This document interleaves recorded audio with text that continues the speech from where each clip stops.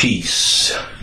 Back with the fourth installment of Q&A. CultLectures.com-ish. Brother Panic. My man Elijah, a.k.a. Kamani. I'm going to set off and do more questions, see what we get into. I want it to be less than 5 hours today. I can't make you that promise. Yeah, so we'll see. See where this goes. Alright. So remember, we keep hyping it up because we want y'all to be prepared. We're going to do a little radio show. Get into these Q&A with the people like we used to do. Get the family back together. Get that pandemonium posse back in full effect. You understand? So we're going to do that via radio show. We're going to use that company TalkShoe. And it's real simple. You call the TalkShoe number. You dial the code to the show in a pound. Then you dial £1, then you're in. So those codes and numbers we'll give you. We're going to do them Tuesday, 9 p.m. with my girl P. Nicole Gills and Daniel Saxon. And yours truly, Elijah, Kamani, and Brother Parent. I'm going to show most of the time, but all these people that I mentioned can hold it down with or without me, which makes it beautiful. So we're going to get this family going where it's a Q&A, deal with the shows we need to deal with, whatever subjects you want to deal with, have guests come on the show. Going to make it full functional, 100%. So it's perfect. That's what we need. That's what we're trying to do. Remember, you can always go to my website for services. You need readings. We do readings at the website. My wife, Khadijah. You just, her email's on the site. So you can email her direct, find out how things go, her timeline, and the types of readings she does. Readings for kids, fairy readings, gateway readings, Akashic record readings, which are the most popular. Find out who and what you are, what you're doing around these parts. Find out that bloodline. And believe you me, she's not going to be sitting around telling you, you were Queen T and King Arthur and all the rest of that bullshit that everybody want to hear. She's going to tell you something that's very relevant and very, very important to your plight here as a conscious person. And again, you don't have to listen to what I'm saying. You go read her testimonies. They're all up on the website, CultLectures.com. See for yourself. And of course, there's my classes, which are magical. Been doing the thing for about 3.5 years. Certified. Those testimonies are up as well. You can see for yourself what people are talking about who took it. See, this is some sure shot shit. Shit been in effect for quite some time. You know what I'm saying? We've been doing this type of, the products that I sell are institutionalized in the conscious community at this point. You know what I'm saying? This is not new fly-by-night, seat of your pants, new concoctions that's on this Meat Mills-esque Young Money. Got nothing to do with that. This is old school hip-hop consciousness shit. Mm-hmm. Certified in this herb pack. No drugs, don't show up on piss tests, all organic, all food products. It's a magical secret combination that I put together, that I actually did for myself spiritually, that now has been selling to the public, which I was told spiritually to sell to the public. I wouldn't even have the notion or idea to do it. And it has been a success, and there has been many, many breakthroughs. There's people who live and die by this shit. I told you before, I actually don't never have to mention it ever again. My repeat business is actually what helps pay my bills. So I don't need to impress you or make a magical speech about something that is not. If I did any of those things, they have already been done and it already has worked. But the reality is I didn't have to do anything. Just let the product speak for itself.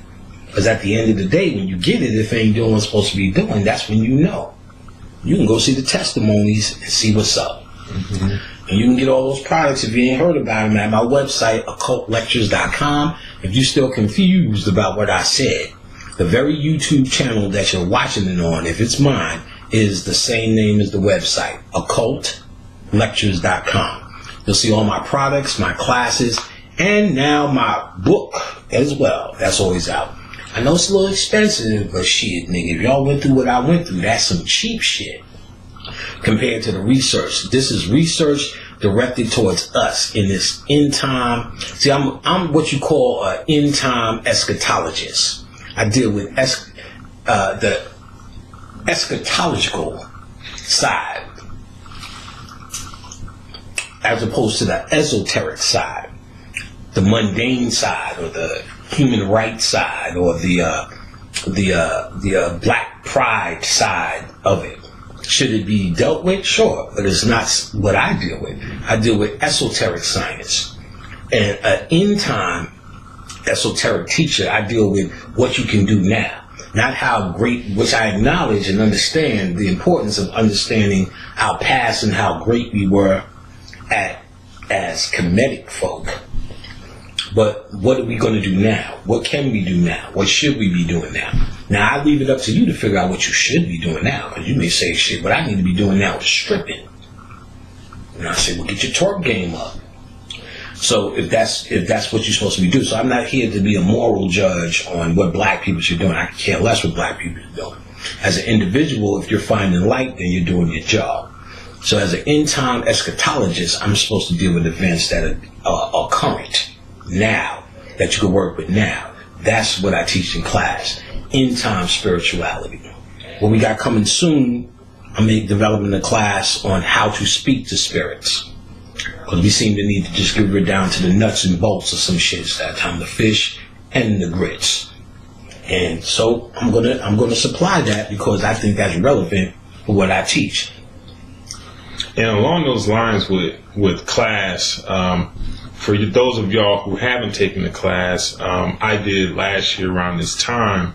Right. And just from my own experience, I'll say that what the class did for me was the class was able to show me how to tap into parts of myself that I didn't even know how to reach. Mm-hmm. As an example, when I was in the class, at the time the job I had, I was in sales. And, we had to reach a certain number every month in order to, get our money outside of the base pay. Mm-hmm. And so in the class, one of the things you learn how to do is basically Pam could give you a format on the basic structure on how to create your own formulas, how to create your own magic, how to take from herbs, how to take from, various different processes and rituals. I'm not going to give it all away here, of course, but I did some of that, and I created what I called my magic bag. And when I put together this magic bag, I brought with me to work every day, and I was just sitting on my desk. And that month, I had the biggest month of the year that I had when I started basically implementing that type of magic into my life. That same year or last year, basically, I was able to walk away from that job at the time because of lump sums of money that came into my life. Where normally in the summers I have my daughter, and most of the time I take her to day camp or whatever we're doing at the time, and then I can pick up after work. But last year I was like, I love to just spend the whole summer with her, travel around, go to see family, be able to kick it. And I was able to do those type of things because of a lot of the magical abilities that came into being. I mean, trust me, Panic, this bro right here, has studied so much of this stuff so thoroughly. I'll tell you right now, I would never read as many books on this subject as this man has right here. It's just not going to happen. You can now out of the library. That's I love my spirituality, and it's number one in my life. That's not necessarily my gift necessarily in this life where that interests you. Right. Where Let me say this right here too, and I want you to continue this, because people say, "Well, is it all about the books?" The books trigger a certain amount of logic, but then you're on your own spiritually. So all that melanin, kundalini, and pineal shit that you like to talk, that's really going to make anything you would ever learn in the book a true reality. But you're really learning. Remember, I told you there's two types of books: source material and the author's interpretation. So you got black people, the author said he's a white author, and they worry about this author's interpretation. They're only interpreting source material, which is your material. So because you are so lost out of it, these are the ways that you're going to have to trigger back these memories to add light back to these places that are shut down from your goddamn Willie Lynch slavery mentality. So books are a tool to begin your work. They are not your absolute work. Everything I study goes to the next level, basically on with something that must come outside of me, because it's about you, it's in you, everything's in you. It is, but how do you bring it out? Right. Because the people who don't read books, they say some of the most dumbest shit I've ever heard about it. I can see where they're lost at even, they're with their feelings, but they can't give their feelings direction. See, anger is good. You're like, okay, anger shuts down the music. It's good if you could direct it towards your enemy, or directed towards something that's going to shut down something that's bothering you. So so in other words, anger is good if you have a direction, but me sitting here just mad ain't no good. Right. If I was sitting here on this tape happy right now, it's no good neither. You know what I'm saying? Only if you have a direction. If I could say I'm happy, then I could show that to people around me. This is my happiness, and I could express it this way and make you feel good. Then I'm giving it a direction. So when you read all this shit, you still need to give it a direction. You still ain't got no direction. I got melanin, so I'm good. Well, maybe on the level they are. You're on that. Well, technically, everyone is going to evolve naturally. So you're only evolving with the flow. The masters take control of their evolution. And a true conscious and a true occultist understands that concept. That's why you can't dictate to black people, this is how we should be and this is how we should act and this is what we should be doing. Because everyone's evolution is their own. And everyone's reasons and direction of evolving is their own. So you have to truly give black people the respect. If you're going to teach something, teach them the tools to have their own realization. As opposed to trying to share realization I have. And that's what the class does. I mean, it definitely, it doesn't tell you what to do. It just gives you a structure on how to do you better. You evaluate your situation, your life, and now you have the tools to dig yourself out of what hole that you are particularly in. Right. You know what I'm saying? As people email me trying to get me to dig them out of a hole. I'm like, no, nigga, my whole entire existence here is about to save yourself about this. My whole entire existence, learning from Bobby Hemmett, is, no, this is about equipping you with your business, teach a man how to fish type story. You know what I'm saying? Yep. Instead of me telling you, the first thing I say in my class is this. After this class, I never want to hear panic, can I do this? Panic, should I do this? Panic, what should I do? I see you now as my equal after this class. So when you email me, you hit me with panic, this is what happened when I did this. And we can have a peer-to-peer conversation about your results. But you're not going to ask me, you don't have the right to ask me whatever no more. I am now no longer your lecturer / undercover preacher, even though no matter if you say we're not your preacher, we're still your preacher. Because niggas cannot live without a fucking preacher or someone giving them rules to follow or a whole list of what they cannot do. I can't do this, I can't do that, I shouldn't do that. I know it's not right to do that. Says who? Right. Says who? You're only following a tradition that you have know nothing about and not a science. See, I teach you how to become a scientist. Scientist is not bound by the rules of you can't and I shouldn't and on this day I can't. Even this in your thinking is totally beyond niggers. Because even after they get into, well, if the moon is full, I can't do this. If this not on this day, this can't be done on Tuesday. You can't do that by the river. Where the fuck you get that from? Right. I know where they're getting it from. They're getting it from African traditions that have nothing to do with them. So what they need to understand is how to get beyond that. What was we doing before that? Was we following a certain rule? Certain shit is common sense. You know what I'm saying? You're not going to put fire underwater. is that a rule, or is that law by science? Right. So so based upon what was law by science became superstition, became cultures, tradition, superstition, religion.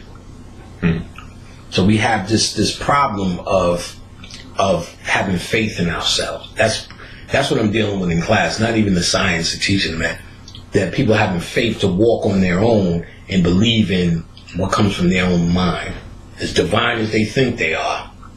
When it comes down to you and your mind and your own decisions, that's going to run your life now. That's when shit gets shaky, fucking flaky. That's when I start seeing niggas start getting shook. So you mean by your own mind, your own decisions? Are you talking about your own decisions that come from, instead of a hard, thought out plan, put it on the chalkboard, run it by people decisions, which is human. You're using reasoning and logic and deduction, saying, well, I had 5 things and 2 are too stupid. The 3rd one didn't stick. The 4th one I'm iffy. Well, I guess is the 5th one because that's the only thing left. That reasoning process is not what you're using in spirituality. It's that subtle voice that says, no. Yeah, do it. You're really feeling a subtle, small voice. The more you deal with it, the bigger it gets. And that small voice doesn't come with logic or reason. Therefore, you can't put it up on the chalkboard and throw darts at it and see if it stays, sticks, or survives. And that's another thing that you get into in the class, which was one of the most mind-shifting parts for me, was when you get into breaking down the differences between the minds, so under the intellectual mind versus the intuitive mind, right? And how to utilize those, which, you go into in the class, which was, for me, shifting, because at that point in time, I had never looked at the intellect in a way where it was, a mindset that was inferior. That was inferior, right. Most people they think that's what's getting you over here. But you got to understand, the Kamites, show me the hieroglyph where they spoke on intelligence. We're using our intellect to interpret what they were doing as that's why we don't understand the shit. What these hieroglyphs really mean. We got the gist and the idea, but there's so much that we still don't really understand, and these had double and triple and layered meanings. So we understand the gist of the meaning. Well, that means the king walks in the west, and what does that fucking really mean? The king. So we can say, oh, okay, well, looking towards the west, that's looking towards death. He's going towards death because death meant what? So you know what the symbols meant. But they were so much more complex and talked in different parts of the mind. They weren't using logic and reasoning. They were using symbology, which is what I teach in class, the bigger, and how to use that, at least on a level where you can activate some things magically because, you're taught to be raised up by your reason and your intellect. That's what this place is. In fact, the person who's the most intellectual in America is the highest paid. When you hear a doctor, as dumb as they are, you'll still say, oh, yeah, he must be smart, he's a doctor. He must be smart, he's a lawyer. Now, my cousin, who was born with Down syndrome or some kind of shit, you know what I'm saying? Like, for 4 years of his life, he would just do his fingers like this and go, that. Shit was wild. No, that. Shit was weird. Then by 5, he just niggas started talking. Apple! Like, niggas 5. So I was like, it's a wrap. They're gonna be rolling this nigga around. That nigga's a doctor right now. You know what I'm saying? Wow. Certified MD. Dr. Keeley. Dr. Akil, still Keeley, Marsh. A doctor. So when I seen that shit, I already knew that shit was a hoax. When I seen that shit, I was like, no.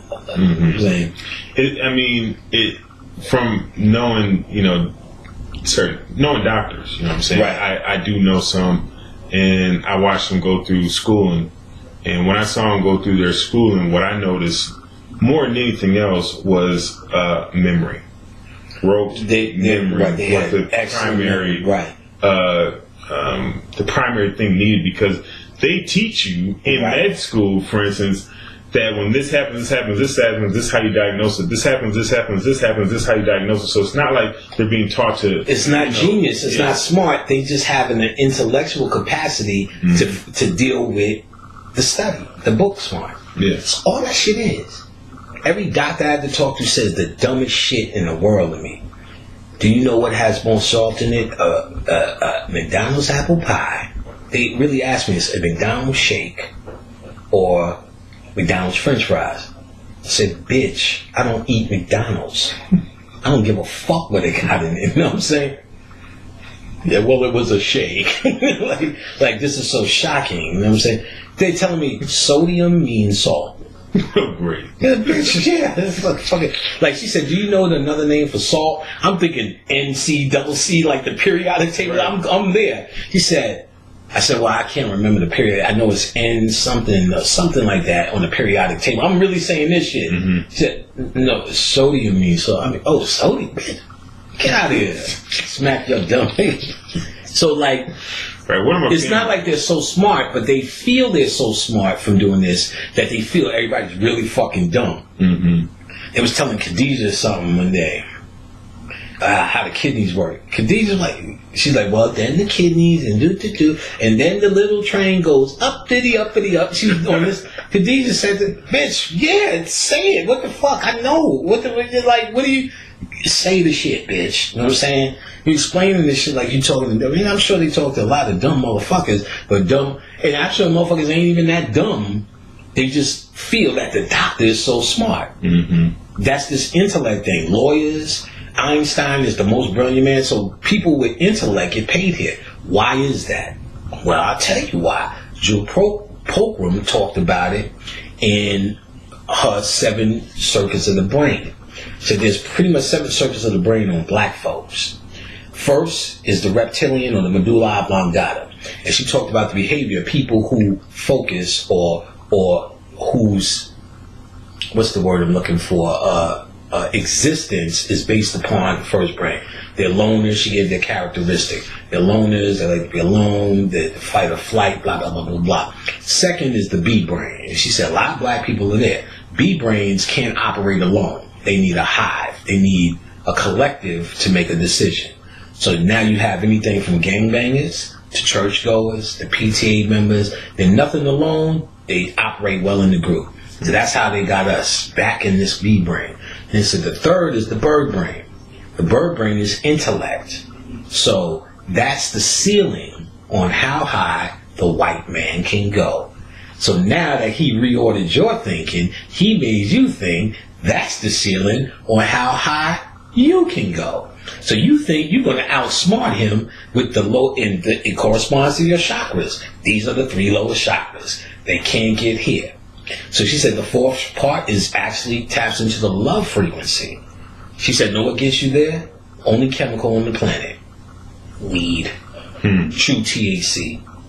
She said it opens up the 4th center of the brain. So when them niggas is going one love and Ja, because they was actually opening up the 4th circuit of the brain.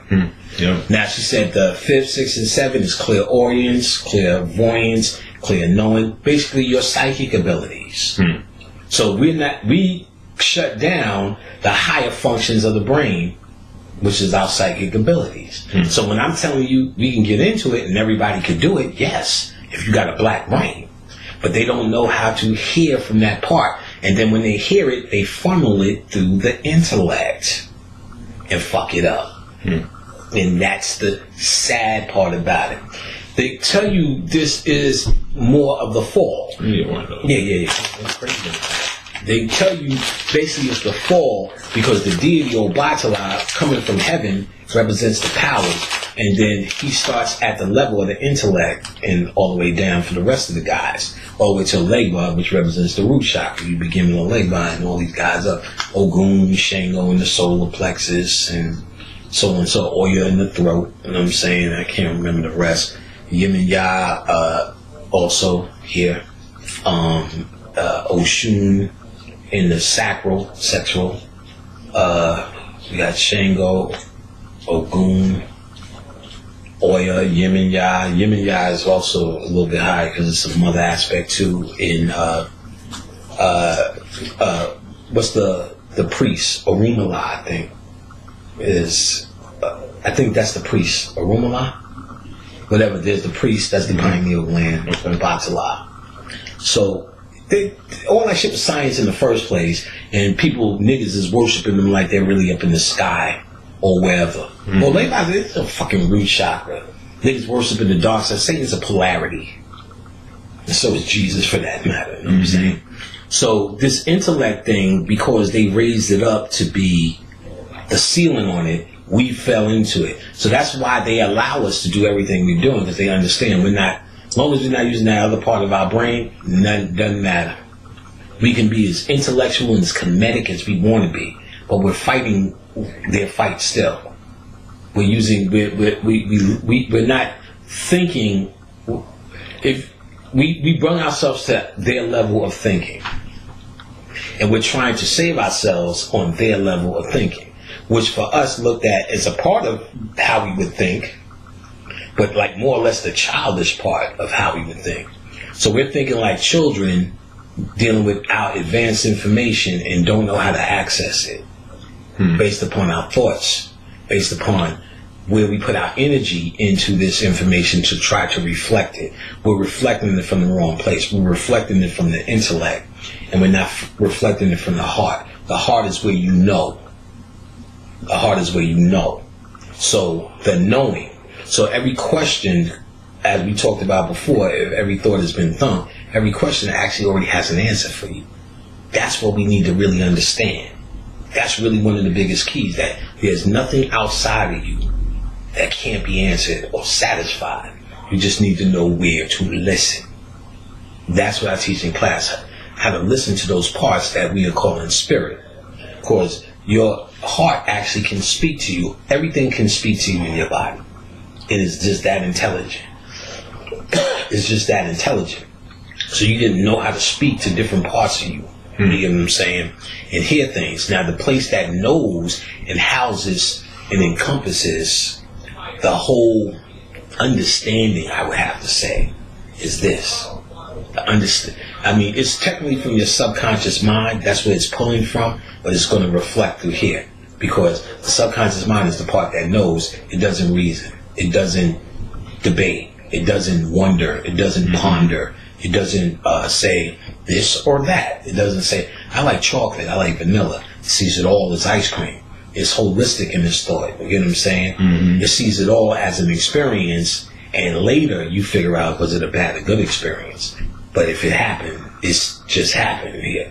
So your heart comes from that place. No, we don't debate. We don't know. I know what it is. I am that I am, right here. Mm-hmm. So if you can start listening to that I am in you, then your answers will always be as best as they possibly could here. The most intelligent in a place where you guessing, speculating, and seemingly living off the cuff. Mm-hmm. You technically made all these choices, but if you made all these choices to come down here and go through what you're going through, that means you already knew the answers. The work is finding the answers. So, it's not the destination, it's the journey. The journey is being able to find the answers within inside of you. And that takes courage. That knowing. Very much courage. That takes courage, because courage. Divorcing yourself from yourself, using logic, right? Yourself, using logic as which was my, a lot of things that I did was definitely based on pure logic, right? You know what I'm saying? And divorcing yourself from that way of thought first takes time and a lot of courage, because you are going to feel like you're suspended in nothingness. Right. You're going to feel like, well, where do you come from? Well, how do you even? Because that's what I could hear niggas saying right now. Well, how do you even do that? That's what's going to take a while, because you're putting on some very old shoes that you haven't worn in a while. So the techniques, I teach people, these little techniques that I'm teaching you about fairies and altars and all that, it seems like you're doing magic. But what you're doing is starting to enhance this. These are nothing but symbols all around us. Mm-hmm. These symbols speak to the knowing part. When I see this symbol, I can logically look at this Egyptian head or this pan. So if I use logic, I'm saying he's Greek, he's the white man, he looks white, I see him in pictures with homos, That's where they get the devil from. I can give you every goddamn thing logically what it is. Mm-hmm. But see, here's what I do know. When I was 13, I needed a name. I asked my friend, find a name. This guy who I knew, I was 2 years old. And he just started humming and drew the word panic and said, that's who you are. That's undeniable for me. So by the time I could logically look at this, say it's white, it's Greek, and it ain't ours, which ain't even true. All that shit is ours. But let's pretend. I say all these things. I can logically shut that down. But the knowing part, the place where it came from with him, which was a knowing in him, mm-hmm. who I know knows me before we got to this planet. We came to this planet together. Mm-hmm. That ain't no mistake. And the presentation and me just being blown away by it, all it was to write graffiti. You get what I'm saying? That's all it was. Oh yeah, I need a tag name. That makes me, if I can reason with this and say that's some white people shit that ain't got nothing to do with me. My name is Panic or whatever. Or I could say this must mean something and look at this without judgment and just pure of heart study. Pure of heart study. Now, I teach the detail of this in the chakra portion of my classes, how to approach this pure of heart. But I see as black people are not approaching this pure of heart. They approach with agenda. So much so, even when I originally started selling my classes, one of the things to get niggas even interested in the teaching was having to say, you know, your money problems, you can use it, which is true. But my hopes is you're not getting in this class just for that. Because what I tell you, if you pure of heart, and could you judge if you're pure of heart when you get into something and say, why do you want to know Kamani? Why do you want to know Elijah? Because I just want to know. No other reason. I want to know because I just want to know.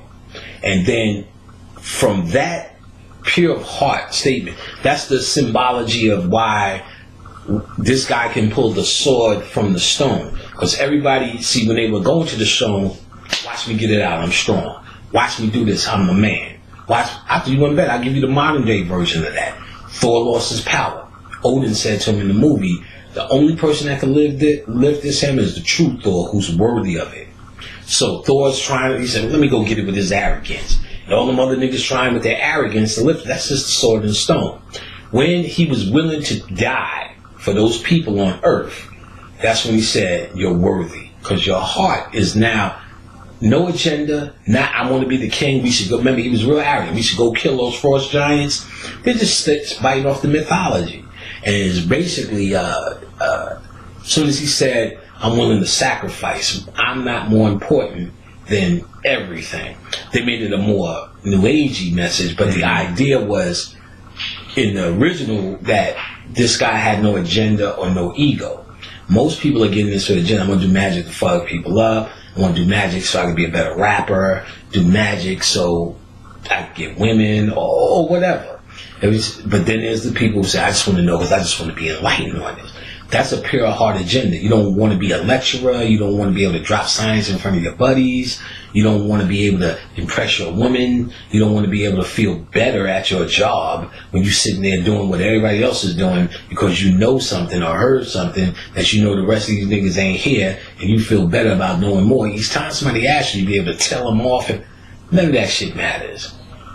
None of that shit matters. None of that shit is even cute to me no more. Niggas say, oh yeah, you know, right. Thank Jesus. You know what I'm saying? Mm-hmm. No, thank you, Jesus, for another day. I say, I guess so. You know what I'm saying? Now, you know, well, Jesus in there's no J in the alphabet. You know, still trying to prove that shit. So, as real as it is when people need to write, how are you saying Jesus? There's no J before 13 BC in the Jewish house. They doing all this proof shit. I'm like, the fact that you need to say that to anybody who's still into it says something about you a little bit to me. You know what I'm saying? Says something about you. What do you have to prove that to anybody else? You either know or you don't know. That's not just some newfangled shit. That's even how the Kamites looked at it. There was the humans and there was the motherfuckers that was worthy of these goddamn trainings. And that was based upon their consciousness. And their consciousness was based upon their mentality, really. What they were willing to, how far they are willing to go in this. And that's based on how much you're willing to let go of your human deficiency. And a part of your deficiency is trying to reason. in Aleister Crowley's book, which they say is, which I know is the only, everybody's, when you hear dark magic, you hear about Crowley all the time. But technically, when you read Crowley's story, he never really did nothing that was too significant. He did, you gotta remember, the time was a big deal. So him working with like MacGregor Mathers and coming up with the Goetia, which is the description of 72 demons or 72 chakras on your pineal, which I explained in my book what that means, that's a big deal. And then the way he wrote in stealth, he wrote a lot in stealth. I therefore killed 10,000 babies and this and that and this and that. And what he was talking about was tantric sex in sperm, when you break it down. But when you hear that in 1920 something, oh my God, that sounds crazy. But it really wasn't. He was not popular in his time. What really got him popular was the Beatles did an album where they put a whole bunch of random faces on the album. And one of the faces they put on there was Aleister Crowley. And then he became famous. When he was famous, he was a spy and all sorts of corny shit. But the thing that he really made the most progress in is actually something called the Book of the Law, where he was in the desert for a whole heap of time with a translator and got a transmission from a deity called Aiwass. Aiwass said he's the new Horus.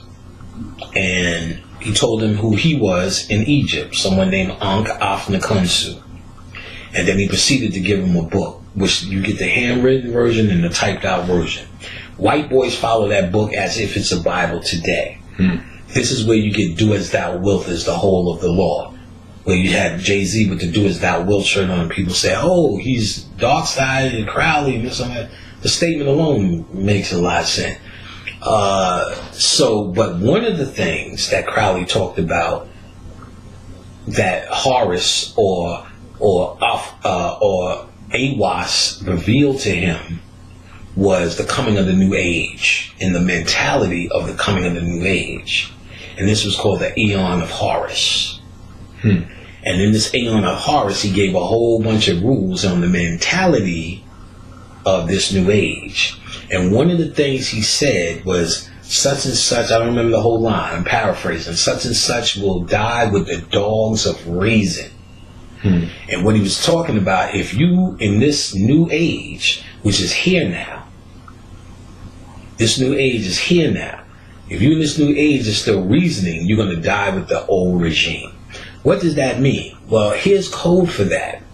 Because people tend to twist this around, this story, and they don't understand the metaphysical concept. This Moses story and this golden calf. People misinterpret it and say the humanist, because they think it's a real history story instead of a metaphysical story. So they think this really happened still. Black people really still think motherfuckers was in the desert for manna came from the sky. They believe every word of the Bible. Not even the Christian. We're talking about conscious niggas teaching this shit. Okay. Yeah. Still believing that fucking manna somehow existed and Jesus was really happening. But okay. So one of the things they say is, well, when he was in the desert, Moses went to get the law from God. They believe all this shit happened. The law from God, getting the 10 Commandments, they started, making this golden calf and worshiping this calf. They were doing it because they were worshiping Horus. No, they actually said Hathor, but the calf was Horus. Hathor was the cow and the bull was Osiris. So I don't even get that. But they were actually worshiping Hathor, this little golden calf. Calf is a baby. That's Horus. So they was worshiping this calf, and they were doing it because they were used to worshiping the old gods of the Egyptians. That's not it. What was happening was, if you remember, they used to show Moses and Joshua in them, which not real people, didn't exist. They used to blow the ram's horn because they were ushering in and talking about the age of Aries, and the calf was the age of Taurus. So what they were saying was, when Moses came in and he stood on the mountain, when he said, those who want to stay in the fucking age of Taurus, basically, y'all stay down there. And those who are willing to come into the new age of thinking, y'all come up here on the mountain with me. And boom, they all get destroyed. Because what they're really saying, if you hold on to these old ideas in the old aeon, you will die with it. So when Crowley is talking about the new age coming in, He's talking about when you're using logic and reason, because that's what we just got out of. The age of Pisces was a lot of logic and reasoning. All these astrophysicists and science trying to drop science. That's why all that flat earth is coming out and really putting it in NASA's face like this. It don't even matter if you live on a flat earth. The fact that NASA's being challenged and making you say, well, what is real? Is the earth flat or is it round? How the fuck would I know? Right. That's the real question. How the fuck would you know? Mm-hmm. You know what I'm saying? Yep. At least the flat earth's got a lot of experiments that ain't even been answered. And all you really seeing from NASA is the picture they show me. And when I heard them answer it, oh, come on, flat, get out of here, get out of here. This is gravity, boom. I'm saying that we can't drop that mic in water, then what is it then? You know what I mean? There's always a story after story after story. So, if nothing else, it doesn't matter if you believe it or not. It makes you challenge, where am I, who am I, when am I, what is going on? And the fact that this challenge is happening is enough for me to understand what this new eon, at least in that context, and there was more in the Book of the Law. He was talking about when you dying with reason. Reason is dying. Because NASA was the ultimate in reason about what you are. And even the fact, while we still talking about the Illuminati, the mere fact that everybody, the dumbest niggas in the world ask me about the Illuminati. Not in conscience, when I'm walking up the street. I heard you say something. Like now that they see my book in certain places, I'm going that the dead people are. So I'm like, I have to explain this shit to them now as simple as I can. And they got that, well, if it's free. I'm like, no, bitch. But then they'll ask, well, what's the Illuminati? You know what I'm saying? Because that's the next. I'm like, they hear it so much now. So even that, you know what I'm saying? Now, the way to hide is in your face, but the niggas is falling apart. They don't even have the power that they say they have. That they standing in this karate stance, but they ain't throw a kick yet. Because, you know, when we seen Bruce Lee go, whoa, whoa, whoa, we knew an ass kissing was coming. But he delivered an ass whipping. Illuminati's going, nah. And you going, whoa, maybe we shouldn't. You know what I'm saying? You scratching your head. No, you know, oh, why you do that? Whoa. You know what I'm saying? They can't handle. It's not happening. Else shit would have been happening a little bit more profound than Beyonce dancing at the fucking Super Bowl. You ever think about that shit for a second? Oh, yeah, Super Bowl. Oh. Everybody's watching, but you ever think the artists are reading the same shit y'all niggas are saying and say, well, maybe if I wear that, they'll talk about me tomorrow. Maybe if I wear a goat ring, I'll be in Beyonce's video. Yeah, exactly. Maybe if I wear this shit, it's not hard to tell. I worked at a rock label. The whole entire motif was Baphomet and pendulums, and you meet these guys, hey buddy, hey, how's it going? You know what I'm saying? Niggas was scared to print up some records. Deicide was the name of the group. The whole fucking Panamanian team of record printers left based upon the artwork. What? Sweetest bunch of white men you would ever meet on the planet. But they considered die. The music is. I'm like, yo, what the fuck is this? And I mean, hey, buddy, what's going on, man? Yeah, I came up to get some posters. All right. I'm like, it's all hype. And they know what they're selling. They were supposed to be selling devil-worshipping music. Mm-hmm. The day you said you turned Led Zeppelin or the Grateful Dead backwards and heard something was the day you immortalized the shit. Now they turning Beyonce records backwards. Oh, wow. Hi, I'm Satan the Devil. Hi, I'm Beyonce the Devil. I'm like, wait, here, what the fuck? Beyonce, I like Satan. I like Satan. And they turning Aaliyah records backwards and hearing all these fucking messages. Jehovah, Jehovah, I'm Jehovah, I'm Jehovah. He's saying Hova. So even this bullshit is actually putting it out there a little bit more than they would like, if you will. Now I'm sure if the Illuminati, based upon you niggas saying it so much, now has a new name that you don't know. You know what I'm saying? The Sasquatch Posse. Mm-hmm. And they're working under that. So you could have the Illuminati at your house for dinner and you wouldn't even know if you talk real Illuminati shit. And the Illuminati is actually 13 families that run it. So Beyonce couldn't be in the Illuminati. The Illuminati is called the Blue Bloods. And that's based upon DNA. Simple as that. So, no, she could be in the secret society. She's probably in some Masonic shit. And Masonics use those symbols, especially the black ones, but empty.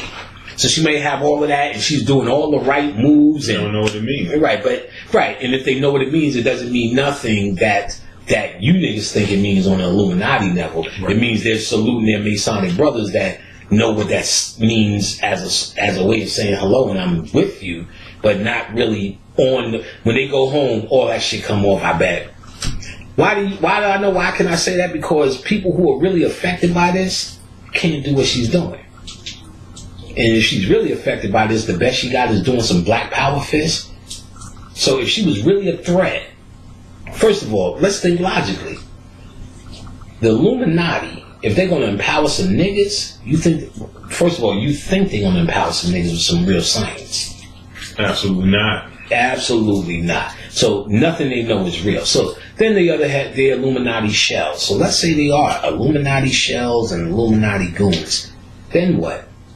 What the Illuminati really just has Beyonce wearing a ring and doing a move and wearing an outfit, and you like, oh shit, that's the best the Illuminati got? What does that mean? You know what I'm saying? What ritual are you trying to bring down when if you're the Illuminati, you could knock down a 9/11 building and kill 3,000 people in one sitting and go home and eat Cheerios? So what are you getting from Beyonce wearing a fucking Baphomet shirt versus you can kill 1,000 motherfuckers in one sitting and niggas won't even blink? Oh shit, you know what I'm saying? And you don't even need American lives. All that shit that's happening in Al-Qaeda is all blood rituals in Zimbabwe and Rwanda. You can create situations to create war and drought. That's what the Illuminati does. Not have Beyonce do a couple of fucking 23 skidoo moves. That doesn't make no sense to me. What are you showing me? You hear what I'm saying? What are you doing? I understand the concept of ritual and all of that. They don't need Beyonce to do their magic. You know what I'm saying? They don't need Rihanna to do their magic. Them niggas take lives. They will kill Aaliyah to do their magic. You know what I'm saying? They will love R. Kelly, then they will shut him down by showing P videos, which half these niggas are doing all sorts of freaky shit anyway.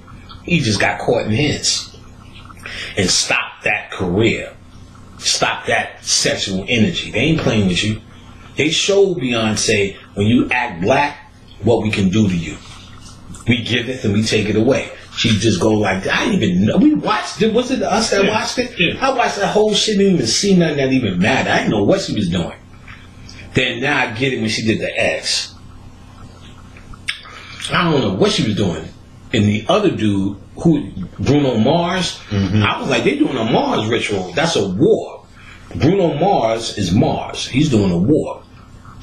Also, Superman and Batman, don't forget, there's 2 comets that they talk about in the Hopi prophecies. As soon as these 2 comets came, Batman and Superman came out as a fight. Then they become friends, Justice League. So that, I'm going to investigate more, but that has something to do, because people's like, what's the science of Batman and Superman? I didn't get that off. But, those 2 comets, real close to it. But anyway, they're not trying to do that on the level of conspiracy that people are making it. They're not putting them on that level.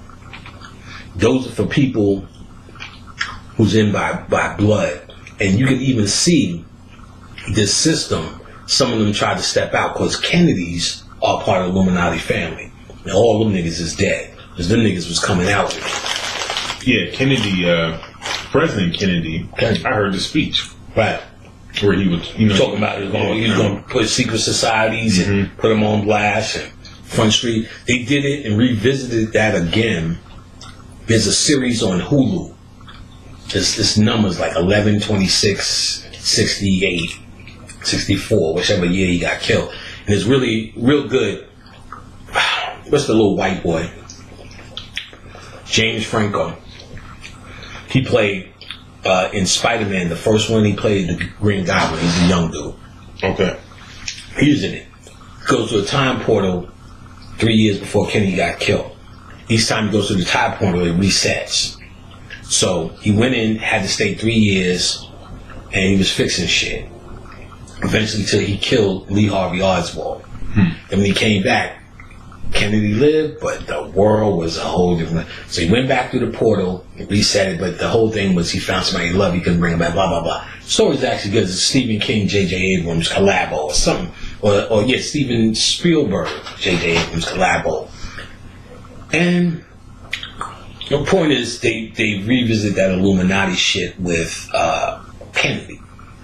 Now, so if you, Dr. Aleem El-Bey did a whole lecture on the 13 families of the Illuminati. Perfect. I think he put it online. And these shits is good as a fuck. You need that lecture candy. Like, he did it, he put it online where he actually explains all the family. Reynolds, Rapp, Vanderbilts, Kennedys, the Merovingian family, which is the royal family in Europe. The Lee family, which would be Bruce Lee and Jet Li, which is the triad. I'm missing a hell of a lot of them. What about the Pillsbury's? I don't know. I can't remember. I don't sound familiar. Or the Rockefellers? They in it? Rockefellers, of course. Definitely Rockefellers. They the main motherfuckers. And like the people like Bush is not an Illuminati family, but they work under, I think, the Rockefellers or one of them. Like the families that run it, they have their whole legions of secret societies under them. I thought the Bush was connected. I thought they were connected with the Bin Ladens. Bin Ladens, they're not an Illuminati family. All them niggas are working under Illuminati sets. And the 13 family pretty much sponsor the game. So the ones that stayed in politics are the most active. Kennedys, Rockefellers. Rothschilds is another one. The richest families on the planet. You know what I'm saying? I can't remember, that's not my subject. I don't care about it enough to remember. But these people, those are the real ones in their family and their bloodlines. All the Kennedys, they keep getting killed. Because they the one stepping outside the box. Even the young Kennedy in the plane, all that shit was Illuminati hits. You know what I'm saying? Little John Kennedy. And all of this because there's an internal fight between where they should go. Now they said these 13 Illuminati families answers to another higher group.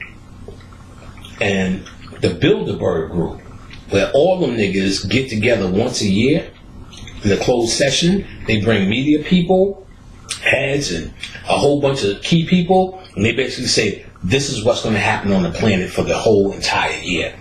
This is going to have a comedy, we're going to have a war here. All the shit that you think is just random, all planned at the Bilderberg group. Allegedly. And they tell the news people what they wrote on, what they're gonna play up, all that Black Lives Matter and all that kind of bullshit. All that shit comes out of what we're reacting to. Because all they gotta do is show what they show and tell you what's important. And we'll react to it. They don't know it's going to be Black Lives Matter, but they know we'll come up with a slogan. As short shot as we came up with no justice, no peace. We'll come up with Black Lives Matter. If it don't fit, you must acquit. So they're banking on it. It's a little bit more higher up and hidden than this shit on TV. The shit on TV and on YouTube is supposed to distract you. And that's secret societies on the Masonic level. They all know the symbols. If they have these same hollow textbook meanings that is not really an understanding, you just you join the Masons, you're supposed to know what the book says. That's what Hiram Abiff means, the three ruffians. They don't have a real deeper meaning, even though it does exist. Most of them, I'm sure, don't. So most of those groups, they seem to have a very shallow or very little understanding of the spiritual matters. Maybe only the super higher ups amongst them, understands the spiritual matters and how these various different things have relevance. Well, they understand spiritual warfare. That's a difference. So these white folks understand spiritual warfare. They understood spiritual matters. They would be coming from a different place of transformation, evolution. It will be based on the heart and understanding the union between the two worlds. They understand that the logical part of it, which is it's all energy that can be directed. That no one owns energy really. I don't really own electricity. It's in my house and I can plug into it. But if you plug into it, it's not going to say, wait a minute, that's panics. Mm-hmm. It's going to say, I'm just doing what I do. So these spirits do what you do. You get what I'm saying? Mm-hmm. What we need to understand, they do better for us because they're based upon our archetype. They're based upon our energy. We come from that energy and materialize here. They're able to access that energy as spiritual warfare. So they know how to direct it and direct ritual, basically, because ritual is logic. So they know how to knock down buildings at 9/11 and set this up and set up a whole plan to get a war going and use that energy and freeze those energies. Mm-hmm. But like I said, I tapped into 9/11 energy. Instead of lighting white candles, I light reverse candles and got the power. Now I got my soul name that night. Nice. And I talked to thousands. My name is such as they still wanted to be heard. My name is such and such. They was doing like they were still in the moment of they needed to identify who they were because they was just a mass of faceless motherfuckers jumping off buildings and got flattened. So they were still stuck there because the ritual keeps them locked there based upon our thoughts. Who's directing our thoughts? That's an Illuminati agenda. Remember 9/11. Remember 9/11. Never forget. We're here again. They give you a whole few years talking about what we're going to put in this building. We can't do it. Look at the victims. Look at the firemen. Look at this. And when you talk about the mind control and even it had to be planned that the number 911 for emergencies and 9/11 is the same thing. Well, let's because we niggas covered that shit for 20 years by now. Right. So, without getting into the obvious thing, trying to stay into the place where where we understand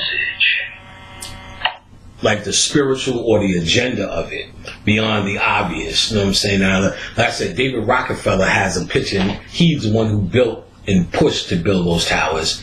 And when he did it and they congratulated him for getting it done, he was on either Time Magazine or Newsweek, sitting like this with his watch showing, and his watch said 9/11. So they knew that shit in the 60s, this would eventually get knocked down. So we pass if and what. Mm-hmm. So we know it's a bullshit hustle. So spiritually, trying to get people to understand, well, what do they eat? How do they eat from that? When those sacrifices or those died, those energies in the air, those energies who don't know how to direct themselves because they're not conscious like you and I or pretend, they are. What it is, they're waiting, they need to be directed. Most people wait for Jesus or wait for Buddha or wait for whatever they're waiting for. And they will have their version of it. They just don't realize it's them who's making it up. They just really think somebody named Jesus is coming. And depending on your mentality, nothing may come. And I've seen motherfuckers hanging out in the astral world, still looking. In that motherfucker since the 30s. Because your energy is actually trapped in purgatory. That's what that means. So those people who just went unsuspecting one day, and this happens to, where you can't come to terms with your death, purgatory. So how do they use that energy, though? Excellent. When they direct it, when they say, they tell you, that's exactly what I was beginning to tell you. Mm-hmm. This is how they direct it. When they tell you, think of the victims of 911. Close your eyes for a moment of 911. What they're doing is, they have an agenda. Their agenda is directing it. They're getting you to add on to it and the energy up there. That energy is now like turning on a generator. See, if I didn't have no electricity in my house, so damn, I ain't paying my bill, I put on a generator, I have electricity in my house. So now they're saying we need to create this war for our agenda, our money, and what we do. So we need a blood sacrifice or a sacrifice. So for the logic, it becomes a reason to go over there. See, remember, so they're dealing with two different places. Spiritual ritual, spirituality, and then reasoning. So they knocked our buildings down. We got a reason to go over there. So they gave you a logical reason because they know that's what they're up against. But now they got to sacrifice of 2,000 people. And the energy from that people sits frozen in a place where they don't know what to do. These are human people. We didn't say we must remember this and now people must move on. So they didn't even send the energy to move on to whatever they believe. They're holding the energy there. They're not conscious enough to know how to free their mind from any purgatory or any release yet, or pulling down. We're pulling on them each time we see these buildings. They show you an old movie with the buildings and you go, I remember that day. All of those emotions are what hold us in that place where when they do their ritual, they know exactly what to call on, the number frequencies, the geometry, the symbology that they created. So basically they created a sacrifice and then they create things that go around with words, weapons of mass destruction, Bin Laden, Saddam Hussein, Iran, Iraq, now ISIS. These things are like keywords that you really don't know what the fuck ISIS is or Iran or what the fucking Al Qaeda is. You get the idea, and then if you watch CNN enough, the regular, you know all of what they tell you, but you really don't know. But you know these are key words. You don't go in the airport and go Al Qaeda, ISIS. You know you don't do that because you heard it enough to know that these are actual trigger words. Like if I came to you saying Hotep, beloved, oh, he's conscious. If I came to you say Al Qaeda, ISIS, oh, that nigga's a terrorist. So they create buzzwords that actually lock you into the energy. That's what they're doing. They're locking you into this memory, this thought. Never forget. Now, if you hear 9/11, like you said, 9/11, not only is it a time, it's how you call the police, but if I said 9/11, I'd do you one better. When the Hindu dudes came from India and I was talking to him, he started telling me, he said, I know you guys know 9/11 from a day before. 9/11 is a different day for us. It's a celebration. Because Vivekananda came over and he made a speech in America. And he started out saying, my brothers in the West, and he got a 5-minute standing ovation just by saying that. That's a big 5 minutes of me to stand up clapping just by you saying to my brothers in the West. And then did his little religious conference speech. He said, for us, that's a big day, 9/11. So 9/11 actually means 1,000 different things. But they locked it into a meaning for you. That's ritual. That's the Illuminati word. When they lock 9/11 into a meaning, no matter you say, oh, it ain't real, Bush ain't did it. The fact that each time someone brings up 9/11 and you say it ain't real, Bush's did it, wasn't Bin Laden, the Pentagon plane wasn't did. Did you ever see that on it? Look at this and it didn't blow up. They still showing proving that shit wasn't planes that did it. But that being said, that's the ritual. That's the Illuminati working. That's how they got you. They're locking you into a blood sacrifice which your thoughts feeds it. So they understand what they're doing in the name of 9/11, because all that ISIS is still in the name of 9/11. Even though we ain't saying it, they got Bin Laden, fake got Bin Laden, and they fake got Saddam Hussein. But so we like, well, I guess that should be over. But now we're locked in. But Obama's going to get us out. He sent more troops there. While you had this mentality, he's getting you out. They working this 9/11 ritual off this sacrifice. That's how the Illuminati work. They're not working through fucking Beyonce. They're not working through fucking Rihanna. Right. It's the bombings in Paris. It's the bombing in Belgium. It's where people are dying, you know? Glad you said that. Glad you said that. The word Paris means ISIS. Let me say it again. The word Paris means ISIS. Paris is the city of ISIS. Napoleon Bonaparte from Paris raided Egypt and brought all the ISIS shit from the Temple of Dendra to Paris and built their city.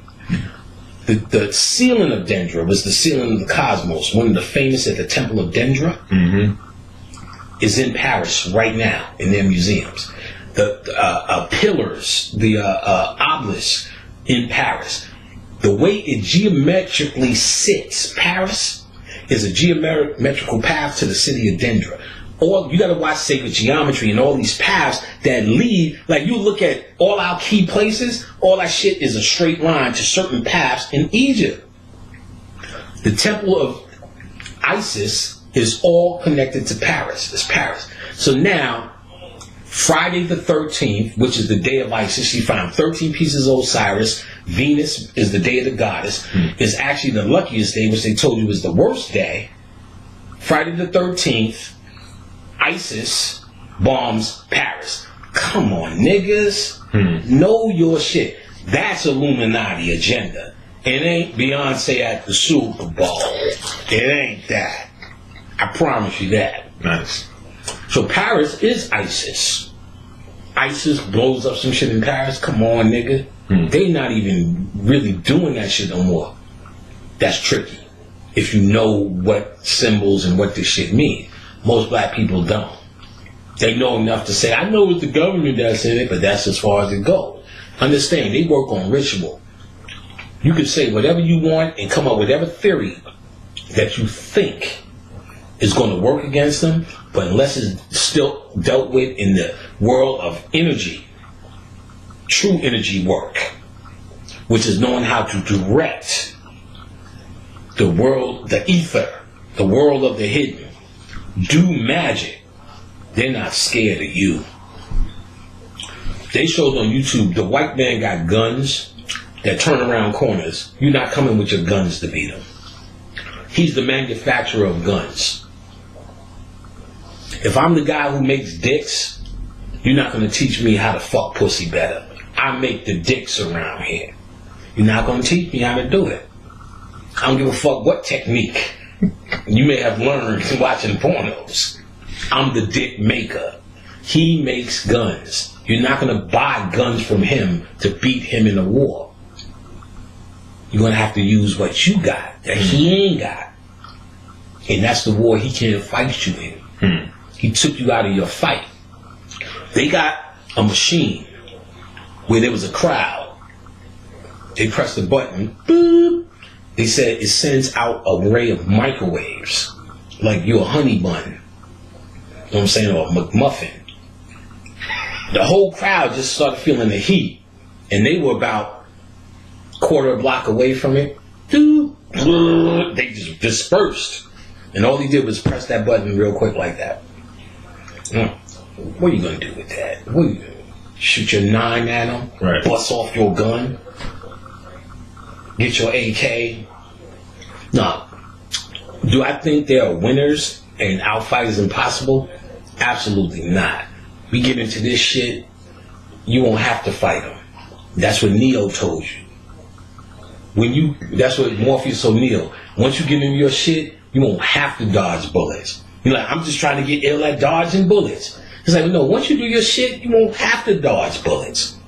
You need to believe, Neo, in what you are. You won't have to worry about what war you're going to take to him. There is no war. You have to get into your right mind. I'm happy to say I'm teaching niggas to get in their right mind.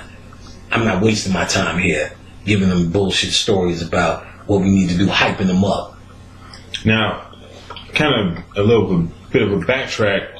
When you mentioned 9/11, 2,000 people dying, a lot of souls or their spirits caught up in purgatory. Recently, I had an experience where, I'm staying over at my friend's uncle's house, and it's a big mansion of a house, kind of dark and gloomy, for lack of other words, you know what I'm saying, just because he's an older guy and hasn't been able to take care of the house like he did, or it was when it was full of life, people. But when we got up in there, she was telling me stories about how the house was haunted and all this other stuff, and how they can hear people come up the steps and whatnot. And I'm like, well, I can understand that. But when I got there, I could definitely feel the fact that, there was some energies in that place. You know what I'm saying? I could feel what she was talking about.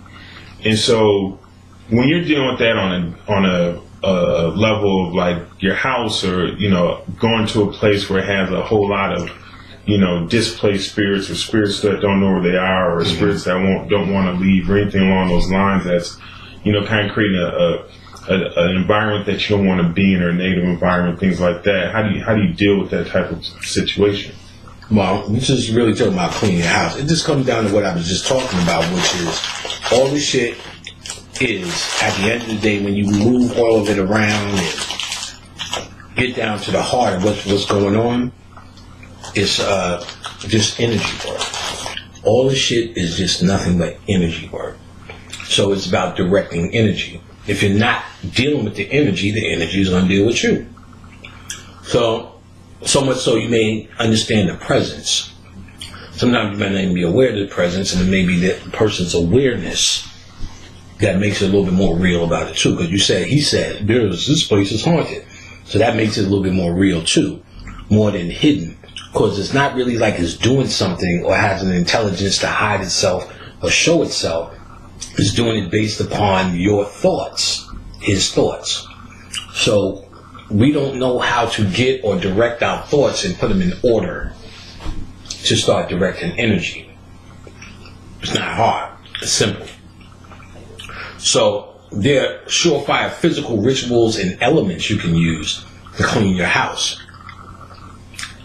If you have a real hostile energy in your house, we need to call them energy so we can say, because once you say spirit, it's something they start seeing something from TV.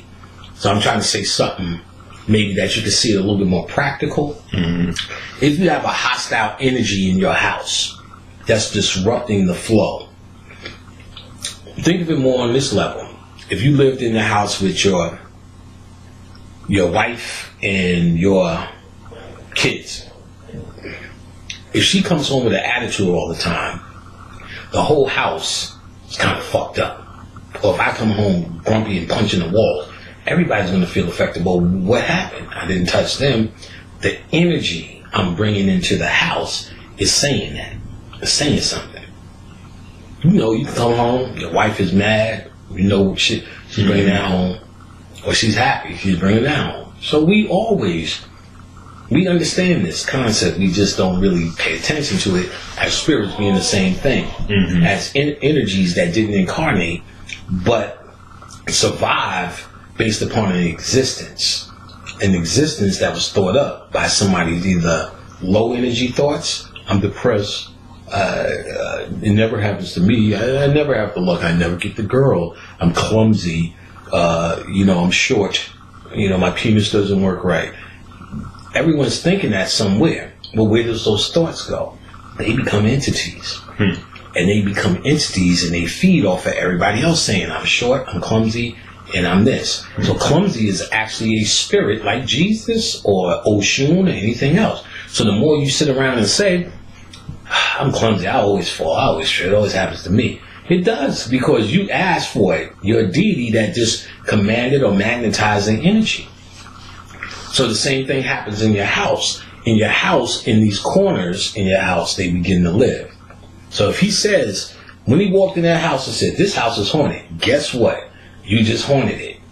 And now you're pulling the energy of your insecure thoughts. I think it's haunted by a rape deity. Why? Because my ass is always hurting. And it's not necessary, but he called it, actually. That's what he's really doing, without knowing it. And that may be something he may be insecure about, or something that may have entered his mind that now is now entering his bottom parts because his mind said so. You know what I'm saying? Now, you can do things to move and remove energy, or what is actually called thought forms. You got to look up thought forms, formation of thought. Your thoughts are bringing it there. Or the last people's thoughts. See, before we bought this house, we were going to move to a even bigger spot. I didn't want to move. There's too much shit in here. There's too much shit in this room alone. So our landlords were showing the house to Craigslisters, which I didn't like that. Not at all.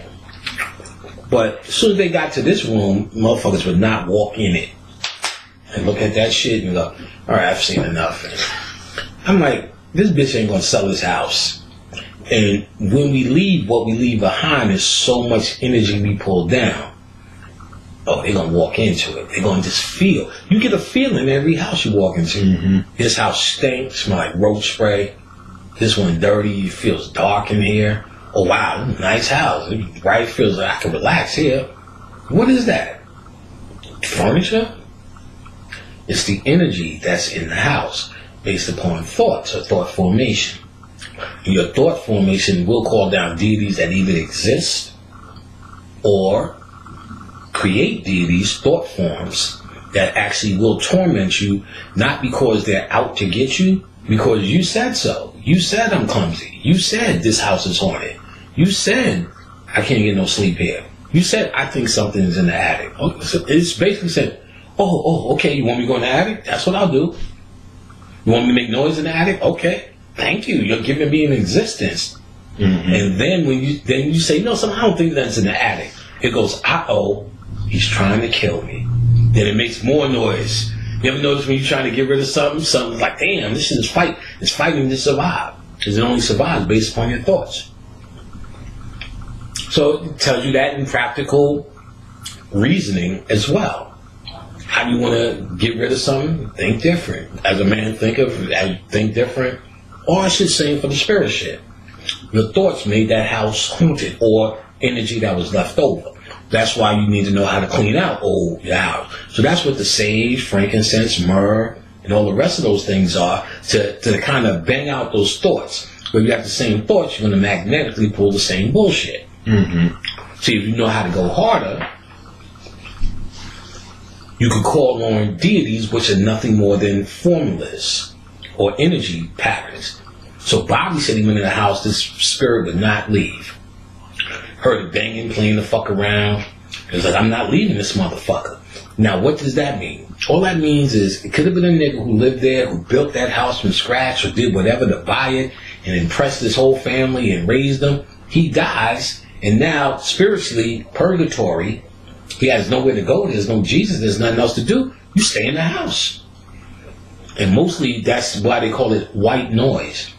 Because when white people get up there, they find ain't none of this shit for them. Let me say that again. When white people get up there, they find out ain't none of this for them. So those are the ones, who's in the house? I am, get out.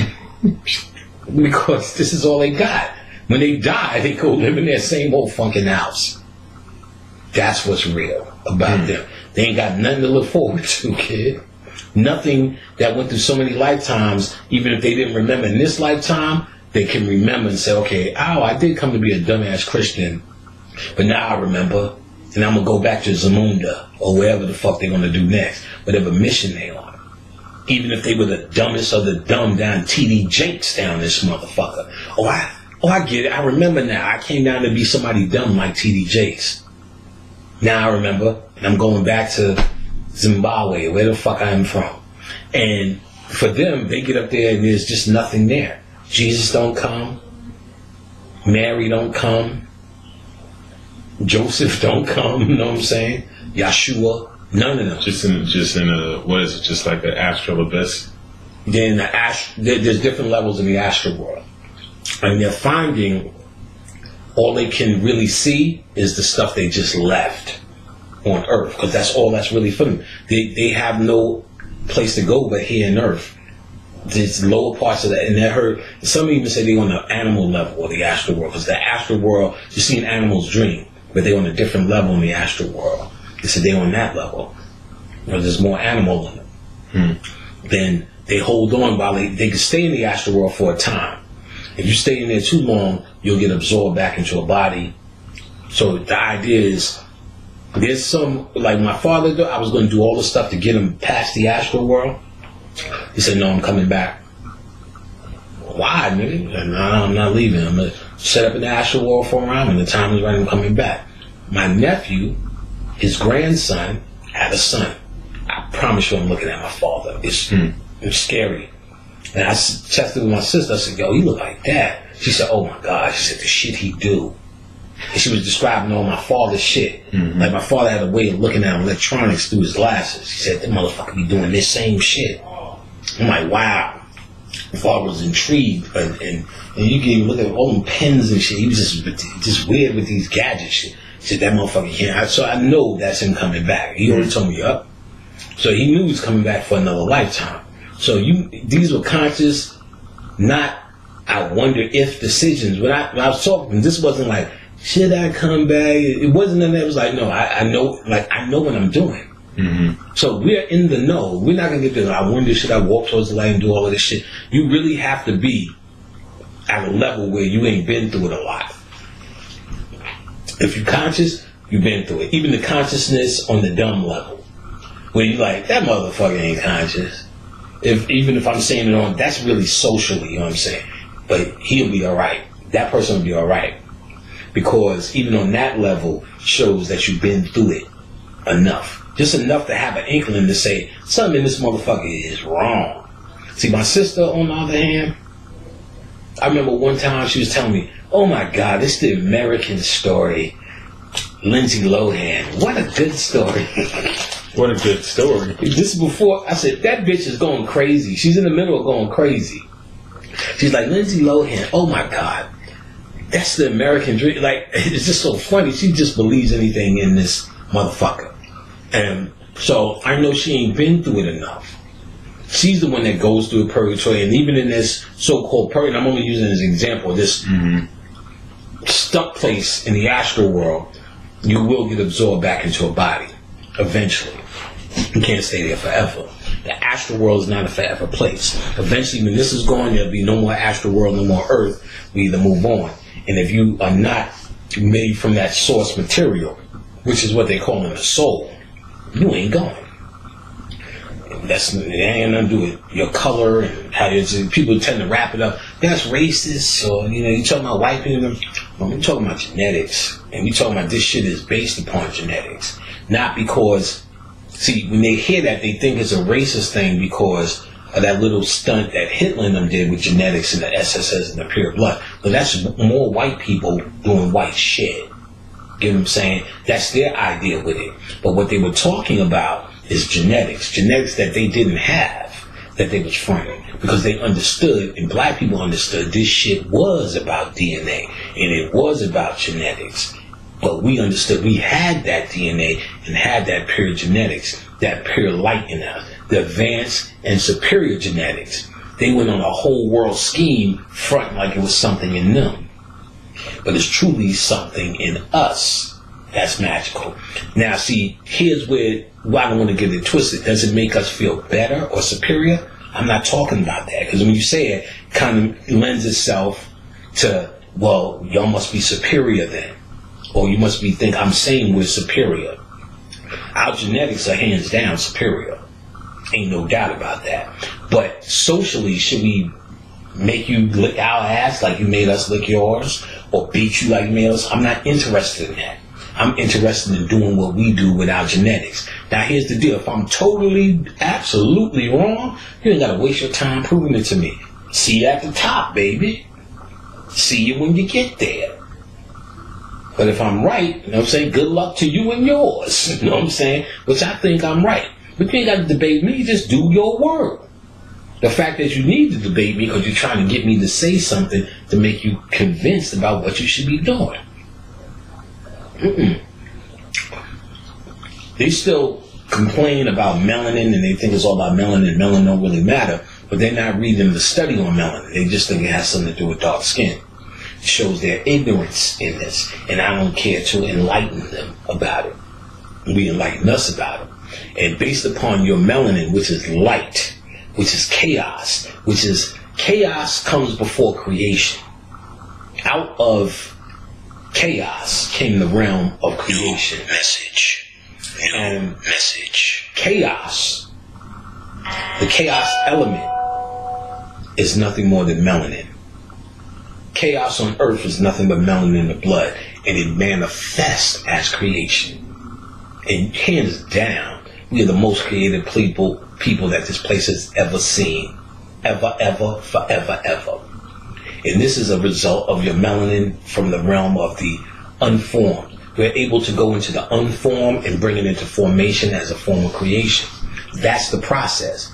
Even our existence comes from the unformed to the form, spirit to material. So how do you build this room, do your house, create your music, create the style of clothes you wear, create the slang that America followed? Watch every commercial, it's a nigga slang thing.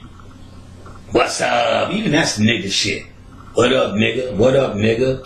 Then you got a whole commercial. What's up? What's up? What's up? Like, nigga, that's us. You know what I'm saying? I knew it was done in 1988 when Fred and Barney dressed up like Run DMC and sold Fruity Pebbles. Right. We got this.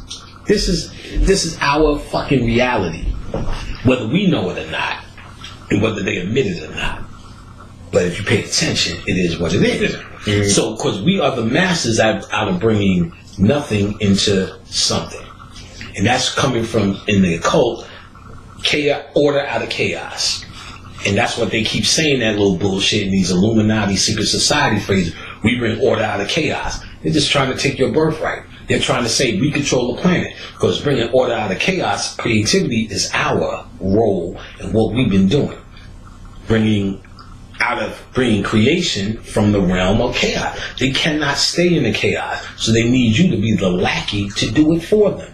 So everything we invent becomes a tool for them. Rap is a multi-billion-dollar industry for them, not for us anymore. It never really was for us. We may have came off and made some standing on the stage, but it was always a multi-billion-dollar industry for them. I just finished telling you, Fred and Barney selling Fruity Pebbles on our shit. Fruity Pebbles is a multi-billion-dollar industry, and they felt they needed to put on Run DMC suits to do it.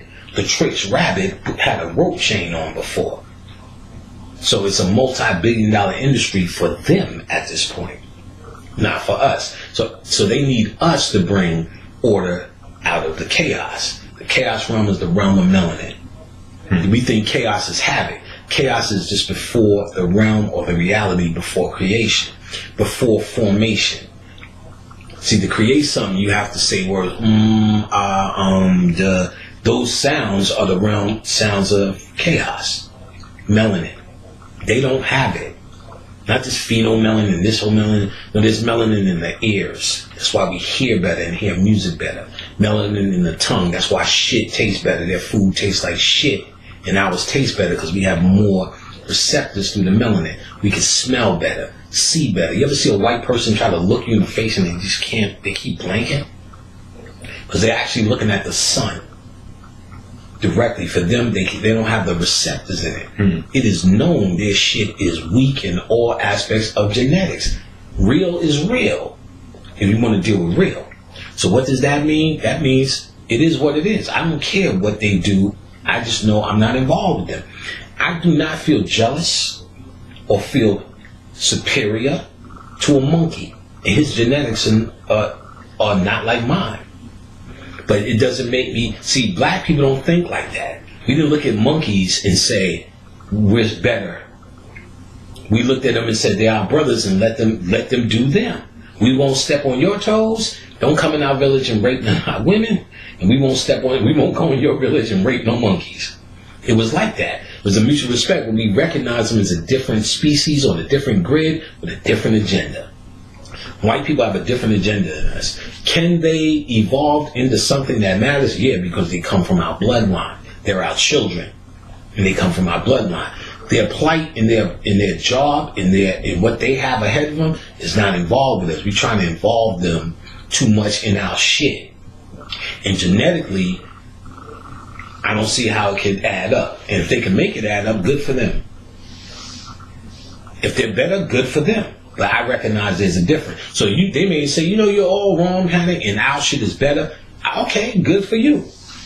Just as long as your shit ain't got nothing to do with my shit. You know what I'm saying? And black people need to stop involving ourselves in that and get into us. So, and the key to doing that is we need to now know how to redirect our energy back into something that actually can benefit us more than just being pimped around by it. So certain things I sell them on my website to clean your house, thought forms, powders, dust, shit you could burn. One of the easiest things you could do, see, what spirits do is they settle in the corners. So if you know in your house, you always got that pile, like see that pile of shit right there, that when you got that shit you don't know what to do with, it always goes in a corner somewhere. You naturally put in that corner because the energy becomes stagnant in those corners. So you know you always got in your room that one place where you throw all your shit. That's a corner where the energy is actually slowing down and stop. Now, how do you know this? Remember when you were young and you was hyped up and your parents said go stand in the corner? That comes from more spiritual than it was some slavery shit, which was they knew that's going to slow you down. If you're too hyped up, you stand in the corner, the energy slows down. So you and that motherfucker just pause.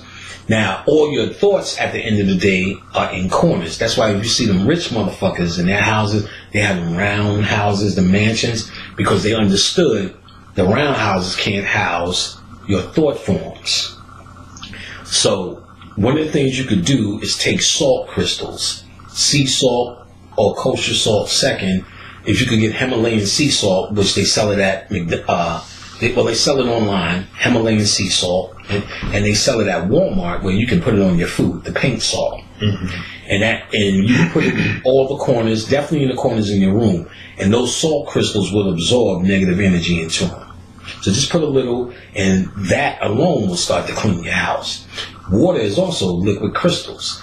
Put that under your bed when you sleep at night, if you can, or next to your bed. If you can add that laundry bluing to it, that turns it up. When you sleep next to it, it pulls down negative energy. You know what I'm saying? And it captures it at the end of the week or so, dump it. You know what I'm saying? If you had a bad night, dump it. You know what I'm saying?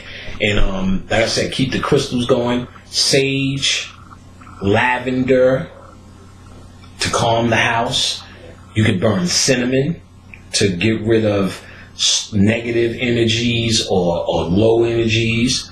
You can burn rosemary, basil, and bay leaf. Rosemary, basil, bay leaf. That's one of the good books to get is a book by Robert Laramie called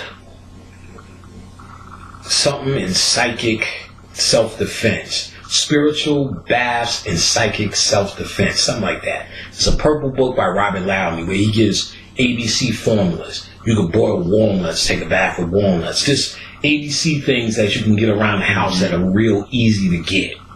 If you don't have a Botanica near you, stuff from your kitchen. There's another book, I don't remember the author, called Kitchen Witch. Excellent. Where everything in the regular store, it'll explain what it is, what it does. So rosemary, sage. Rosemary is probably one of the hardest things you could burn. The cinnamon to clear out your motherfucking house. And then if you could get places, Medina is in Brooklyn, and it gives you incense, oils, and frankincense and myrrh. One of the things I know they sell, which you probably need online, something called benzene. You burn that. That's a what do you call that shit when it's in the rock form? Rock salt, no. No, it's like that frankincense and myrrh in that corner. The resin. It comes in a resin. So frankincense and myrrh, you know them rocks you burn on the charcoal, that's a resin. So the benzene comes in a resin. Excellent. Devils, I can't believe I can't remember shit. Dragon's blood. Okay. Not devils, dragon's blood comes in a resin. Excellent for clearing out your shit. So we'll burn that, sage, that when we have to, just in the house will feel lighter. Because what you're doing is, to those negative or slow energies, the frequency becomes high. So it's kind of like plugging a car battery into your Walkman. The Walkman, I can't take it. I'm going to shut down, turn off, and blow up. So they got to leave because you're upping the frequency with these particular herbs. If you have an energy that you having a hard time dealing with, because if the energy is more powerful than the frequency, then it's not going to go. That's when you have a problem. You burn sulfur. It's going to stink to all shit, but nothing will make it. Everything's going, even your friends. Even your friendly spirits is going, all right, y'all can come back now. Mayad, Anubis, Congo woman. Somebody was asking me what spirit I had in the back. I said, you need to show me. I don't know which one he was talking about, but you know, you're going to have to call these motherfuckers back. Your whole shit will be on blank. With sulfur. Have some sulfur in there. Stinks the fuck when you burn it. Smells like pure shit. They can't fucks with that. I got some shit. I got concoctions in here for soap. You power shit in front of your door, ain't nobody coming in that motherfucker. Should be like that shit from Skeleton Key. They can't walk in your house. I got the brick dust and all that shit in there. Can't come in. Can't come in. That's good stuff. I got niggas bringing me from that in that pile. Niggas bringing me all sorts of rocks and dirt from graveyards wherever they go. I got this from Cairo. Put it in. Got this from the mounds, and my dad used to give me shit from the mounds, the Native American mounds. Put it in. Shake that motherfucker up. And just. I used to put it in all my new shoes and walk the planet with that shit. Fucking niggas up. What the? There's so much shit you could do. It's energy direction. That's all it ever is. That's all this is. So along those lines, talking about energies and, you bringing those energies in and then you were talking about Melon and the chaos, bringing from chaos into order, things along those lines. So let's talk about portal magic or utilizing portals. Because it would seem as though, as we're talking about Melon, that Melon itself is a portal. In some manner. Or well, I would say, I would look at it more as a key to a portal. A key to a portal. That's why without it, they're not getting in these gateways. And how do you get through portals? Your level of consciousness. And not the level of how much you study from a book or how much you know or can repeat. Is how much your mind is actually freed yourself for the experience of something new. Which happens physically. You could say, I can't swim. But you could say, fuck it, I just jumped in the water and started swimming. What did you do? Did you read a book? Did you become smarter? You actually immersed yourself in it. So that's why I said it was a big deal when these niggas don't have the confidence, because you're not able to immerse yourself in what would be considered the next level. Half the shit is just your confidence saying, I'm doing this. Not, I'm going to do this. Why wouldn't I? I use the logic and reason to get it out the way, is I say, well, if I'm God, and we all saying we God, not that I'm convincing myself, what could I encounter that is not me? What could I encounter that is beyond me? What could I encounter that I'm so-called not ready for? What is a portal when I'm the master of the gateway? So I started to have to, the true understanding is none of that shit exists as anything you have to go through. At the end of it, when you go through all of that, which you seemingly did in your mind, you're only going to see your black ass staring back at yourself. They did that metaphorically in movies in Star Trek, The Final Frontier, I think it was, where Spock's brother came and was like, I finally found out how to find God. And the whole movie, they're on the way to God and all this tribulations. And they get there, is a picture, is him looking at himself, laughing. And niggas thought it was stupid. And I'm like, oh, that was very profound. You are the God. So, and this is in advance. Instead of thinking there's a portal to go through, remember there is no portal to go through. It's only what you now can be able to say and experience as your realization, your re-realization again. And that becomes the portal that you went through. So I can say, yeah, it looks like we had to define it. We define it as where you're going through portals and different levels. Oh, let me get this ass pillow right. Oh, nigga. Get it right on the hump. You know what I'm saying? Like, we going through portals, but the real true magnificence is, and none of that really exists. And that's in advance, it's really in your thinking. And a lot of this came from me dealing with Bobby. Like, nigga, none of that exists. It's only you. So what would, see, to say portals and gateways and all these things are like structures we give ourselves because we need the logic sometimes and need the reasoning to pace ourselves and say, I'm ready to deal with this. So that's a portal I went through. I'm ready to deal with, that's a gateway. That's a level. But there is no levels. There's, you know or you don't know. And you really don't know. You only think you don't know. So it's a form of ignore or ignorance. You know what I'm saying? But you actually know. The realization is realizing that it's all in you. And to begin to trust in yourself and what you get when you tackle something. So I may say, let me tackle sacred geometry. So I'm going to go through the regular ABCs of the books and the YouTubes and everything you could get. But then things will start to come I guess you could say how I figured it out or how I come to terms in my understanding, how I fit it in the whole picture. That's what you trust in.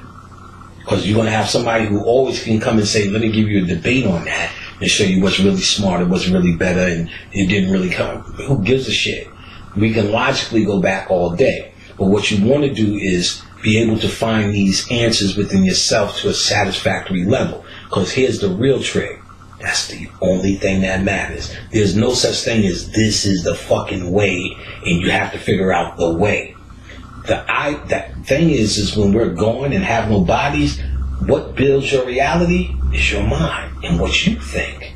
So it's never about, okay, I have to figure out what Kamani figured out to be smart. I have to figure out what Pamela figured out to be advanced. That is totally missing the point.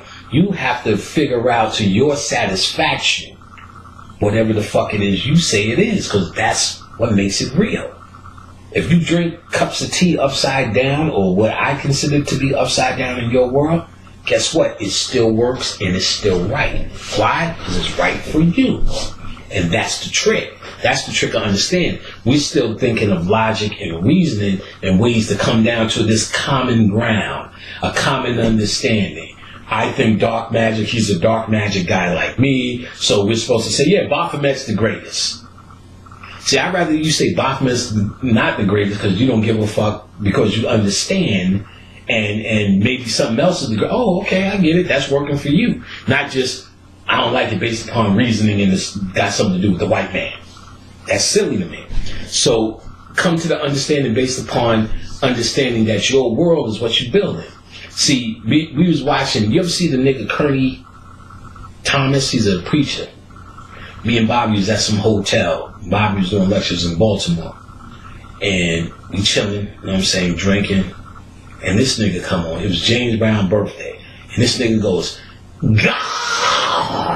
You got to see this nigga. You never seen this nigga? No. In reason. This shit is the funniest, craziest shit ever. Bobby's like, see, they wouldn't put this on nowhere else but fucking BET for niggas.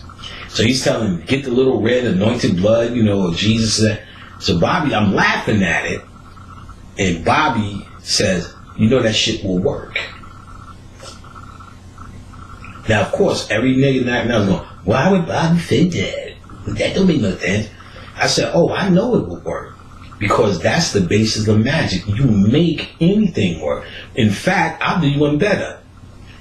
If the first person sold this anointed cloth that Jesus wiped his sweat off with and wiped his ass with and sold them little pieces to all the people, they've been doing this for years. You mean to tell me nobody said, wait a minute, this doesn't work?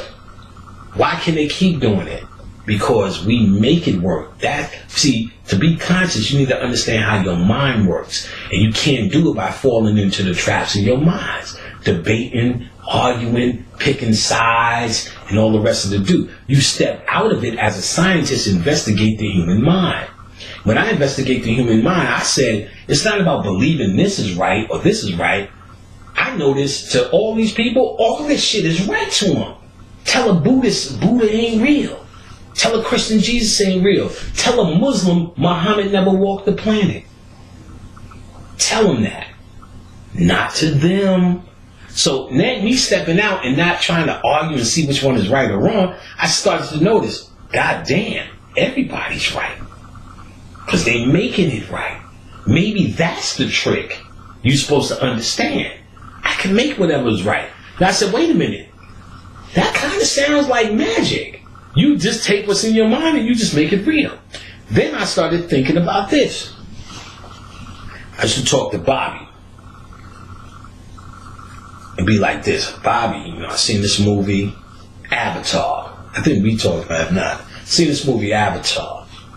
The white boy comes in and takes it. That's what's wrong. They make all these movies. They never show the original man doing this. The original man always, everything people said. The next day, I said, Bobby, they make this movie Avatar. They got the white boy. See, they need that. Because, we got this black element that goes, so you need this different outsider to come in to shake up the routine on the left-hand path. I'm like, motherfucker, what? All right. Then, talking to him on the phone at a Chinese restaurant. Chinese people start arguing on my food. I'm like, yo, you know what I'm saying?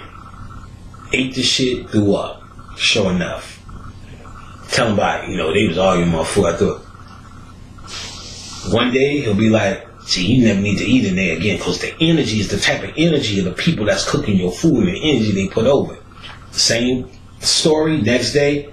See, you needed that shit to clean out. You know what I'm saying? So you had to. It was the type of thing what the spirit was doing so you could actually clean out.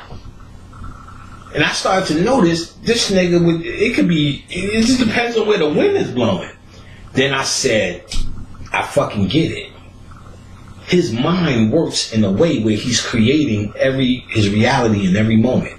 He's not dealing with right or wrong or picking a stance to be in or a way to be besides his way is spiritual. Not, I'm for this and I'm for that. There's some of that's there. He's still having a human experience. But I noticed on most things, he could go either way on it and make it right. And I said, wait a minute. Ain't that what we all want? This to be right all the time? If that's not magic, what is? I'm like, he can make something right all the fucking time. If you dealing with the concept of right or wrong, you have to say pick a side. But if you're no longer in the realm of reasoning and logic, you make whatever you see and whatever happens to you work for you. Everything becomes something that serves you instead of something that's against you that you need to do your magic against. That's where people are fucking up. They don't know how to make things. Once you start to understand, you could see that's what he was trying to say, which I already at that point understood. Because I was laughing so hard, he felt he just had to teach me this, that shit will work. He said, if niggas believe it'll work, it'll work. Whatever you sell, it'll work. If they believe you enough, it will work. Whatever it is, however it is. You tell niggas you got some shit that can make them fly, you stand behold, I flew a little bit. You're going to hear it. Because people want to make it believe. But what's really happening is you're triggering in their mind their own power. It's not your power that's making them believe in your shit. It's whatever you said they already believed in you. How do you know? Because they bought the shit. And it's going to work not because of your power, because of their power. And that's really what you don't understand. You can activate any of this shit with your mind, your own power. And that's really what so how do you do that to the fullest? You have to break down things like gateways and portals and times and all of these things. You have to first be able to evaluate what keeps you locked down on levels. See, Bobby used to hate that, talking about levels. He said, when this is all said and done, we all on the same level. I'm still more like, no, fucking niggas, these dumbass niggas, I did all this work. These niggas ain't on my level. He's like, actually, they're going to be. Because their work is just being down this motherfucker. Mm-hmm. Just staring at other motherfuckers wearing skinny jeans or wearing skinny jeans is enough to get into heaven. You know what I'm saying? Just going through this is actually the work. This isn't the work. This is just a part of what we are for someone to come with consciousness and all of this. So the work of, going from doing meditation where you learn how to, or you become more acclimated in the unconscious, in the let's say the astral realms, right? Where mm-hmm. I've noticed, at least when I meditate more, it's easier for me to have a lucid dream, right? Okay. Right. So I call that doing the work so that my impression was that when you do those types of things, it conditions your mind and your being for being able to have that consciousness when you move on, let's say. Well, that's called building up spiritual intelligence, basically.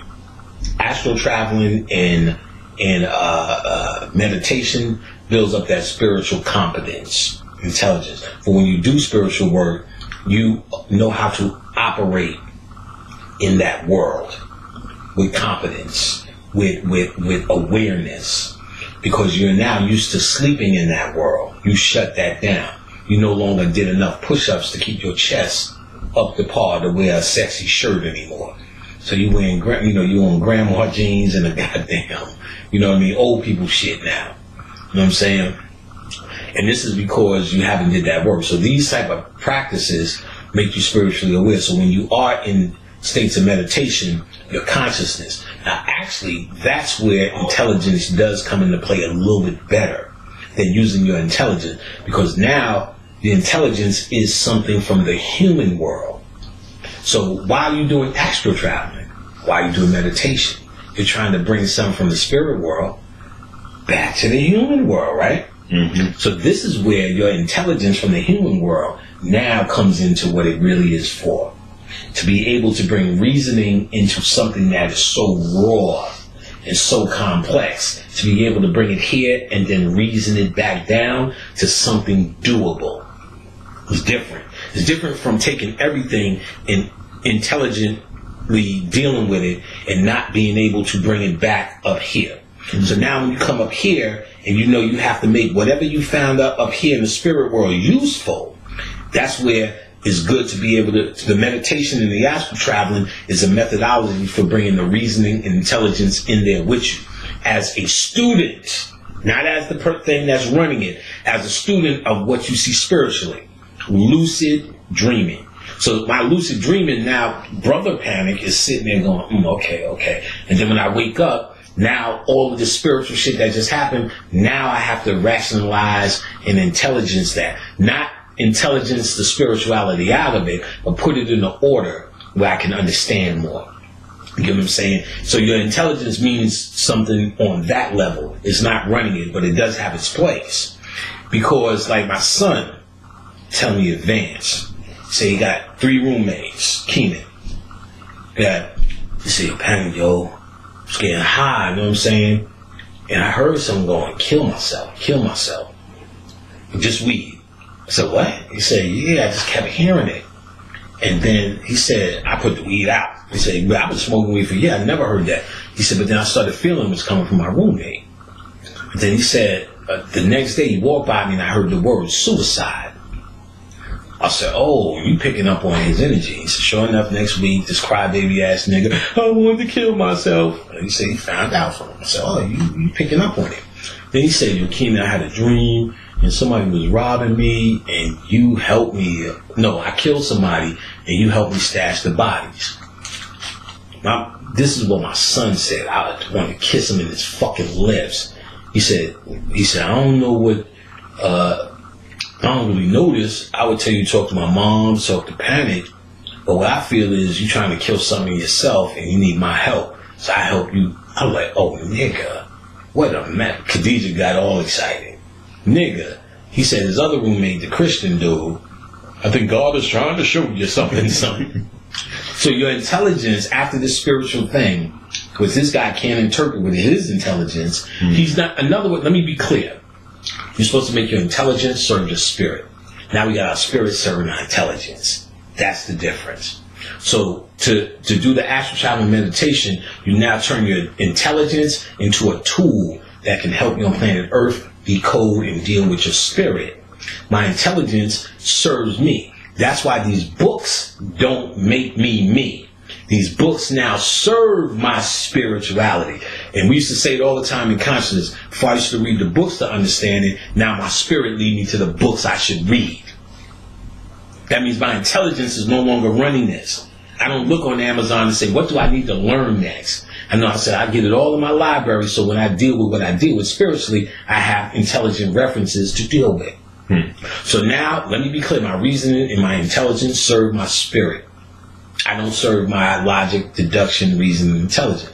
So, of course, he's going to go to what he knows. Jesus is talking to you. My son did that shit. I was so proud of him. And he did, perfect example. Listen to his own words. I don't know what I would say, but here's what my parents would say, and said something that I think was more intelligent than me and his wife put together, because it's in him. But to make that work for him, he had to mimic what me and his mom would say. But technically, that's all him. Mm-hmm. I wouldn't have said that. You know what I'm saying? I wouldn't have said that. And I would have probably said, well, you need me to be more of a friend, or that type of friend. You see me as someone who is that worthy of that trust with you. You know, I went on that direction perhaps, which it means that too. All these symbols are multi-layered. Mm-hmm. But that intelligent answer, how he tapped in, he just mimicked what he thought. Fake it until you make it. Niggas think that's some shit Tupac said. No, that's straight out of occult science. Because the more you fake it, you're going to make it, because it's all in you. So you just act the part, be the part. And that's all he did. He just said, this is what my parents would say. And he said some of the most intelligence I heard. And that's what you're really doing here. That's with all of this. So, with your logic and reasoning, then being there to serve the spirit, right? Mm-hmm. And dealing with astral travel, mm-hmm. how that's a way for us to use our intelligence in the spiritual realm, or a way for our spirit to use our intelligence. I would say yes, and I would say another way of saying it is for your intelligence to become now a tool instead of a liability. Okay, so with all that practice, I don't understand then how someone who ain't done shit, mm-hmm. right? For those of to work on that, it's gonna. How can they be at the same level as somebody who's been working on that? When on Earth, that's where we get into levels. But when it's all said and done, we're all black people from the same source based upon genetics. So I may be good at doing cartwheels and you may be good at doing backflips, but at the end of the day, we're all acrobats. And that's really the thread that makes us all equal in the end game. That we all came from that source. We all go back to that source. We are that source. That has nothing to do with teaching and learning. That's the part of I am. So what you are is what you are. Mm-hmm. What we are down here is under the illusion of different levels, but these different levels are only a caste system or society's way of dealing with people of intelligence and where we should be in that. But technically, we all doing some work. Again, when it's said and done, which we talked about, the stripper's job is just as important as me or Bobby in the grand scheme of things. But socially, she's just sucking dicks on the pole. And you know what I'm saying? Same thing, the crackheads experience, because what all this is on Earth is nothing more than experience and what we going through, and at the end of the day becomes one big entire experience that existed for Akashic Records to access and watch that shit just like movies. Get the understanding, oh, there was a guy named Kamani in Atlanta that went through this, that, the other. And they'll be studying your story as a part of our understanding and a part of a way to now build worlds with our mind. How do you build worlds with your mind, or new worlds with your mind? You got to go someplace to have new experiences. How do you have new experiences if you're the all and all everything? Well, you got to make yourself act like you don't know. That's the three ruffians, third dimension gets bumped on the head. And you wake up, you don't know who you are. That's when you having all these adventures, and then you go home. Yeah, I'm the king of Zamunda. Oh yeah. Well, what do you have? Well, let me tell you about this shit. And then you have a body of everything, of knowing, because this is all about knowledge. We know because of this. And when we talking about white people, like, yo, remember that shit? Why they think they the biggest thing going? They from Pallades and all the shit. Yeah. Their existence in the afterworld is just as valuable as plastic. There's nothing. You know what I'm saying? But they biodegradable. You know what I'm saying? At least they biodegradable. That's fucked up. It is. That's real. Like, you're not saying, yo, it's plastic. The plastic come from Pleiades. No, that shit came from some invention on planet Earth. And so the white people, a bad invention on planet Earth. That's real. You know what I'm saying? Show me the proof. Show me something else. Show me something real. Don't tell me. It just doesn't feel like it. Show me where they came from. Like I said, it doesn't mean you should treat them inferior. If you do, that's up to you. Probably doing it anyway. They do it to you. That's not enough to push me to treat. I just don't care enough to want to treat them. I don't want them around me because they're just weird. You know what I'm saying? Like, some of them are cool because they got more nigger in them. I know plenty of white boys that's cool. I see them and have compassion for their story. Some of them used to work for me, just meet through the years at record labels in New York, and you just know them. And they cool. But the average white person, I don't know, it's a weird thing to me. They move and operate weird. Some achy breaky energy, you know what I'm saying? Some Macarena shit. So to me, it's like, nah, it's not my thing. But at the same time, we gotta be real. A lot of niggas don't fuck with neither. You know what I'm saying? Weird old motherfuckers too. Hell yeah. You know what I'm saying? So it ain't really just that. White people are guaranteed weird. Some niggas go, oh, I like this nigger. I guess some white people you can do the same shit too. I like this white person. You ain't gonna come to my house and embarrass me. But I like you hanging around, Whole Foods. Oh, it's a guy. It's a white guy from Whole Foods. Hey, buddy, tangerines on sale today. But that's as far as it gets. I guess for the most part, that's how it is anyway. I don't think they should be killed. Well, yeah, you see certain shit and you're like, you want them dead. But like as a theory, in terms of how the Nazis said, we must kill all of this and kill that, that's their thing. So when they hear this gene thing, that's it, because they know what they would do. And we say that all the time when we argue with our significant others, like, you're talking from how you think, not how perhaps the masses would think. So they think from how you think. When you start talking this shit, it's like, oh, what's wrong with you, Panic? What's it? I hope something. I'm like, you're talking as if I have an emotion of hate. I'm not emotional about it. I promise you that. I'm telling you who and what you are. That's the difference. You're going to put me into somebody who's just emotionally upset and want to see you hang and all the rest for what you did to the black man. You did nothing to us that we can't recover from in the real scheme of things. And if anything that happened to us, I understand the spiritual concept. We allowed it, is what we deem. You're a tool for us.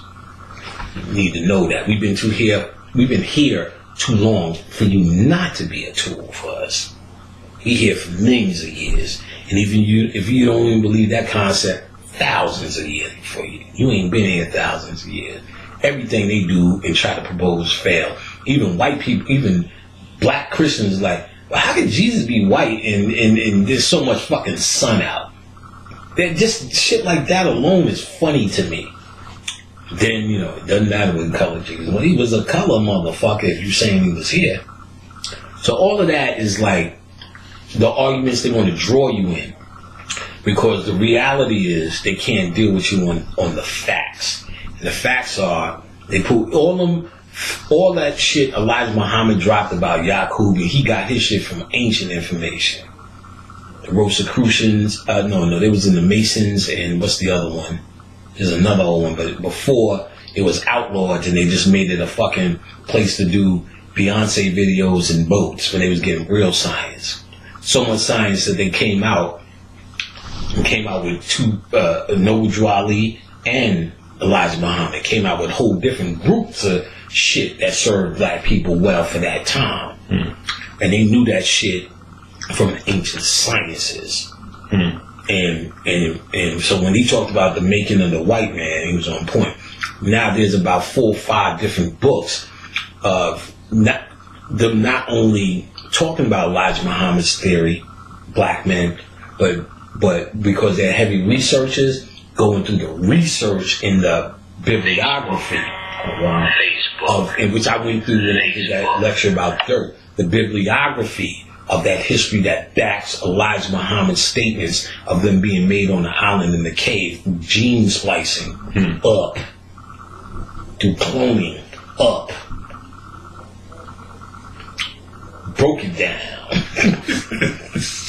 So, and I did it because, and there's a book called Dirt by Terrence McLaughlin. Dirt. And it's out of print. I had a copy. One of the witches was mad and I didn't get it back. But my brother Azazel Bey, who swims with the dolphins. Oh, that's that, bro. Yeah, that's Azazel. He's a cool brother. And he sent me a copy of Dirt. Thank him for that. Did a whole lecture out of this book. And it talks about pretty much dirt in Europe. And the things I gave you, what they was doing in Europe, I dare you to defy me that they didn't come out of caves. And that book talks about the dirt from the caves all the way to the dirt of them creating a city with no sewer. Nigga. The whole movement of chivalry is based upon their dirty asses. You ever remember Bugs Bunny when they used to lay the coat over the puddle so a woman could walk? They said there was so much shit pooled and sewage pooled in the streets. That was an act of chivalry, to actually take off your coat and lay it over the shit so a woman could walk, and then put the wet, nasty shit coat back on and walk. That was normal. They said once a year, the Queen may took a bath. They talked about fucking King James, who did the Bible, how dirty and gay. They said his mouth was so nasty when he ate, no one could look at this shit. It's just wow. This whole book is like, they said one of them priests was so fucking dirty. When they took off his robe hat, there was so much lice, it looked like his head was swimming, they said. Damn. No, it looked like his whole head was moving. So they said, you know them pajamas you see on Bugs Bunny, them one piece with the seat out? We used to always laugh, Bugs Bunny's ass was shown. They said that's what they wore. They wore layers and layers, and because they never took off their clothes, not once, that's what that fanny thing was, to button up just the shit and keep it moving. He said a man was known by his fleas. Oh, when I went you would throw up just reading this book. It's so disgusting. They said when leprosy hit, what they would do for the Queen is cut off a pus bubble and drink the milk of the lepers, because what they were trying to do was create an immunity for the disease. And that's where you get vaccinations today from the shit they was doing, because they didn't have melanin to protect them. And I'm going light. They talked about the sewage in London and the dirt. They said to get niggas out, they would pick just anywhere you was at, just reach on the floor and come up with a handful of mud, which was the shit dirt. We talked about the rivers, where the London bridges, how overflown and stink and dirty it was for years. They went through eras of how dirty it was before sewers, and it was just incredible. The Paris, all this shit. They went through all, and I skimmed through. I didn't even read the whole shit. I went through just a couple of chapters of how fucked up this was. And he started in the caves. He said they used to put shit on the outside, rub themselves with shit just to hide, close it and cool off with shit. See, Dr. Aphra talks about, because they had nothing else, they would rub themselves in shits and have mud wrestling fight. So that's why they find today mud wrestling sexy, because it's representing shit that they used to roll around with in the caves. Yeah, dog, you don't want that life. That nigga, they came from. Let's say they wasn't born the way Elijah Muhammad said. Then where the fuck are these people from? Then how the fuck did they get here with this? You can't say you God's creation, not doing what the fuck he was doing. You're still really ain't evolved out of that savage behavior. Did Elijah Muhammad channel that information? How did he get it? He was in those old secret societies that were teaching real shit. Aleem and I talked about it. I said, well, how come none of these Masons know shit? Including, as you can see, all that Masonic shit over there from my step family. They didn't know none of this. He said, was it Harry Truman or one of them put on the list all whatever groups that are teaching this type of shit? And Aleem had all the names and all the titles. And after that, they were able to still do Masonry, but they couldn't teach the real science in it. after this particular president. Aleem talked about it. It's on his channel. And I said, oh, he said, so he debunked the science, but he still had the empty rituals and the empty things going. So all these black people joining up with I am a Mason stickers on my car, but not really getting the science. Elijah Muhammad was in the old school of this shit. And there was another group. I don't think it was the Rosicrucians. It might have been the Rosicrucians or something. But when you said it all, we had a thorough conversation about this. Because that was my question. How the fuck you get so dumb there? So now, just empty symbols. So now, so much so, these two guys, Noble Drew Ali and Elijah Muhammad was in the same group. They knew each other. I didn't realize this. So they knew enough to go off with this sign. Because it's not just this Elijah Muhammad was talking about. The shit he's saying is very heavy in occult science. Where you come from triple darkness with a black man from Asia. So when you know Kabbalah, there's Ein, so far and so far, which is pretty much where you come out of into being, into Ketha, which is into existence, and you exist in Asira, I think, or Asura, something like that, which is the last world, which used to say black man from Asia. He was talking about that. And there's other thing. I'm like, damn, he's saying all of this? I'm like, that's Kabbalistic. So much so, with the science, he went and taught some of his advanced key people. Malcolm X, and another nigga, let me say another brother, because I don't want to just, even though nigga is divine, let me put it in the another brother called Father Allah. Now when I talked to Shabazz said Father Allah was getting this information, said, wait a minute, we eventually going to tell black people we gods? Why don't we tell them now? Elijah Muhammad, they're not ready for that. We got to get them in this Allah shit first. See, that's why the real Muslim, I'm not the Elijah Muhammad, the real one from the real shit. Because they know they couldn't deal with what he was really trying to do, which is there was no real beloved Allah giving instructions. Anything to get him off Christ and say the white man was the devil. Now, I don't have proof of that, but that seems obvious to me. Where the proof comes in is when he was telling Father Allah, no, we gods. He said, I'm just going to tell niggas that first. He said, don't tell them that first, they ain't going to get it. He went to the hoods and said, you God. And they was doing gematria, numbers and words. That's advanced shit. Knowledge, wisdom, understanding, the supreme alphabet, 1 to 40. They were starting to introduce them to concepts. Killed them. Because it was trying to do their thing. It was too advanced. So now you had the gods left behind with just still the thuggery, because he was reaching the real niggas. In jails, still with the thuggery, but they couldn't get to that next level. If the Father Allah was around, he would eventually got him on it. If you a God, you a man, you know what I'm saying, raise a nation. So it was there. That's why there's a little Muslim vibe there, because he stepped out for it. So they knew, and those niggas knew something deeper than just what was being, because they already knew he was God. Because he learned that from Elijah. Said, what? Let's run with it. What the fuck are we waiting for? That was the problem. And he's like, no, we ain't ready for it. So Elijah Muhammad knew we was God. But he knew we was praying ass motherfuckers, so we had to get a new God. So first we give him a new God. Because all that shit just means arm, leg, head. So it's you. Allah is you. I, self, Lord, and Master, Islam.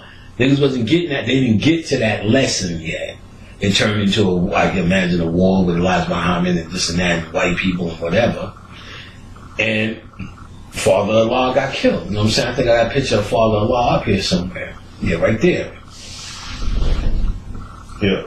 It's the God Father Allah. So they knew, and if you read their books, I'm like, oh, and you know, called concept. They were spoon feeding these concepts, gematria, all this kind of shit. So they knew something. And then when Seti did the debate with the Moors, he put up a picture of Noble Drew Ali, which I didn't even know. He broke down so much occult shit in them. He was, of course, shitting on it. But I'm sitting there going, well, that's great. You know what I'm saying? I didn't realize. It turned my whole thing for Noble Drew Ali to another level. He was like, yo, he's in this move. This hat means that. That's the lotus. the females. I'm like, oh shit, you be a badass occultist, nigga. Come on over. And but it made me say, oh, they would, it showed even him on occult principles besides what was left over as the Moors. But it showed the occult science that they was into the occult shit. That star and that moon and all that kind of shit in Islam. So they was there, but they was under the understanding you spring this on niggas, Right. It ain't gonna be. So it just didn't turn into what they was hoping. I would imagine. So he knew. You know what I'm saying? He knew. And like when you hear his shit, like and read his shit, logically you want to say, well, you need to prove it. But your heart goes, I know this is right. And that's what you need. See, now I don't want you to just follow your heart sometimes. Your heart will take you anywhere it wants to go as well. So that's why you can read those other books where they give you all the history. When I read a book like Dirt and see that this is Terrence McLaughlin is a white man and they banned his book for telling their truth, his own truth about Europe and Dirt. So when you read that, it then starts to make things that maybe let's pretend, I don't even have to pretend because you can prove Elijah Muhammad's work, but let's say you can't prove it and it's only his statement and you have to believe him. I tend to believe him when I read all the other statements they make of themselves. When I look at what they are and who they are today, how they interact and some of the answers they give to questions when I know my thinking is different and brothers and sisters' thinking is different. I'm like, these are different people. This is people who are actually traumatized, suffered in some sort of way with a fucking vendetta that's genetic in them. And you just know certain things you feel that are right. Even Brother Phil was saying one time they did this whole Al-Qaeda video where they cut off the head of some American. And Phil said, look at these motherfuckers in these masks. They stand white. You know they ain't no Iraqi motherfucker. You could just tell. You could just tell. So when I read Muhammad, it's like, that just feels right. Not even on my emotion. It makes everything I think of them, it starts to put them in perspective a little bit. Get what I'm saying? And I was even more advanced. Of course, the biggest deal with what he called white people is the devil. I was like, they don't even get that credit from me. So I wasn't just, I was following anything. I was never into anybody. I just would read because it was there. So when they say it was the devil, I'm like, nah, they ain't that cool. You know what I'm saying? Because they ain't been around that long. But I said, I get it why you would need to tell black people the devil. Because black people think they Jesus. Still do. So I get it why you would need to tell black people. So I see that move. So it wasn't just believing it because he said it about them. I didn't really give too much of fuckers about them more than understanding them in a perspective because I'm so different. Black people are different in how we think, how we act, how we move. Our rhythm is something else. If rhythm means rise him, rise him. That's the song of the sun. And we got rhythm and you ain't got rhythm. You tell me. And then I'll add that you can't even stand in the fucking sun. And then you convince black people that they can't stand in the fucking sun. The concept of you being born here in an entity of here, and there's anything in nature that just by standing in the sun is affected, it doesn't even add up to logic to me. Mm-hmm. But if you're not of organic being, I then understand why the sun will fuck you up, and then you would tell every other black person to hold on to that bullshit too. I'm staying in the sun too long, the ultraviolet, nigga, no. That's not our story. I don't see how that would, I don't see that. How can that happen? Even in your scheme of God created us here, why would God create you here and then the sun kill you if you standing into it too fucking long? What the fuck does that mean? That doesn't make logical sense to me. That's coming from somebody who is different, unorganic, a stranger, not ready to come out the oven yet. You know what I'm saying? That's what I hear when I hear that. And it has nothing to do with hating you or feeling better than you, because really, if you want to get down to it, I already feel better than them. You know what I'm saying? I feel better than them when I dance. I feel better than them when I fuck. I feel better than them when I look at my woman's ass. I feel better than them even in a fat body. Better than them. I feel better than them at my worst. So it's not like I need to say that to make me feel better about you. I already feel better than you. You niggas is the achy breaky. That's corny. Your goddamn line dancing shit is corny to me. Rock and roll is corny to me. You know what I'm saying? Corny. So I already felt better. So it's not even a personal self-esteem. And I'm not talking personally. What it is I'm trying to figure out how you're trying to put yourself on in our level and you can't even stand in the fucking sun. Not because we're the sun people, because we're actually not the sun people. We're the melanin people. Because if we didn't have melanin, the sun would be fucking us up too. So they downplay melanin because melanin is the key, is a very much key. When this sun, which is an artificial light, when it hits us, the melanin comes to the surface in the form of a tan to actually protect ourselves and give messages which that light teaches. But the melanin people, that's what we are, the night worker. They have no melanin and nothing to protect them. That's their problem. So it ain't the sun that's bad. The sun's doing what it's supposed to do. You ain't doing what you're supposed to be doing, which is that melanin. You don't have it. That's what it is. That's just what it is. Show me what's different. You know what I'm saying? And that's symbolic, because I don't even want to hear your story. You may have the rightest story in the world. Go with it. You know what I'm saying? I'm going with this one. So the key is we need to stop really focusing on that shit, and really all our work should be focused on us, really. It is definitely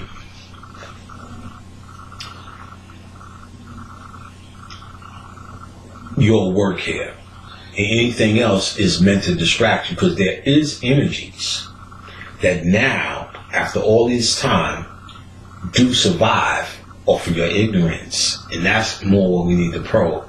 So when you ask why did the inspiration for white people come in being, it's also study on that.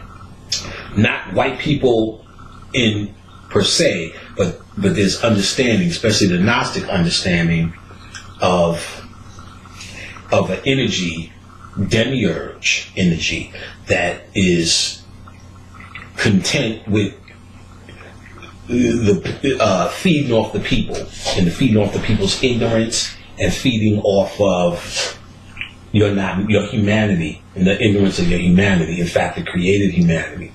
And your light or your soul was placed in humanity later in the mythology to raise up humanity off of a level of debauchery, of an animal level. So the human man was just another animal, like a monkey or a chimp. But the divine light of your soul got you to walk upright and became conscious and aware. Now, and that's you can say in Gnosticism. Let me pull his fucking pants up. Shit is annoying. So that's in Gnosticism. And basically the divine spark or the divine light was made you man who was just but a worm, meant to worship this energy. So there's a lot of distractions that come your way. And I'm going through it lightly, based upon to keep you involved in human endeavors. Because the work is done once you realize who and what you are, and your power is from the source, which is older than the creator. So the creator, the creator, that's the motherfucker that got you here. He created humanity. Yeah, he's the creator. He created humanity. So how does he feed off of human anxiety? So each time you getting your ass digging your ass out the ditch, that energy feeds back and puts you back in the ditch. So one thing after the, if it ain't one thing, it's another. That mentality. Until you free yourself from that energy, that human energy, is how you actually free yourself, and now you control this. That energy has no control over you. The more human you think you are, the more this creator or this demiurge or this lesser God actually runs your life. And to really take control of your life, there are certain mentalities you have to get. Stop following this zodiac.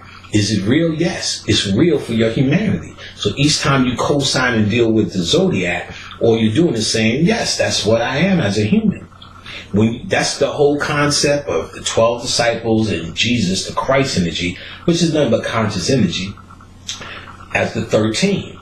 You're the 13 and you sit in the middle. You disciple or discipline those animal energies. So the more you say, I'm a Taurus, that's all I'm going to do. As a human, that's what you're going to do. Now, argue my wife, that's what we're going to do. When me and you have she's like, you always cut people off, you don't let them finish. Well, welcome to Taurus. So that's going to happen. You know what I'm saying? But the more I co-sign and buy into that, is the more I'm buying into my humanity.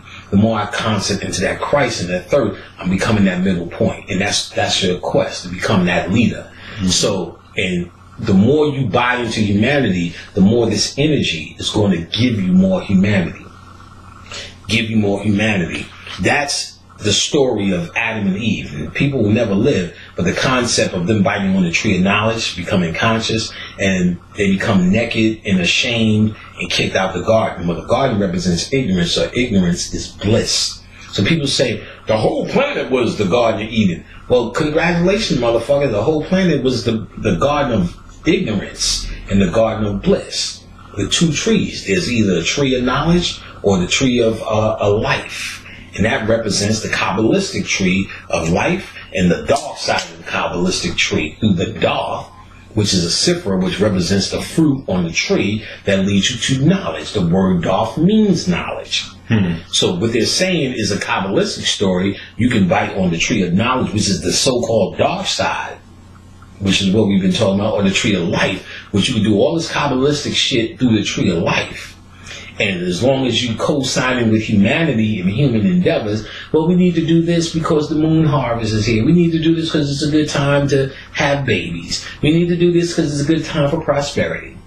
We need to do this because it's a good time for work and work jobs and harvesting your crops and all of these things. That's the tree of life shit. You can do that all day. We need to do that because Pluto's in this one. This one's in conjunct with that. And can't do this because Mercury's in retrograde. Mm-hmm. Don't give me like, is it right or wrong? Oh no, it's definitely right. And all that shit is real.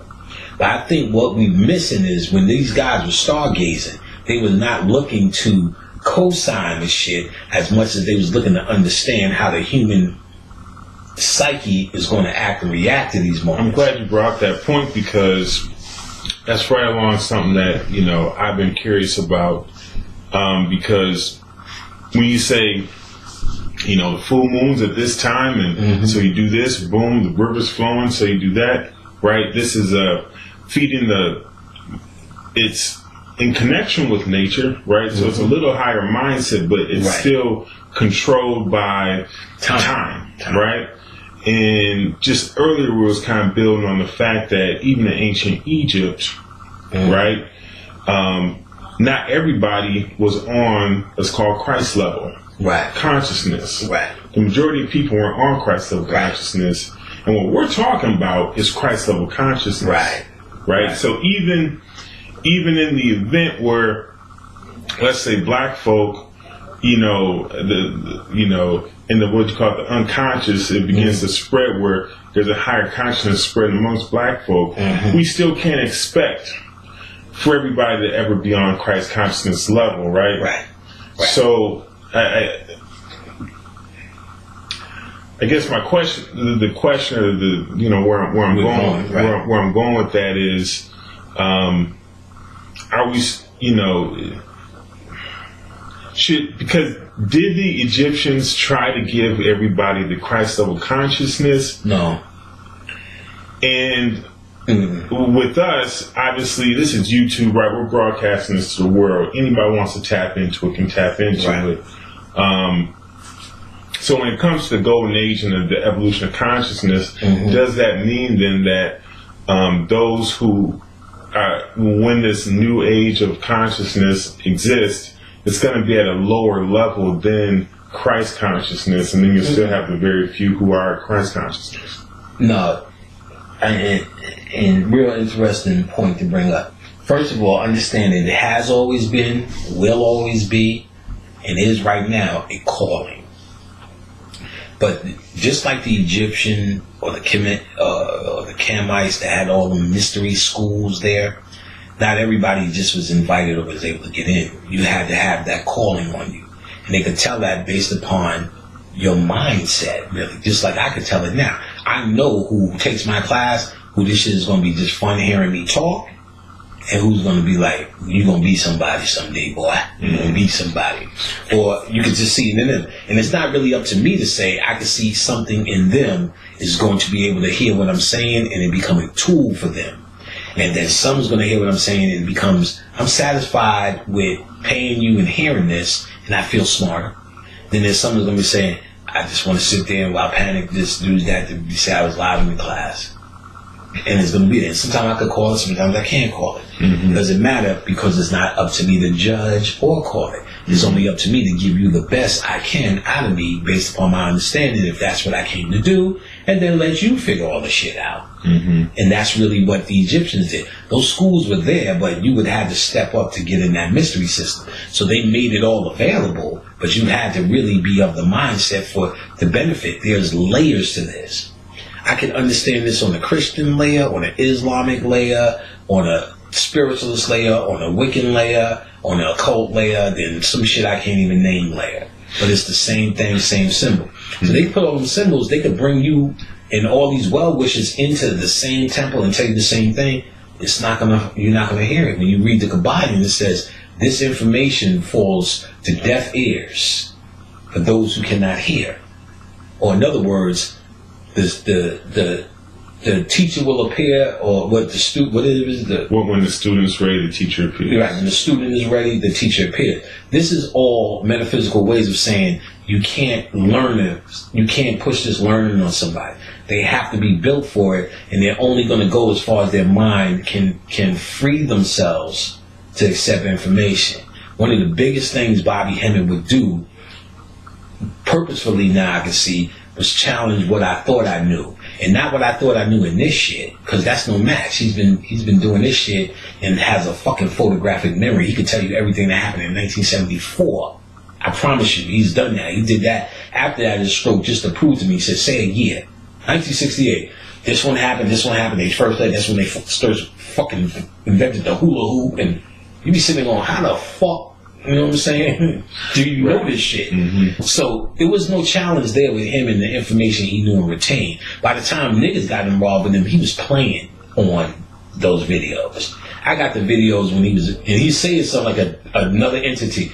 Bobby, why you ain't doing the shit you was doing with Bert on the tape? He said, oh, that was Bobby Hemmett, the researcher. Now I'm Bobby Hemmett, who's been in it with them. I sit amongst them now. So you hear him joking as someone who got the victory. And that's what I started to understand. One day he called me on the job, panic. Let me tell you, out of all the years I've been teaching, he said, no one has ever went as far as you have in terms of dwelling amongst the gods. Oh, Bobby, are you going to say that to me? And I just said, oh, wow, you know what I'm saying? I was like, oh, damn, you know what I'm saying? And I know what he meant because I was so aggressive, not to just to talk about spirituality, to be deep and drop science, to become my shit again. I don't want to hear this shit. I told you I was already an intellect. I didn't want to become more intellectual with new. Well, fuck that. So he was like, no, I've never seen nothing like that within all the years I've been teaching. You know, kudos to you type thing. I'm like, wow, you know what I'm saying? It's a big deal.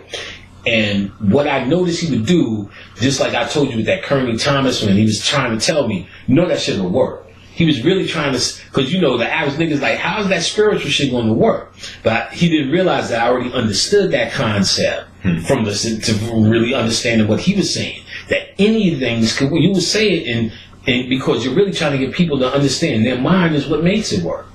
They're looking for something that's a way, because that's what you learn in church, the way to praise God, the way to praise. Then you become Islam. You don't do that. You bow down. You do this. You must do it to the east. You must do it. What you're hearing is restrictions. You Catholic. You must go and you must give confession. You must bow before you go into the pew. You must do this shit. So you hear all this. You must. Then when you hear magic, how do I do that? What must I do? It's like, no, you must understand that it's you and it's your real mind you're only reflecting and the shit you've been doing all your life. How did you make fish out of grits and grits with no fish? How did you figure all them niggas to tell you stories about how they just got over, how they just got in school, how they was the last one, how they just made it, how their car almost did that, but it didn't do that. They can tell you all this just and miss and that because you felt and you thought. Now you're doing that as a science instead of just haphazardly happening. Mm-hmm. So you've been doing it. So ain't nothing to do it right. Is do it how you've been doing it, but believe in what you've been doing it and understand what you've been doing. Mm-hmm. Anyway, understand thyself. Know thyself. You already the magical nigga. That's why I said there's no portals, there's no gateway. You're already the magical niggas. Now you must understand what it is that makes you magical and how to direct it as opposed to oh, this seems lucky and coincidental. Mm-hmm. There's no coincidence, it's all synchronicity. So how do you start to synchronize what's in your mind with your reality? That's your real question. And so when he was saying to me, you know, he's always was constantly trying to say, oh, really? Do you think that's air you're breathing? That's what all that shit means. Mm-hmm. Do you think that's this? Because as soon as you say, well, this, that, the other, he really would get me to question, really, where you get that from? Where'd you make your mind up from there? And then you really get down to some shit your mom told you, some shit your pops used to say, right. Some shit you tripped and fell one day, hit your head, and like, that's painful. I'll never do that. It's like to try to leave it. The real teaching was leave the shit alone. It's not like when I fuck with Paulo, Bobby taught me Paulo. Could you teach me the Paulo? No, he just told me the mentality of dealing with it. Basically, when I got the book, I think I gave you a copy of it, right? Yeah. When you read all that shit in the front, all that shit to do, he gave you the mentality. You do all that shit, you an asshole. He said all you need to do is deal with the energy. Those are for them religious niggas to go get a pot and put all this. Can you do it? Sure. If you want to do it, not so. I got a pot right there. Naganga, whatever the fuck that Naganga, whatever. Nanga. Got one of them shits right there with shit in it. You know what I'm saying? Right. Right in front of my my Santísima Muerte. Mm-hmm. But that's because I want to do it, not because I'm under obligation to deal with the Paulos.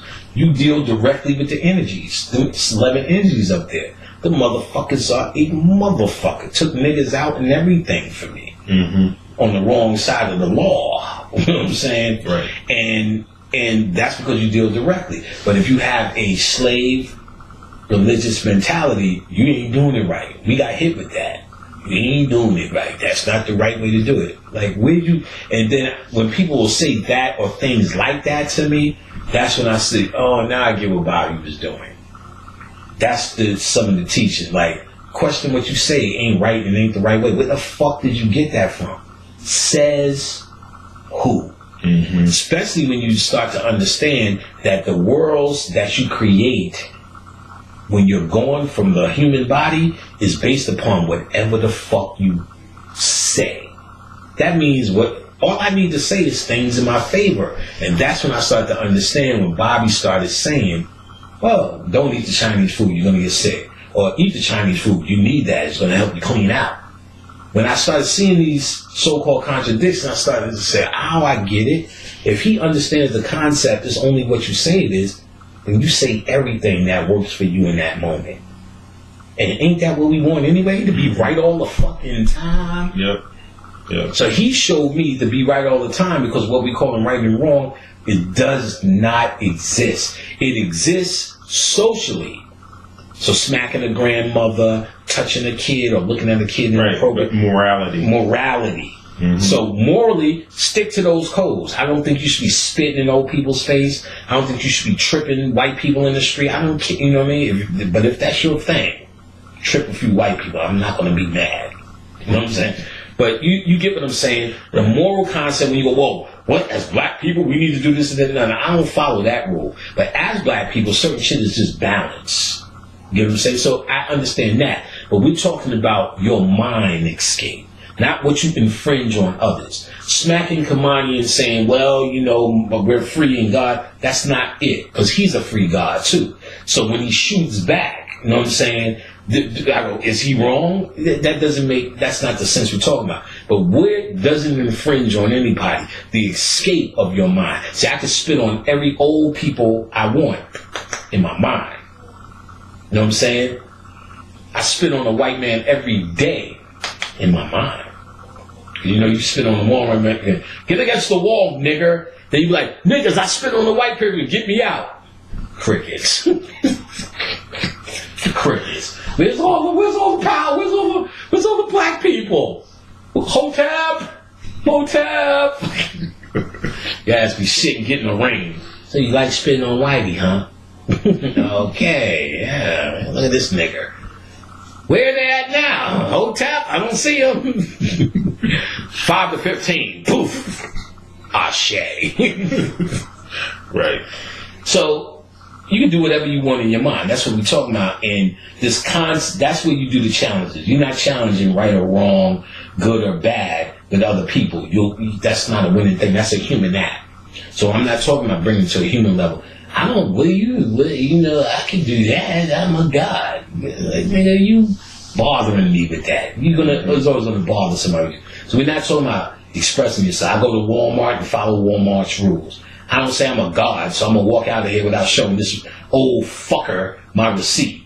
So I stand there like everybody else. Wait till you check it off. I got it, bitch, and leave. But so I'm gonna follow those rules. Not because I'm a god, I can't do that. That's your ego now. So we're talking about what you think in your conformity in your own head. You're only limited by your own thoughts. You're only limited by your own thoughts. And most of us think in the same conformity of social groups. Think about it. All the niggas sitting around telling what black people should do and how we should act, you know that's what they restrict their thought to, which is just as scary. Mm-hmm. I would always go, if you got to tell black people how to act, at least tell me, but I'm thinking orgy, nigga. You know what I'm saying? So when I hear these black people never did orgies and black people never had sex and black people only had sex this way, I'm like, your fucking mind must be so limited. Because the fucking shit in my mind that I'm doing is so fucking nasty. I told you, I like to tickle the part between the vagina and the anus, that whole area. I'm just thinking of whole Harry Potter sagas that I could do with just that fucking area. But when it's between a man and a woman and the black family, I'm like, God damn, your mind is so fucking limited to something that's a minute in your reality down here that's not even really real. That to me is the true crime. Ain't no white man and what they did to us as slaves. The true crime is how stuck and small your mind is, even in the freedom of it. I understand it. To so much you need to talk morality to other black people. I understand if you live a moral way because you live in a society. I don't walk around here naked. My son is around. It's moral. I can say I'm a god and do it. We're not talking about that. They confuse this line. You're dark nigga, so you do all bad shit. No, we do what everybody else does. But right up here in my mind, and my son's my see when my son said in your dream and interpret this dude's dream, I said, we did it. We did it. We got him thinking in a freer way. And that's not our way, in a freer way. That was one of our proud moments. This was today. You said that? You know what I'm saying? We not that we expected because we so deep. We were in awe. You said that shit?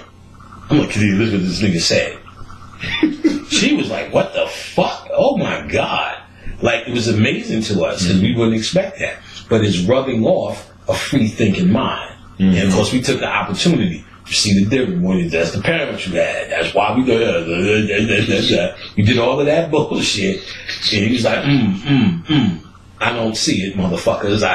It's all me. But okay. Then we just said, you know something? It is all you. Whatever. Because we don't need the ego credit. Good. But we know, wow. You know what I'm saying? He's a free thinker. He could think more. And I don't know if he's going to be conscious or doing whatever, but he's not going to be a stuck motherfucker, and that's the best we can do for him. While his friend, and I remember his friend came over years ago and was giving me real shit. I'm like, wow, all this fucking friends looking at me nasty. So I'm thinking, he's a fucking stepdad. So years later, he's telling me why I'm with Savon and Savon, this, that, the other. And I'm like, oh yeah, what the fuck? He gave me some shit. He said, because, they real religious at his house. He seen all the Baphomet and the statue. Oh, that's what it was? Little bitch. She's like, he wants to come in. So, let him. I said, I get it. You know what I'm saying? He wasn't trying, you know. I said, even then, I was, you know, because half the other niggas walked, I used to give you shade too. You know, hey, Mr. Panic.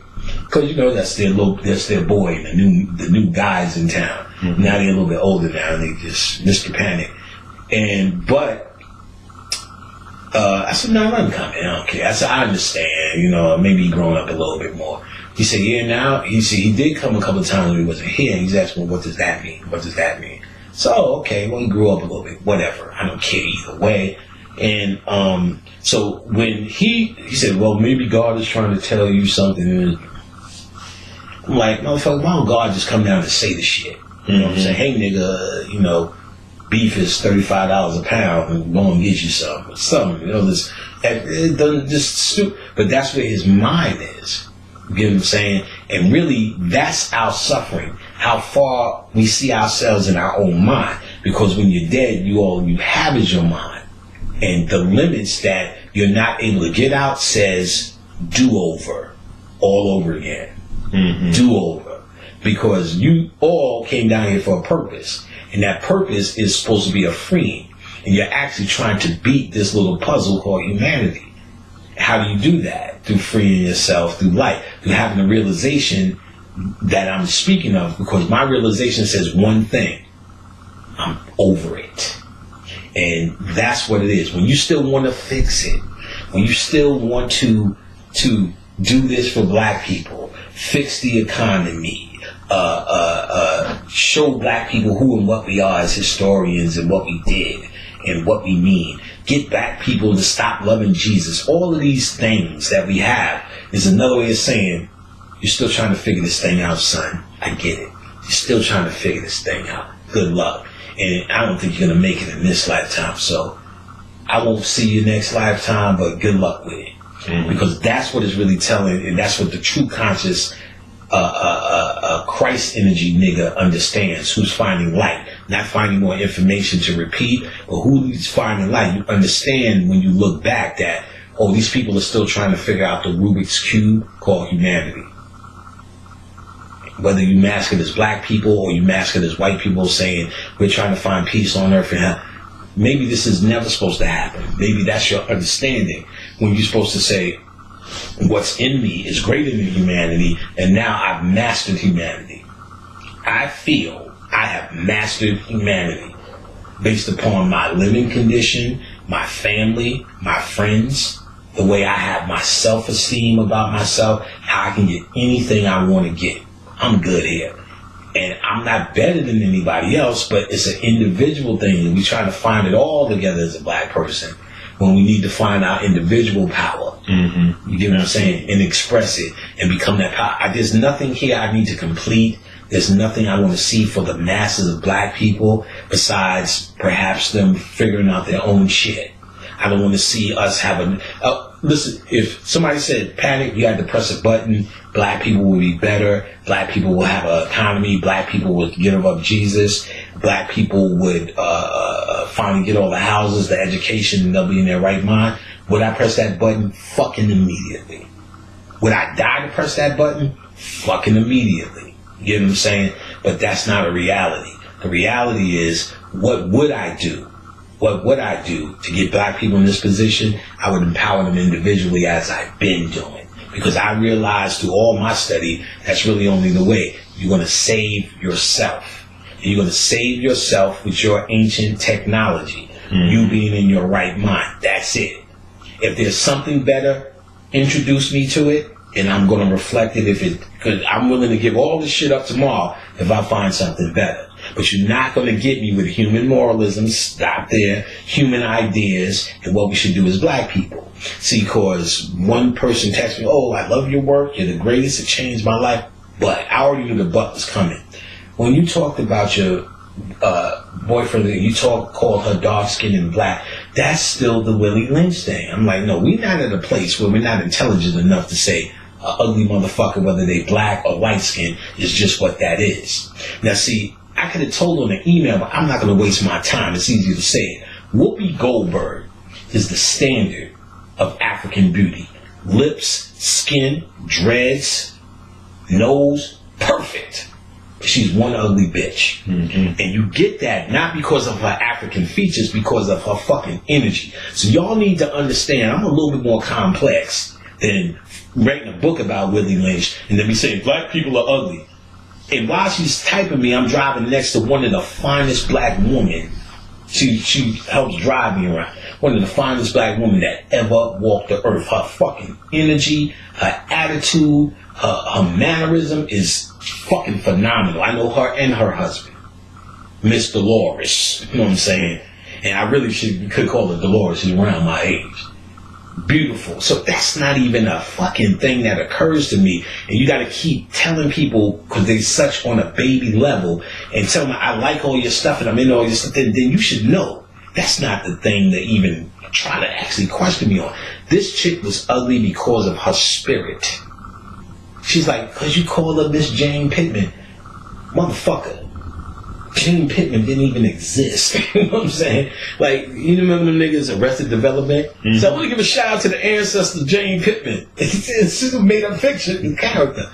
It gets deeper. On Facebook, I put Ashe to Jane Pittman, 1,000 Ashe, Jane Pittman, like Jane Pittman. I said, look, mother, like, I think my girl Kim Perry was like, well, she wasn't real, was she? I deleted it to see how long ago. 70 likes.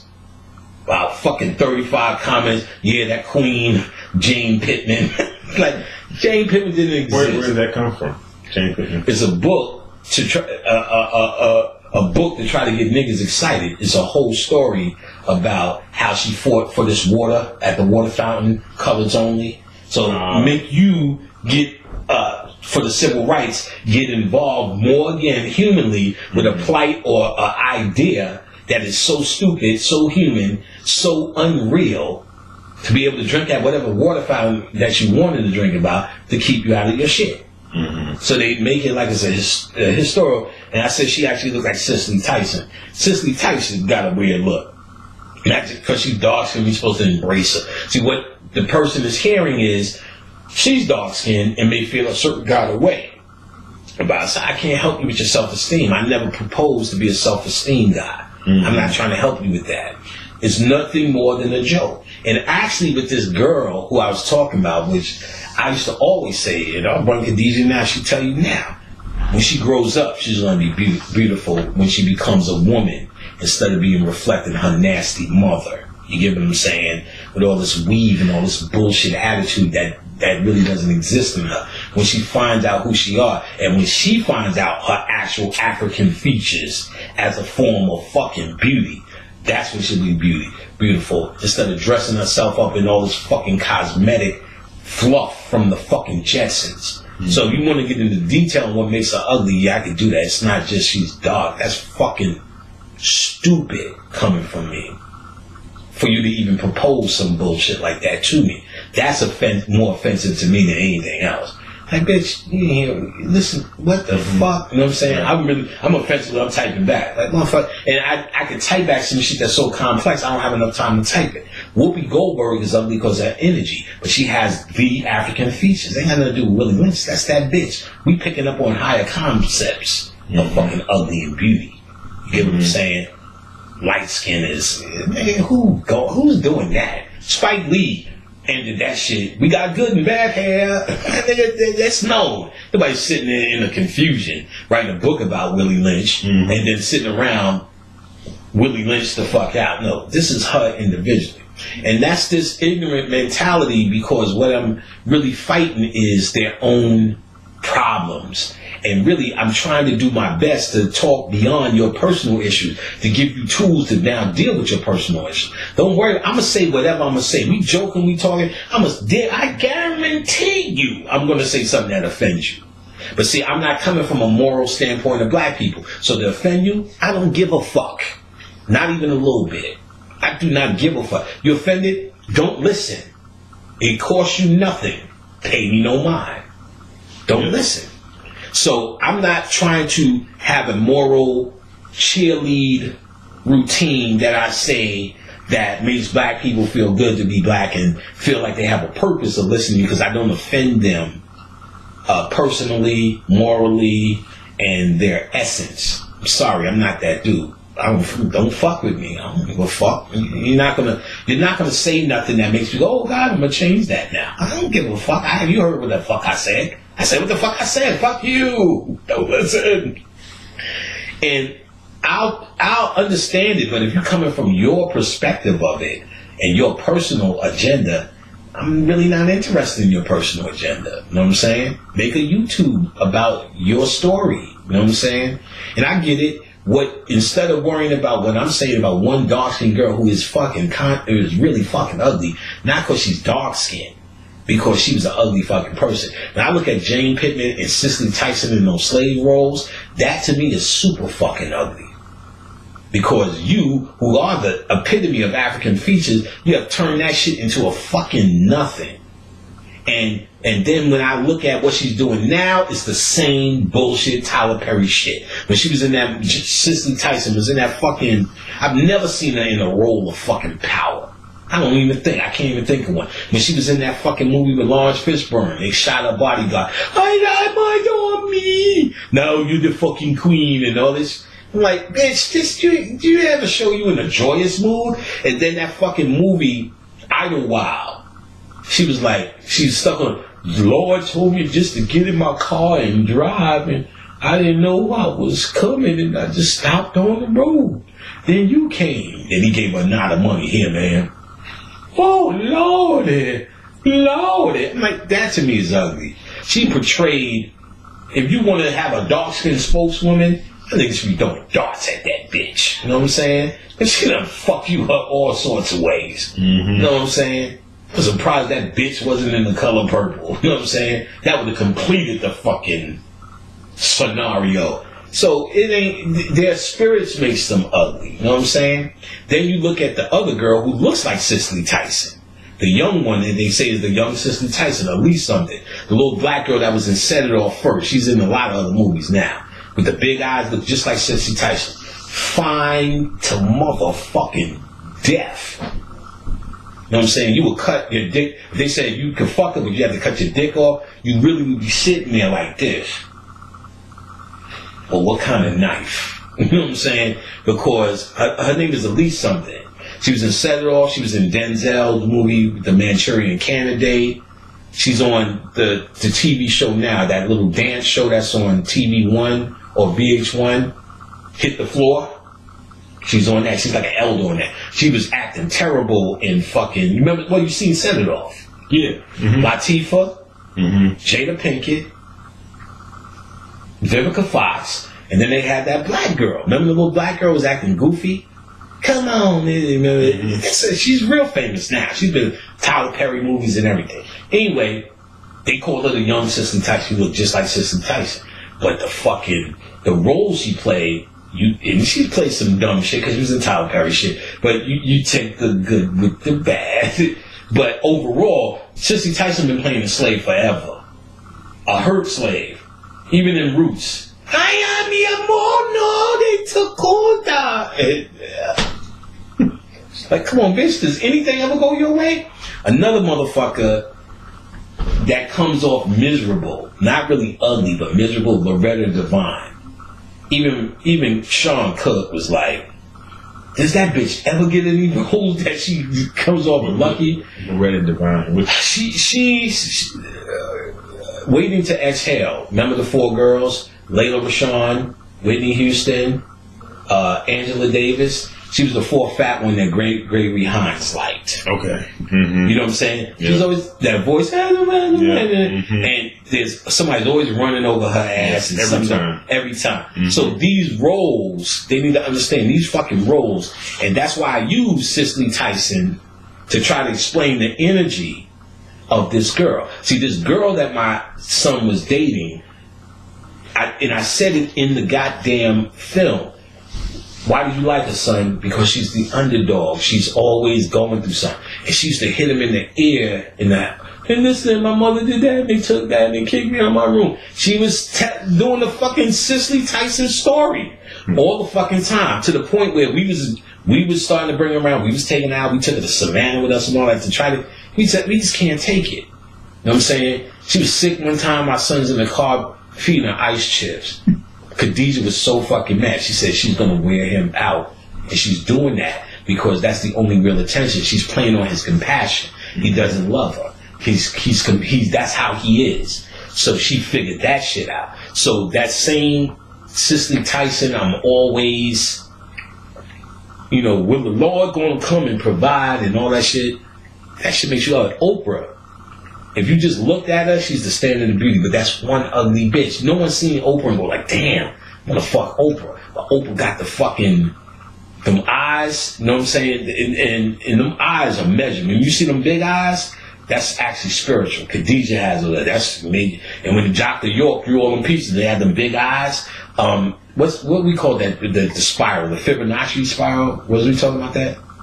Well, I know about the Fibonacci. Like that's what it's called. Spiral light. Mm-hmm. Spiral light. And that spiral has a measurement that can be measured in everything. Like they said, especially when a white girl, when their hair is wet and they lift it out the water and their hair spirals, it's that curve. You know what I'm saying? And of course, black people too. That 9 ether curl that's in our hair naturally, that Fibonacci. It's all the same measurement that's in seashells, pineapples, pine cones, starfish. Anything with a curve, you can measure this same frequency. Now that shows you that this place was made with an intelligence. Number one, sacred geometry. So this idea was made randomly, and this random creation that NASA's trying to push, that's a fantasy because there's too many numerical patterns that exist. That's an intelligence. Pi, Phi, that Fibonacci, and even more numbers when you get into 23 and in the shapes and all of this shit. So in the tree of life, in the flower of life, rather than the tree of life, all the patterns that come out of that, including the Kabbalistic tree of life, and all this shit comes out of these patterns. Now, Oprah has that look, but when you look at her, nothing you see in her is sexy, fine, or you want to fuck. She's not that because her spirit is so ugly. You can see it and say, that bitch is ugly. You know what I'm saying? If you can't tell her, you're not listening to me. You're supposed to be listening. That's what I teach. That's what I do. You just see it. You know what I'm saying? It's not that hard. So when I'm speaking on her and teaching, this girl is ugly because I see those energies in her. We wanted him away from her, not because he was truly in love and she was truly something to be in love with it. She was really ugly. You know what I'm saying? Really ugly. Really ugly. We did everything in our power to the point of where we just stopped and let him figure it out, and he did. But actually I came upstairs and his grandfather's office is right there. I did what I needed to do and told his grandfather. Talked to his grandfather. His grandfather said, don't worry, just don't do anything else. That's what his grandfather told me. Their grandfather. Her name was something Bear. I ain't gonna tell her first name. So she left some of her clothes here. Got a bear, took out the cushion, put her clothes in the bear, stuffed it with it, closed it back up. And that's this bear right here. I actually showed the shit.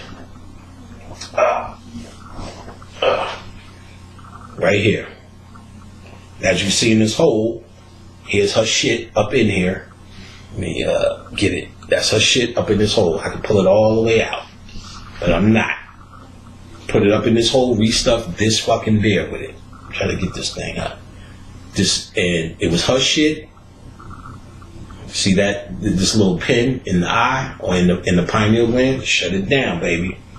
Put it on the altar. Talk to my son's grandfather. Said, we're frustrated based upon she's manipulating his compassionate heart, and we see what this person really is. If you think we sitting around here working on some goddamn Willie Lynch technology, we don't want him with the dark skin. And know what the funny shit is? Let's even really get to the beef of this shit. If you really want to get down to it, when we was in our old house, she used to come around because that's where he know her from, and I could see she was smitten with this little nigga. So I'm telling her, she like you. Know what he said to us? I don't mess with dark skinned girls. Know what we did? We lit a bonfire in his head. What? Let me explain to you what that means. And the next week he was dating her. And we said, oh, wait a minute, wait, nigga. So we actually set that up because he wasn't even trying to fuck with her. And we gave him a whole ass full about dark skinned women. So that's why I'm offended When somebody's like, well, you know, it's the Willie Lynch thing. You know, it's like, I'm like, what? It's offensive to me. I'm like, that's so beneath me. You know what I'm saying? For what you're teaching. Me personally, no, I'm laughing and, you know, the other day, I'm not sitting around going, what did she say that for? But it's like, no, I want people to be clear on what I'm talking about when I'm talking about it. You know what I'm saying? Without having to go into what we're going into now. Now I feel now I have to address it, because if she's the one person that was brave enough to say it to me, or bold enough to say it to me, I mean, somebody else may be hearing this, and I want to clear this up, because the thing I do not want is people to be misinformed because they can't take either a little joke or have an understanding of what I'm saying. And it's sad that we have come down to having to explain explanations about shit that's not really deep, but I'm turning it into something that people can understand. Maybe for a reason that they need. So when I hear from her, I'm not mad that she sent that, where I'm like brewing. I'm mad at how I'm being interpreted with misinformation. And the knowledge, or what I can do about it, is speak about it again, because I'm going to assume she represents, let's just even say 100 people that may need to hear this. You know what I'm saying? Y'all need to understand, what I do is not about self-esteem. You have to find your own self-esteem. If you had it hard because you was dark-skinned, and you came into consciousness because you felt people going to love you because you black and you have melanin, you're misinformed again. They're going to say all of that shit, but then when you get with them, they're going to treat you the same as you've always been treated. Because it's not them that they really love. It's the language and the dialogue and the network that they love. So they're going to say, oh, black is this, and black is melanin, and black is this. And then when they get with you, they're going to say, look, you black bitch, get in there and make me some eggs. And you're like, when did this happen? It happened because you were looking for self-esteem and not looking for someone and what they're really saying in their heart. And what I was saying is quite simple. That woman, that little girl, was not right for him based upon his heart and what she manifests. You get what I'm saying? And the joke was she looked like Cicely Tyson. But that's as far as when we wasn't getting that deep. Mm-hmm. You know what I'm saying? And really, if you want to get that deep, those people are ugly based upon their energy, not based upon their African features. Mm-hmm. Who the fuck don't know African features are the truth? Wesley Snipes proved black motherfuckers rule. You know what I'm saying? You know what I'm saying? He did that shit in the 80s, fucking these hoes up, and, you know what I'm saying? And fucking Mo Better Blues. He proved, okay, light-skinned niggas, if y'all didn't know, now you know. You know what I'm saying? Dicking these hoes down ferociously in Mo Better Blues. You know what I'm saying? Come on now, we not Willie Lynched on that level. Mm-hmm. Good and bad hair, black and white. We Willie Lynched on the level that I'm bringing out. It's more scientific. And she's right, some of us are still just, I don't like niggas, but them niggas are lost. We ain't trying to save them niggas. Mm-hmm. If you still can't see, I think, what I think is actually really stupid, which black conscious people are falling for? India Irie and the rest of them still making songs about how beautiful and precious their hair is. Right. To me, if black people still need to figure that shit out, how beautiful and precious their hair is, showing how we really lost. And I get it. You know what I'm saying? There's still some girls there. I call that, mm-hmm. Introductory level consciousness. It's because right. I've heard you talk about on the tapes, where you'll say, there's black consciousness where it's a lot of pride about your heritage and all those types of things, and then you get into a consciousness that's spiritual, metaphysical, occult consciousness, where which is scientific. It's beyond right worrying about where you came from, because you're here to just do your work. Right, right. It's not where you're from, it's where you're at. Right. You know what I'm saying?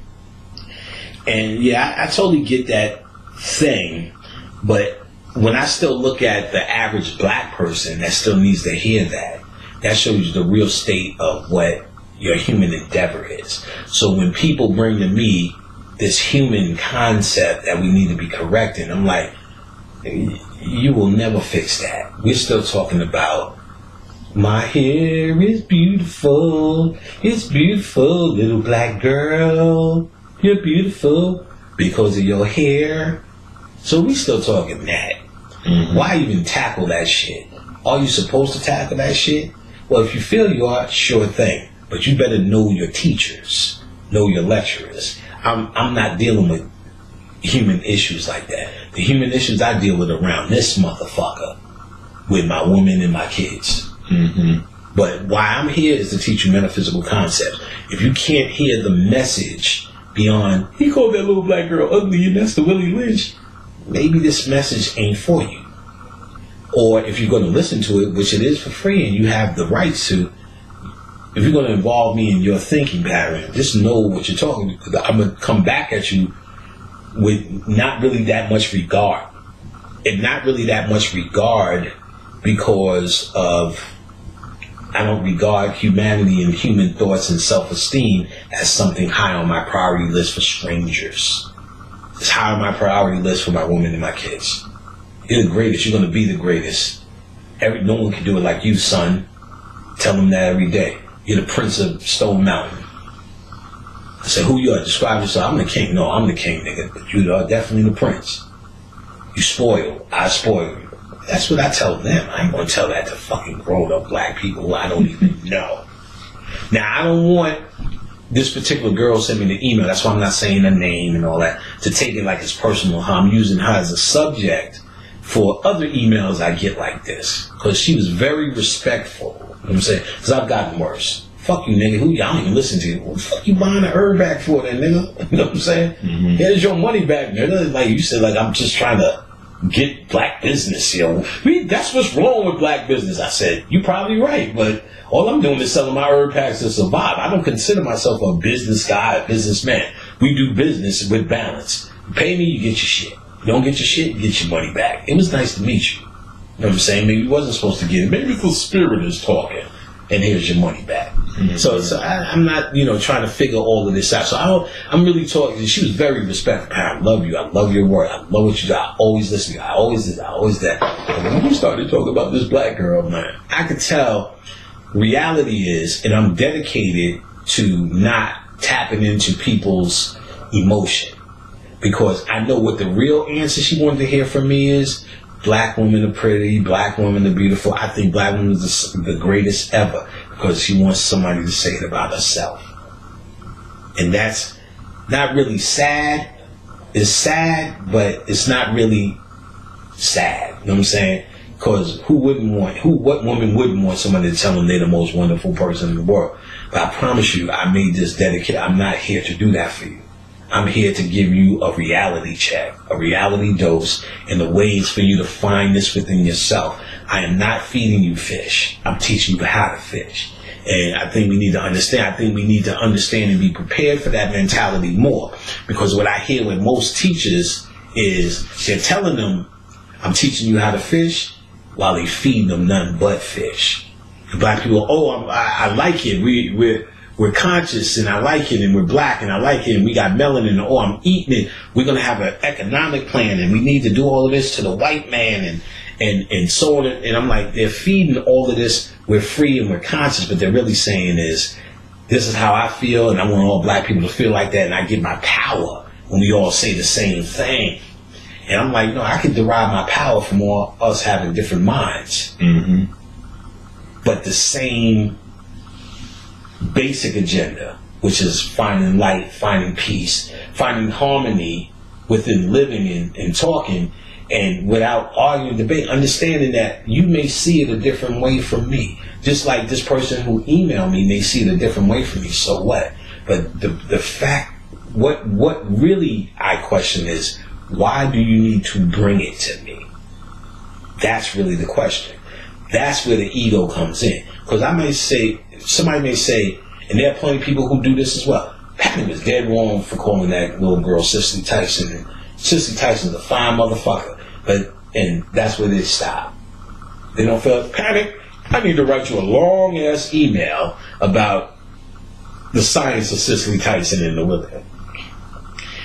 So the need to be able to have to speak your mind says to me, wait a minute, what's up?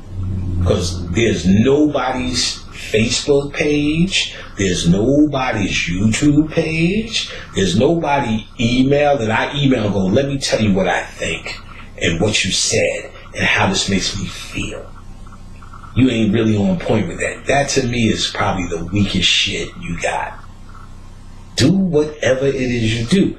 do as thou wilt. We need to understand, and I'm saying all this to say is, really our biggest problem, which helped me the reason I developed the class that's been so successful, is because we don't understand the mentality that comes with this. It's not really the science, it's the mentality to really accept the science and make it useful. And I find myself teaching the mentality, how to let go of what you're holding on to that's really blocking you, which you've been using as a form of a security blanket called reason and intelligence. And how I've been getting along so far. It's a security blanket to say, I've been doing this on my wits. I'm the street nigga, so I make it in the street. I'm the corporate hustler, so I make it in the corporate office. I know how to make $1.15, I'll cut lawns. All this shit is your intelligence and your wit you fighting on. It's hard to say, I'm going to get into spiritual shit and let's just see what happens. It's a hard thing. Difficult. But when you did it, because you was telling me today, but you didn't talk about bills just started disappearing. Yeah. Talk about that. Let's talk about that. Actually, I pulled together, because I noticed that, like when I was watching a lot of Bobby Hemmitt's videos, I noticed how he was doing libations, and he was talking about, what it does and the power from it, and my spirit was calling me to start doing libations, And so I started doing libations with my meditation, and what I did is I put together a whole sheet of family, my physical family, people that have passed that have come to me, other people that I was trying to connect with, reach out to, and a whole list of deities from Kemet, India, Pao Mayombe, just Necronomicon, just put together a whole sheet. Kind of noticed that I was reading off the sheet. If anybody thought I was connecting with or wanted to connect with or anything along those lines. Excellent. And started pouring libations to just honoring everybody, with no intent other than the fact that, what I'm saying, you give me some respect, give me some energy, here you go, what I'm saying? Right. And I had a bill that came in. It was a power bill, and I ran my card knowing that there ain't no money there. Right. But I knew I could get away with it, through this little thing I was doing. So I said, let me just do the check thing online because that'll give me some time to pay it. But technically, I never put no money in that account. Right. So then the power's on, everything's going well. I'm sitting there like, man, I know the money didn't come on my card. I never put the money, the power, everything's working. So I called Georgia Power and I was like, so what's the status of my account? They're like, she was like, when is this shit going out? Right. When is it? And she was like, everything's fine. You're scheduled next time we're gonna check the meters on the 23rd, and your balance is one something else different than my last balance. Right. So I was like, so I just had basically this whole $100 and some dollar bill disappear into the ethers. Right. You know what I'm saying? And a number of things have been happening this whole past week, from needed to go out and, find, a new spot to work. And I found potentially, as far as for what I do in sales and whatnot, potentially the best job that, I've ever had as far as potential wise to make money in less than 2 weeks. Right. You know what I'm saying? And all I really did is put my resume online, so I'm going to let them find me. Right. But all sorts of things like that began to pop off through, doing libations and connecting with, ancestors, people, energy. The power that power got you. It's so simple and so clever. Yeah. So simple and so clever. And it's really like, that's all I did. And like I said, it's just event after event of like, I don't know how this shit is working, but it's working. But see, that's where if they get in a little thing that happens like them, they start to try to use logic and reason. Well, what ritual I do, how I do it again. It's just I see them logic and think their way out of just saying, I'm just going to just not even think about that shit, just say, Ashe and keep on going, keep on doing what I'm doing. It seems like one thing doesn't connect to another. I'm just pouring liquor. How's that working? No, you're taking your mind and you're directing it. What you put into something, you get out of it. Do a lot of running, do a lot of push-ups, your arms get bigger. You pour this libation and call on this energy. You're calling on these attributes that can help you. Your aunt did a lot of fucking, she's dead. Call on her. You're going to get some dick. You're going to get some pussy. You know what I'm saying? Because that energy is something you can call on her expertise now. Now that it's not in the body, it exists in the ether or like in a light socket. Now you can plug into it. How do you plug into it? You plug it in with your thought stream. So I got the libation, I'm calling on them, I'm bringing the energy here in my house so I can put this power around me. Because your aura is what magnetizes everything. So your aura is generated by your thoughts or what you put around you. So if I'm calling on Anubis, Shakti, Nefertim, and fucking Mayat, and Father Allah, Michael Jackson, C. Freemanell, all the ancestors behind me, Baphomet, all the Apollos, all the Baron Samedi, Uncle, my father, Fuzzy, Khadijah's father, Jiminya, Oshun, Ogun, and Obata, fucking Tupac, Whitney Houston, and this, I'm not even scratching the surface, Venus, Congo Mama, fucking Bobby's mother's up there, Linda's mother's up there, fucking Billie Holiday is up there, my great-great-great-great-grandfather up there, you know what I'm saying? Niggas from my hood, Josephine Baker, my nigga KL up there, Lakshmi, you know what I'm saying? Just 1,000 motherfuckers. I'm calling on that. Their attributes and their power is now walking with me in my aura. So everything I do is being backed up by an energy stream based upon me calling it. We have no power, no light, no energy around us because we're trying to use this to rationalize the gray matter brain and not using your spiritual power. That's what the ancestors are here for, to do the work. And they do. Oh, it's beyond my ability intellectually. Right, to even explain. It's just beyond. Yeah, I would say about 70% of the shit that I went through, there's no way to explain it. You know what I'm saying? There's no way to explain it. Right. And it was funny because Tupac had come through and he was, because this whole libation thing, I've probably been doing for like the past maybe month and a half. You know what I'm saying? So it's a new practice that I've been doing. And Tupac came through and was like, that's why I was trying to show you when my song Pour Out a Little Liquor. Because he had a song called Pour Out a Little Liquor. Okay. You know what I'm saying? Where he's basically talking about pour out a little liquor to you. That's what that means. Yeah. You know what I'm saying? That's what that means. Yeah.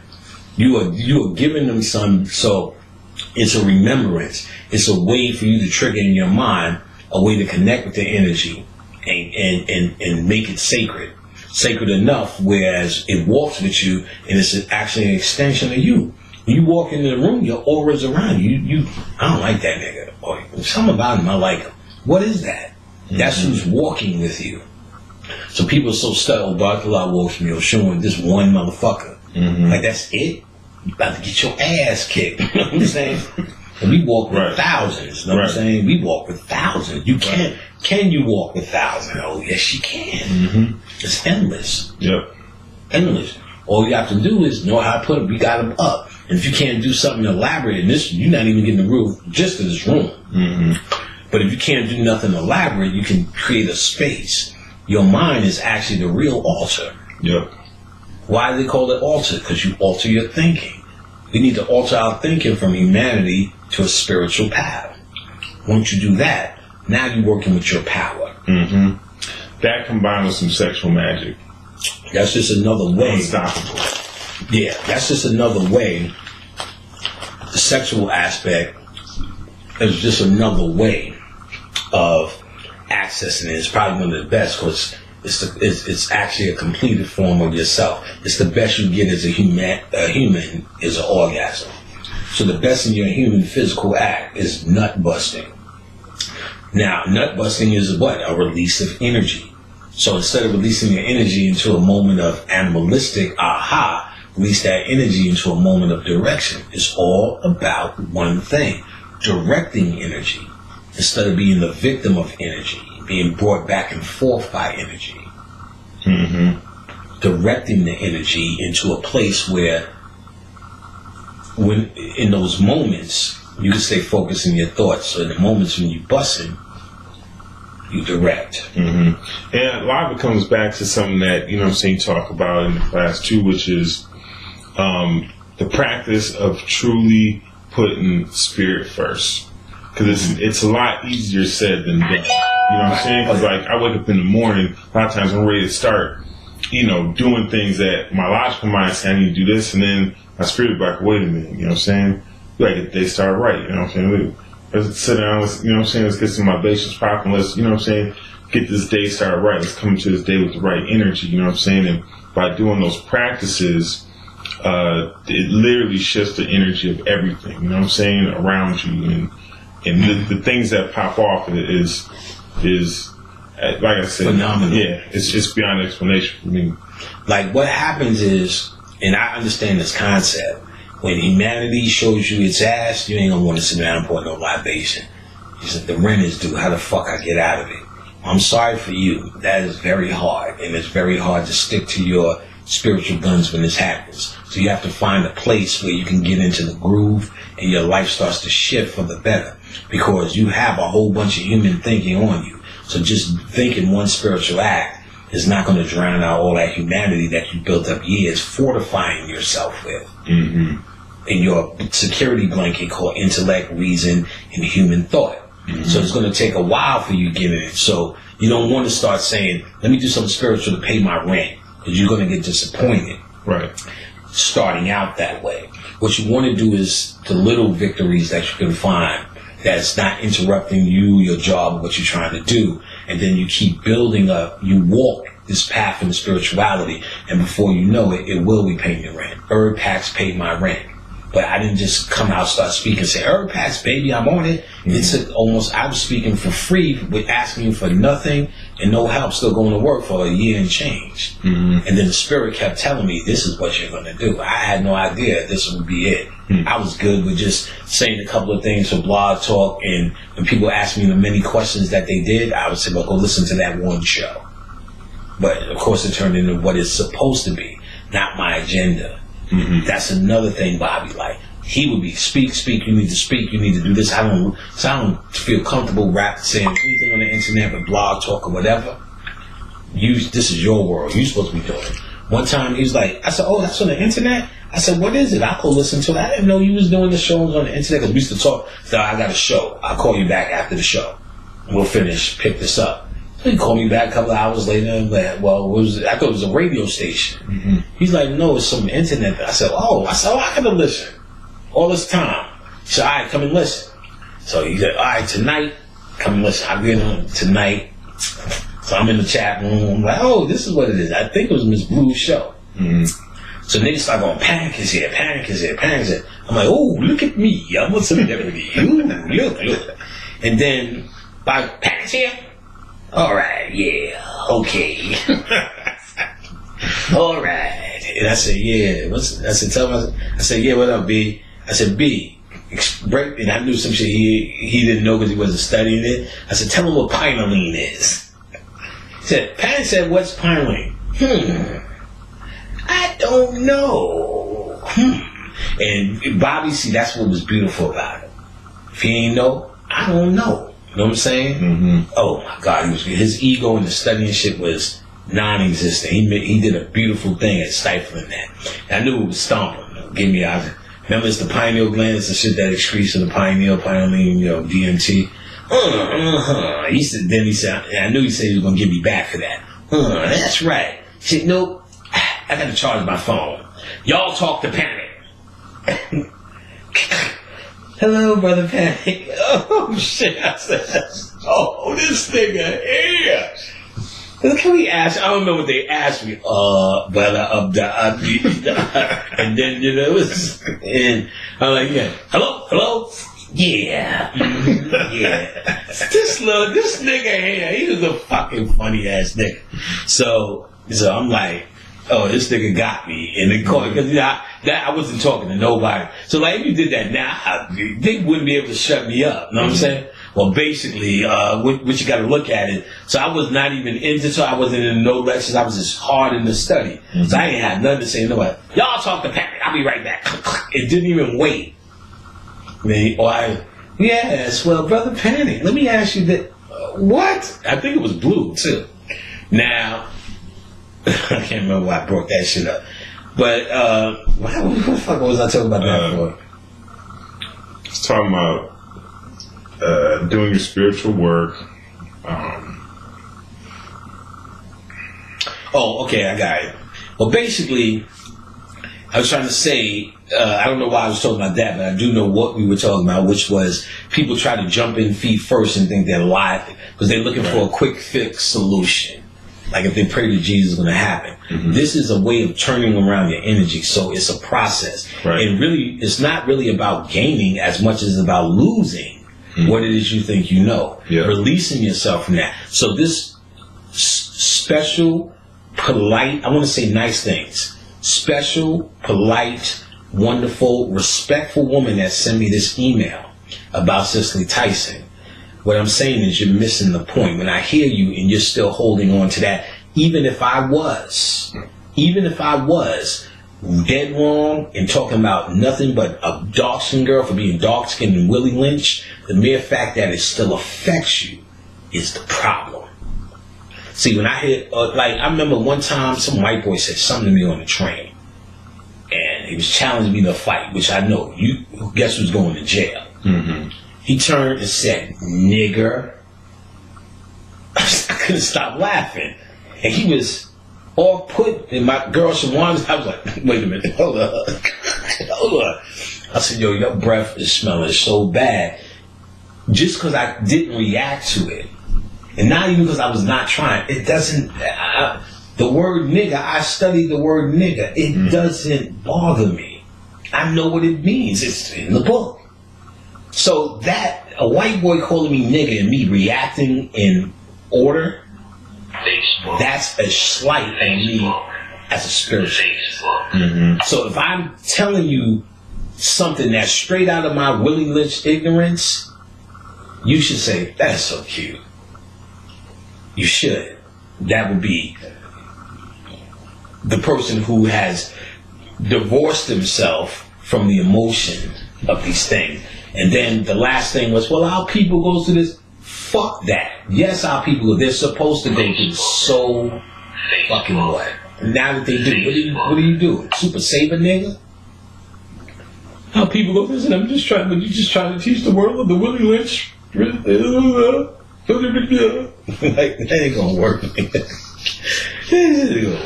And I appreciate it and I understand, but what I understood as a spiritualist, which is hard, it's not really what you're going to gain, and because they think, well, I listen to you and I'm gaining something. Yeah, but really, on your path, I listen to you and now I'm releasing myself from burdens. See, there was another dude, which I talked about before, Jeff Moore, who took the class. Didn't expect it from him. Yes, panic, yes, panic, yes, panic. But, I thought he was just a yes, panic guy. Mm-hmm. That motherfucker telling me some shit, I'm like, that's fucking amazing. But what he's saying, which I know is real, he said, I used to go to my job and be burdened. So instead of saying I got more money and I got that, he said, it's the greatest thing going to work now. I thought it was the slave, the plantation. I'm saying, if he feels at this moment that he has to go through that, he can do it with a smile. Because the emotional burden he released himself from. That's the magic. You are letting humanity go. That's what Christ consciousness is. That's why Jesus gets killed and leaves his body. Because that's eventually the end result of the Christ consciousness. You're about your Father's business. You're going back to heaven. So you're doing all of this supernatural shit, which is not really walking on water and none of this shit. It's really saying, I'm not upset when you say nigga. That's supernatural for a nigga. I'm not upset when you talk Willie Lynch and black girls look like Cicely Tyson. That ain't gonna bother me. I may speak to that justice. So if white people's in front of me going black girls and this and that, I'm gonna say, look, motherfucker, you don't understand. So, and I may say it passionately, but when I go home, I'm not gonna go, I can't believe it. We need to tell the world about black girls and how beautiful they are, and their lips are from the template of the manna that brings forth nurturing from the bosom. I don't need to tell that fucking story.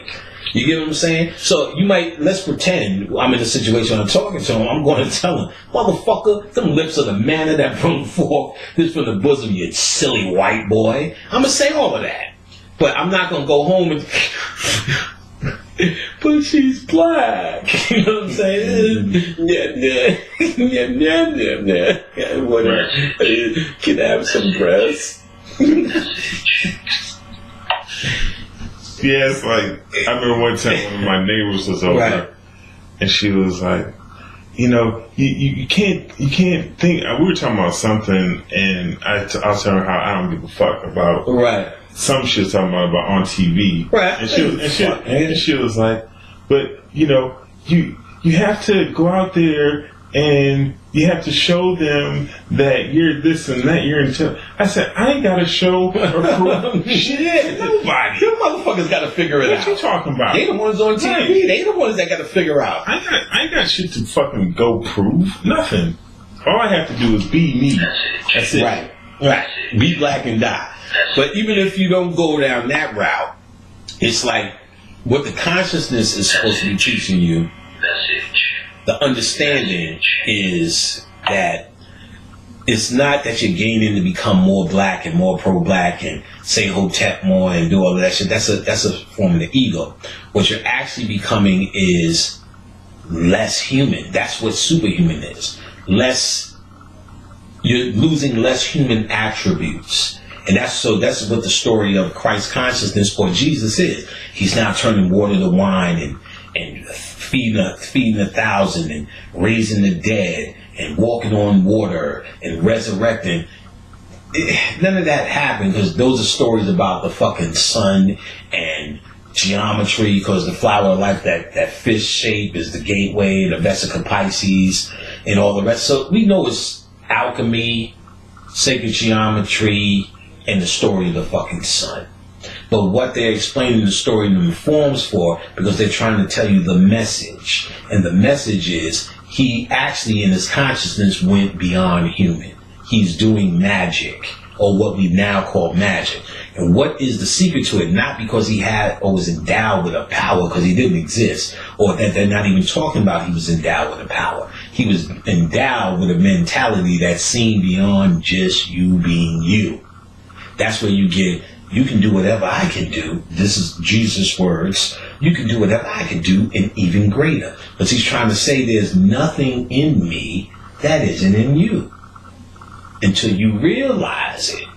And that's the whole point of what I am doing. Trying to get people to realize inside themselves to stop holding on to a fucking superficial rule or a moral code that you didn't even fucking write.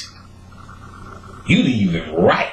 You got other niggas who's either making money off of you or got your attention telling you how the fuck you supposed to be acting.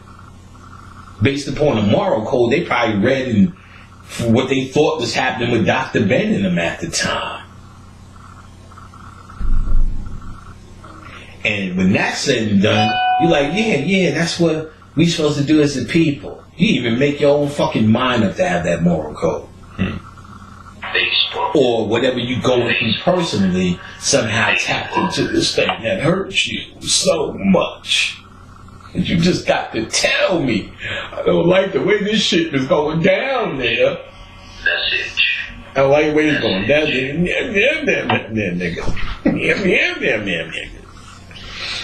And I'm like, well, then you don't tell me you've been listening to me all this time, because you may be listening, but you ain't been hearing me. Because what I've been telling you is, if these little things still offend you, then you ain't ready for who you and what you really are yet. Tune out to me, because I can't serve you more than a pep talk. Mm-hmm. So because what you're hearing is when I said something which was small and jokingly and not even the real message, that pep talk that you were listening to disturbed your groove. So, from my own experience, it would seem as though to grow spiritually, to be able to use your to be able to let your spirit guide you versus your intellectual mind, your logical mind. Right. This requires a degree of being able to, within yourself, take some risk, right? Mm-hmm. Now, I know it sounds funny saying it like that, but because of where I come from, my experiences, right, and how I've lived my life up until this point, it takes emotional intelligence. It takes the ability to allow for the normal feeling of fear, the feeling of doubt, these feelings that are going to come to you when you say, you know what, I'm not going to attempt to make sense of this logically. I'm going to go ahead and use my spiritual resourcefulness and be comfortable not knowing, and just go ahead and move forward as I do, and let the answers come to me as they will. In a lot of different situations, you know what I'm saying, where you're used to a particular approach, and you're saying, you know what, that approach was logical and intellectual. I'm now going to let my spiritual self, show me how this works. Right. With a little practice, people will get used to the two differences and hopefully, like lectures, when I do like this and talk about it, they'll be able to see the two differences in the sand, at least in themselves, and then be able to question it themselves if that's what they're here to do. I'm not saying everyone should do it, that's the way to do it. I'm saying if you're going to do it, then this is an excellent way to do it, unless you can find something else. This is the way I did it. And this is the way everything I studied pointed to it. And there's actually scholarship on that choice. That's called the devil. But the devil, the temptation of Christ. You're the Christ energy. What do you think is tempting you? Or what do you think the temptation of Christ was? That human safety blanket that's saying, like the devil said, I could give you all the riches of the world. You just do my shit. So technically, if you act like 100% human, which is go all to school, right? Or yes, sir, Mr. Trump, and all the rest of that shit, or Obama, you'll have all the riches if you believe in this shit. That's Satan, because this is actually Satan's world. When you say, like the Christ, no, I'm about my Father's business, I have faith, and all the rest of that kind of shit, is concepts and trying to tell you the real fight that you're having within against Horus and Set, the angel and the devil, Jesus and Satan. They're really talking about this inner fight. That's where wars in heaven. In your thoughts. Am I thinking I'm on this side of the team, humanity? So when I hear people bring up this human shit to me, I'm like, you showing me that you losing the war. Talking about I listen to you and I love you, and I bet you do in your ego, in your mind. But if you're listening and understanding my teaching, then you understand that just by you bringing that up shows me you lost the war. Because the war that used to bother me, but I want to hear the story when you email me. When you said that, before, I'd have been kind of livid, upset. But now when you say it just don't matter to me. I'm like, bitch, what a victory you just made. And it's not about me or what I'm saying, or maybe that I shouldn't be excused from what I'm saying. I'm not even talking about that. I'm talking about your personal reaction that gave a fuck. That's progress. Because there was a time that white boy called me nigga, I would have bloodied the train. Woke up in central booking. You know what I'm saying? I couldn't stop laughing. I thought it was the funniest thing because you could hear a drum roll. Nigger. Nigger. Like, I was supposed to go, oh, motherfucker, no. To see me act like he thought I would act. I said, started dying laughing. And my girl said, he just really thought you was going to go crazy over this nigga shit. I'm like, no, his breath was smelling so bad. He was close to me. I was like, dude, your breath is wolfing, dog. You need to get a little bit, you need to put some room between me and you. And the white boy was just baffled at how this just really didn't matter to me. Not because I was playing it off and trying to show I was walking the high path. It just really didn't matter. And he could see it in my whole essence. It wasn't an act. And in hindsight, I was like, oh, that's what really advancing is. These things that pull you in. So we could say if it's something obvious, they show you Trayvon Martin, and you niggas is all excited about Trayvon Martin. And so you hear me say that all the time. And other niggas, I ain't worried about that. I'm conscious, I know. But let that white boy go, hey, nigger, hey, nigger. How you doing, nigger? You just like, what? What the fuck? You know what I'm saying? And not because you logically say, well, I know it means Naka and it really means K. His energy is so weak with what he's coming at. This little hustle that they got to control you with nigger and inferior. And I'm like, man, that fucking hustle is me. You dirt, nigga. You dirt. You know what I'm saying? He was in Europe stepping over shit. This is you. Nigger. That's a victory for me. That's victory. That shows me where advances. That's stumble. Now, don't get me wrong. I'm in a situation. You catch me on the wrong nigger. What the fuck you say, nigga? What the fuck you say, white boy? Maybe that one day too. Who the fuck knows? That's the beauty of fucking natural consciousness. Right. But the point is, as a general reaction from me of this, is not going to be what you would guarantee. That's the beauty of it. So the beauty of it, if I would have got an email, I've been listening to you, and when you was talking about that would have had me upset. But now, that shit just doesn't matter to me. Then I'm gonna say, wow, you're advanced. Not because I say so, because that's what you're really trying to get through. This shit don't matter to you. You're bigger than this. I am bigger than humanity. We are bigger than humanity. And the day I raise up humanity to be the biggest part of my existence is a failure on my part. Even that's what Jesus and them niggas were saying. They don't even exist, and they were saying that shit. I'm about my Father's business. The things in me, are ye all God. Even in this goddamn crap, they're telling you this story. Not to mention, it's said out in 1,000 ways in your comedic work. It's you fucking gods. You become all the God damn it, what else do you need to understand?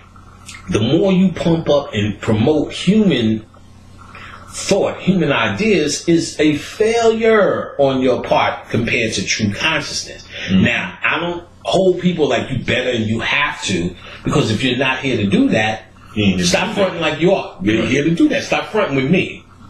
What I can absolutely tell you is you may not want to even participate in any of the fucking things I do. Because there's never a time, if you're not a personal friend, that I'm going to do something to raise up your humanity self-esteem. Now, there's plenty of friends who I do that for. I'm not no disproportioned, incompetent ass, non-compassion filled human. When we on Facebook, I see Nicole Daniels, a fine ass woman. I tell her, oh, you're fine, looking cute, dimples is nice. All the self-esteem that women love to hear. Why not? Those are friends. But we're teaching here. I'm not going to tell you your dimples are cute and somehow you're getting into heaven. You know what I'm saying? Fucking what a smile. Mm-hmm. You know what I'm saying? But my friends, so I understand that concept. But this particular person who I didn't know is asking for me to fill up something in their emotions. And I'm sorry, but I'm not going to do it for you based upon what we're here for. But if you were somebody who I seen and you really needed some sort of help and you were crying, that becomes beyond science and teaching and what my point is. It becomes, well, if I can help you, what do you need? You know what I'm saying? You need, what do you need? A handkerchief? You need love? You need a free this? You need a pep talk? You need me to connect you with somebody that could do something? Why not? I mean, I'm not no monster and it ain't about that, but overall, my agenda here is to give you the tools for you to find power in yourself. Because even if I was talking about the Willie Lynch thing and it hurt you or offended you or you feel you need to talk, what I really hear is you don't feel powerful enough to get over that. And something like that should be maybe there's some things that are too powerful to get over. You call my mom's a nigga and kicking a vagina, I'm gonna murder you. And I'm not gonna sit around and talk about I'm over that and my humanity. So I'm not talking stupidity. That you can give me an example, or would you not say nothing if that happened? No, but we're talking conceptually here. You know what I'm saying? Somebody do something that's too emotional for you. That's going to tap too much in your humanity. Your mom's is your humanity here. You know what I'm saying? Your brothers are your humanity. Your sisters, your woman, that is your humanity there. The only spiritual answer is to do things where it never happens. But let's say whatever, you slipping and it happens, I'm gonna shoot at it. I'm gonna shoot a nigga. You know what I'm saying? I'm not gonna fucking. Or, hold on. Go to the magic. Go to the magic. fucking knocking you out. Then we'll do this. We'll do that afterwards, after you get that fucking knockout on your ass. If you violate my woman's family members, especially any woman. Right. So we're not thinking mystical, magical bullshit. It's practical. But every opportunity you get to go beyond your human is one you should take. See, instead of sending me an email about trying to inform me about Willie Lynch, when my whole fucking first section of my book is about it, instead of trying to inform me and put me up on it, why don't you try to probe within yourself? Instead of sending me an email, send your own fucking self an email and say, why does this bother me? And then you're probably going to get down to, because I'm black and no one liked me. That's what you're really going to get down to. Because if you're a fine black motherfucker, which there are plenty of, you would laugh your ass off. That nigga said Cicely Tyson with my old fine ass. That was funny with my old fine ass. But if you look like Miss Jane Pittman, because I even say Miss Jane Pittman. She's that shit. So maybe she got a Jane Pittman vibe. I don't know. But you know what I'm saying? Twerk a little bit, maybe Jane Pittman will look fine. Who knows? It's not really that serious. You know what I'm saying? And I'm using this example because we're taking ourselves seriously. That's one of the things Bob used to say. That's one of the things, and I don't think it was metaphysical. Hank Shockley from the Bomb Squad in Public Enemy used to say to me, he said, these niggas out here keep taking themselves serious. These producers, they're taking this shit themselves too seriously. Now I was like, I didn't really get what he meant. But then I started to get what he meant when it became guns, what it is now. You get this money, you get these drugs. When we was from that rap thing, when it was thought it was a donut, you tried to glaze me. It was like, you know what I mean? It was fun. And it was, we were serious motherfuckers, but didn't take ourselves too seriously. So now you get in the place, we eat you, run through it. Guns up, niggas, guns up. And we was like, I said, he said, they're starting to take themselves seriously. Instead of selling hip hop, they're starting to believe this shit. So much so that's when all these fights started happening, to eventually Biggie and Tupac gets killed. It's like, okay, now let's return to, Snoop Dogg is a pimp and, fucking Wu-Tang Clan now and, and keep this shit, exhibit. Keep it out of this realm. Because, and so he used to say you take yourself too serious. The next person I heard that say was Bobby. And talking about, do not take yourself too seriously. And what he's talking about is, we take our humanity seriously. This isn't real. That's what you have to come to understand. This isn't real. It's not real. So we like, it's imperative. We must do this as black people. We got the black people and the black race and the black and the Willie Lynch, and this is what's killing us, and chemtrails and the food. And I'm like, these niggas are taking this shit too serious. You can't be conscious and then say, I'm scared to die. You're going to die. You're going to die. You know what I'm saying? It's going to happen. There's no escape. So really, the Kamites were preparing themselves for the death. Bobby Hemmett said it. He said, the Kamites did nothing but study death. Because if you study and understand and not scared of death, life is a cinch. This life to me is a cinch. Because I'm ready to go. Not wanting to go. Now I want to hang around and play with Khadijah a little bit longer. I was ready to go. You know what I'm saying? Mm-hmm. So wait a minute. Now I had to, twisting my mustache. I like this light-skinned fucker. You know what I'm saying? But if she's prepared, if it's time to go, it's time to go. I've seen the worlds that exist in the realm of what we call death, and they are real life. And what I'm saying is, nigga, I cannot wait to die. I long for death. Nigga, release me, nigga. Oh my God, nigga, it is nothing but... Just think of your own mind as running this. Think of your human man mind on earth and how much fucking you do in your mind. Mm-hmm. Imagine that's your life. You know what I'm saying? My God, you can't. And that's just human fucking. There's so many sensations. Just laying a peanut butter factory, nigga, if you like peanut butter. Cause you may have formerly not had that experience. But now that you came to Earth and ate peanut butter, it can now be factored in something you're having. Because now it was created in this unique place. It didn't exist as a taste or entity, perhaps, just guessing, before. Peanut butter, Jolly Ranchers, bagels.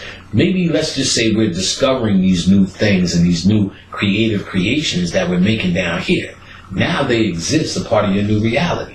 So it's like it's the coming to America again. You were already a king, already the prince, slated to be the king. You had niggas, bitches washing your balls, throwing rose petals. Why are you not satisfied? Because you already got that. You already know that. Semi-constant saying, all you need is to get a bitch with cassava melons, tits like cassava melons, and we continue our fucking rampage. Then he gets to America, pick a bitch and let's go home. It's like, no, I must find that. I must fall in love with you. We are nothing but goat herders. So then, basically, the story is he had to find a new love and bring her back to the kingdom. That's what we're doing here. Coming to America. You know what I'm saying? That's what planet Earth is.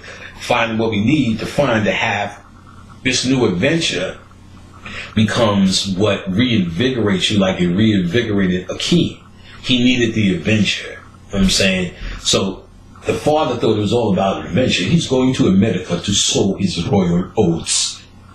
My son works! You know what I'm saying?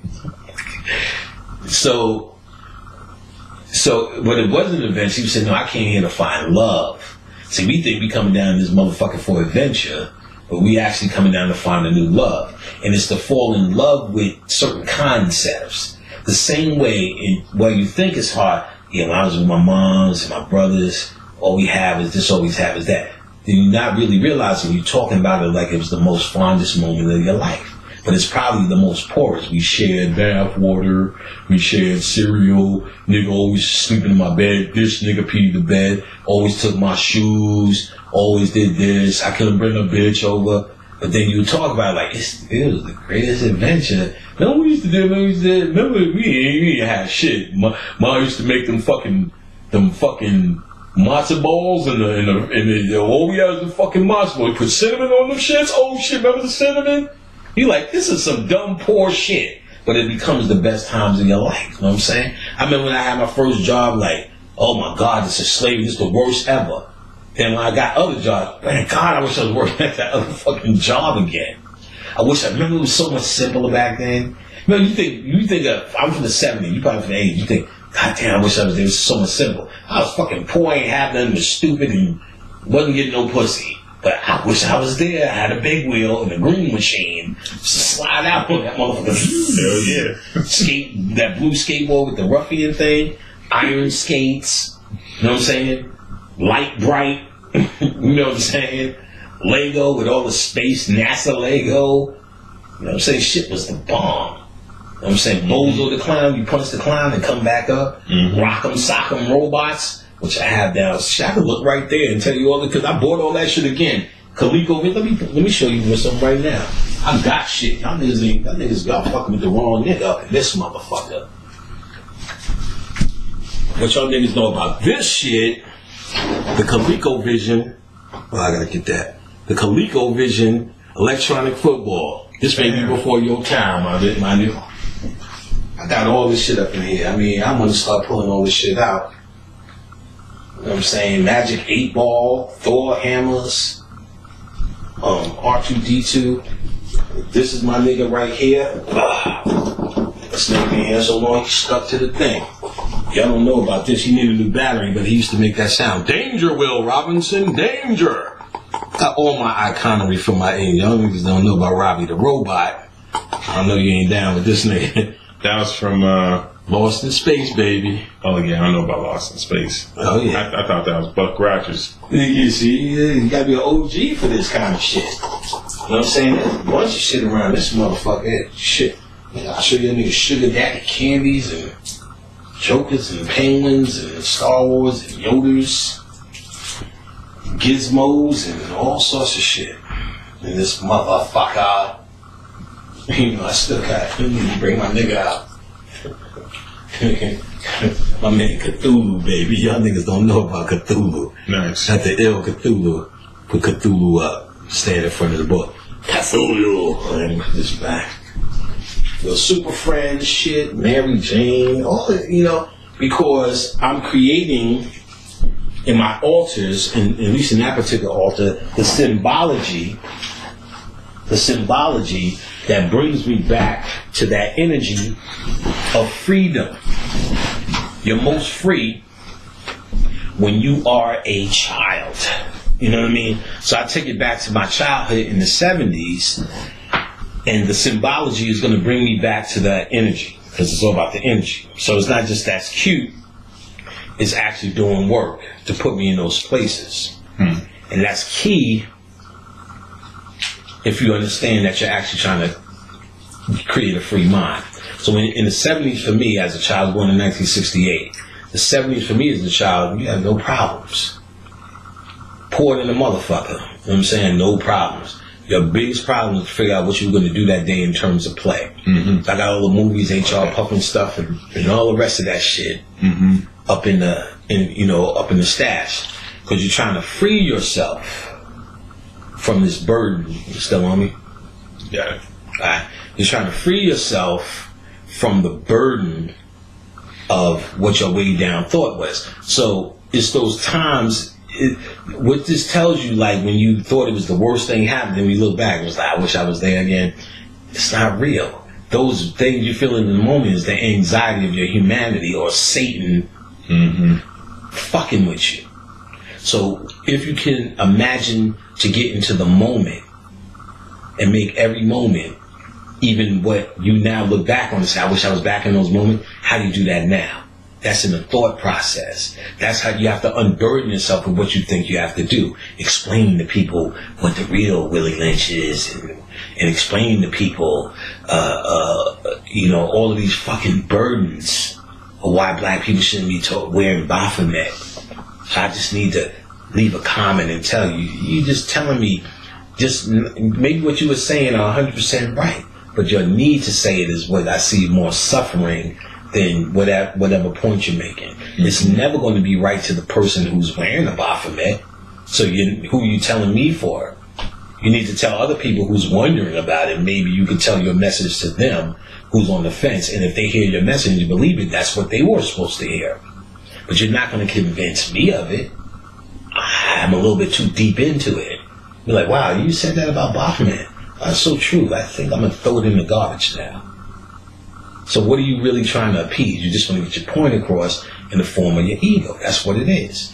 So the day you stop giving a fuck about the moral aspect of this shit is the day you start to get on your path to relieve yourself of your human problem. It's not really about figuring out humanity and making it better.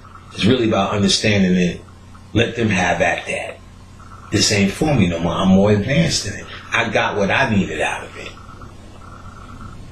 And it's not like selfish. It's like, because everyone's supposed to get what they need out. You fucking around trying to find social justice, social goddamn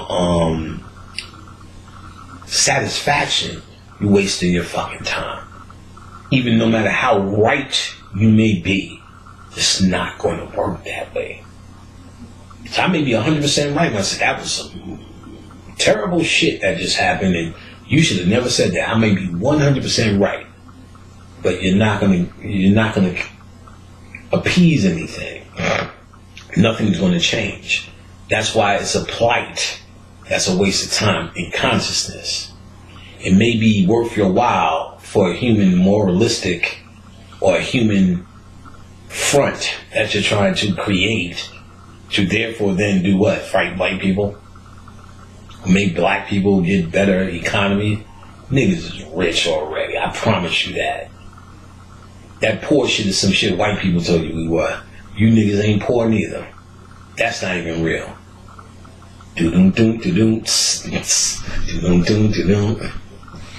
Puffy shows you that shit. And it ain't even on the Puffy level.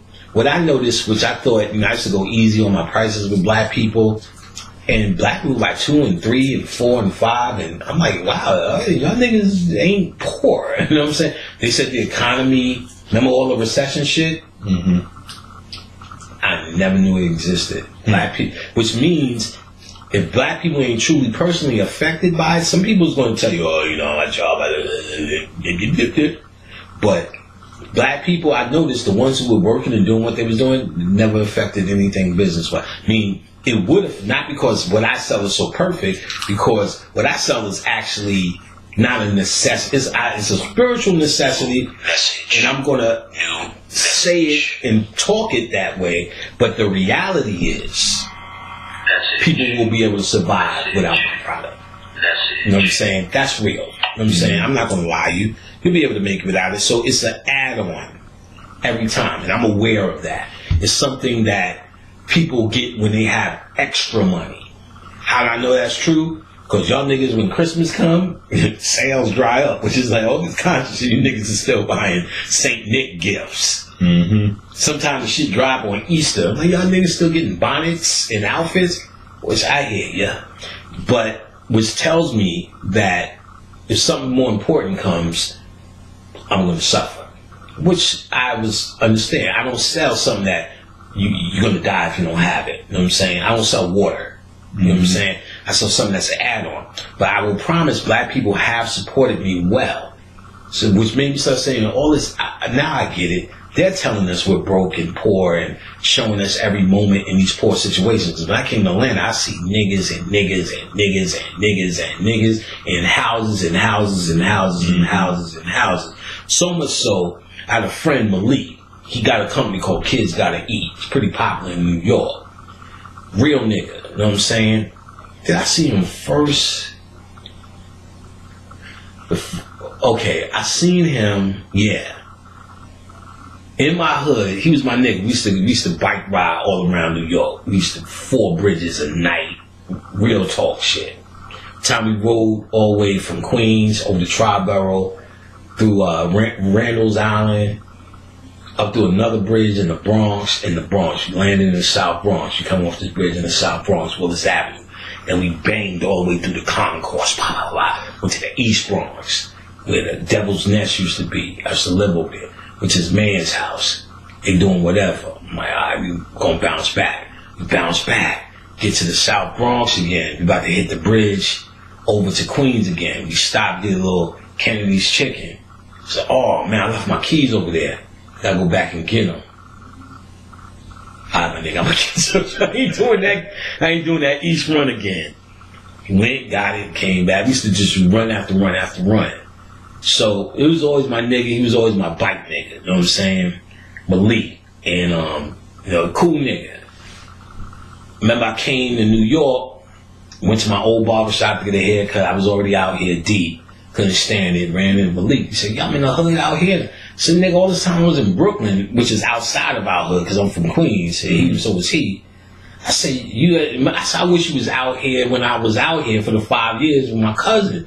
Nigga, we'd have been on these bikes. Y'all live right after. I'm like, nigga. Now I'm going, you out here. So he's like, yeah, let's chill. He's like, yeah, I'm doing my Kids Gotta Eat shit. And it was like a video music show. But since it's coming, these kids gotta eat, people give them food. This nigga's like, he's like, yeah, Panic Man, I got a whole trunk full of McNuggets right now. He said, because when they see kids gotta eat, I just go to these places after they cater, they just bang me out. I got a whole bunch of frozen cutlets. You know what I'm saying? I'm like, no, I'm good. I'm in Atlanta. So you in Atlanta? Blah, blah, blah, blah. He said, yeah, da, da, da. So we hung for that time. Didn't think about it. He's like, yo, I'm coming out to Atlanta. My peoples is out here. He said, yeah, we got a little party for my kids. So we're going to meet you. You know what I'm saying? Me and Khadijah go to Chuck E. Cheese. Me and his family, kid, yo, lad, blah, blah, Panic, blah, blah, blah, blah, blah. So, we talking. I said, yo, we'll come to the crib afterwards. And this is a hardcore, regular New York nigga. I took him on a tour of the crib. Oh, my God. I didn't know black people can ever live like this. Like, nigga, I promise you, this is regular living out here. In the neighborhood from Queensbridge, we had a ping pong table in the center. That's sign your name to play a game of ping pong at the pool table. This is real good time shit. You know what I'm saying? J.J. Evans and Bologna. And he seen the ping pong table we had downstairs. How did you have a ping pong table? Oh my God, we only had this in the center. I'm like, dude, it's $100 at Walmart. That's it. You know what I'm saying? And I'm ready to throw this shit away. It's in the fucking way. Because that's why I got it. We only had this in the center. Give me one. You know what I'm saying? So I did the same shit. Now we like 2 games, 3 games, you know what I mean? That shit is furniture. You know what I'm saying? So so like, I didn't think black people live like that's really the mentality or you see on TV. It's peer programming. Peer programming. I mean, I was working, I was doing IT staffing here in Atlanta. Right. And I helped, a good amount of niggas get jobs, but these just weren't no regular old jobs. I'm talking to niggas and I'd be like, I call them up and be like, yeah, I'd be able to get you, $70 an hour for this one. And they'd be like, 70? That's all? That's it? Yeah. They'd be like, man, I'm making 100 right now. Right. And I'm trying to find something better. Right. So I'm like, okay, well, they're making 100. That's over $220,000 a year. Oh, yeah. You know what I'm saying? Oh, yeah. And I was like, oh, yeah. I'd be like, yeah. I'd be like, I talked to this one dude, cool ass, bro. He was an architect. Right. Systems architect.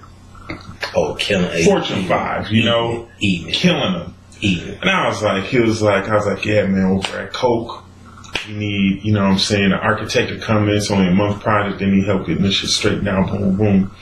It was like what they got for me, and I was like, and I feel good about this. I was like, I can get you 150. It was like, I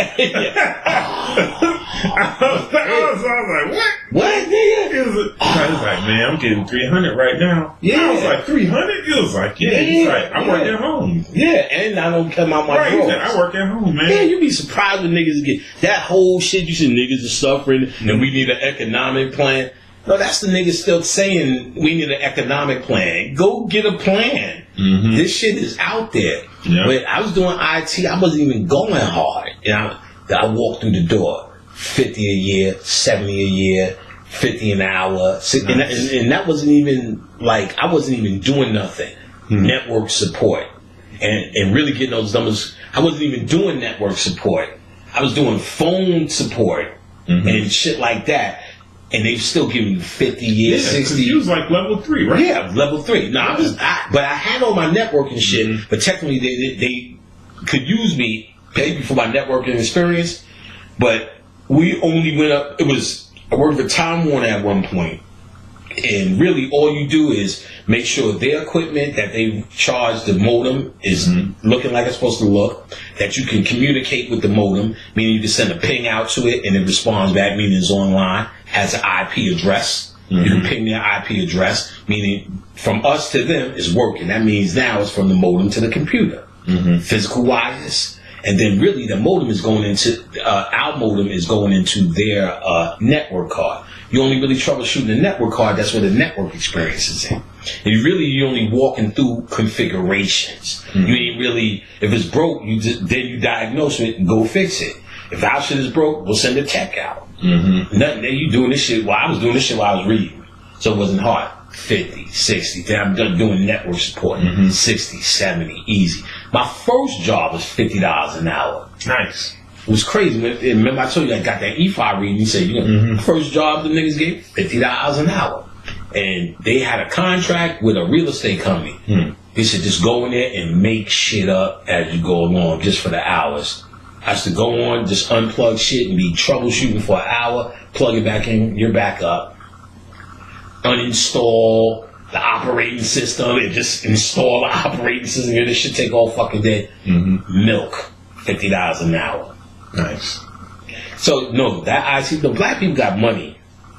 They doing shit, they got more money than poor. Because there's black people, and I want niggas to start sending me email, I ain't really got nothing but this.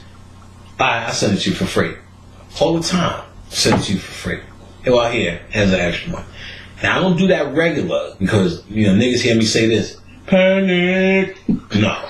I can feel in their spirit that what's real is genuine. You know what I'm saying? Like, you know what I'm saying? I don't want to mention the brother's name, but we had a brother who was conscious, and I really, I like the brother. And, he had diabetes. And he's still online. They took his legs. You know what I'm saying? He's out here in Atlanta. He ain't got no way to make an income, and that little disability shit ain't kick in yet. He still got to fight for it with no fucking legs.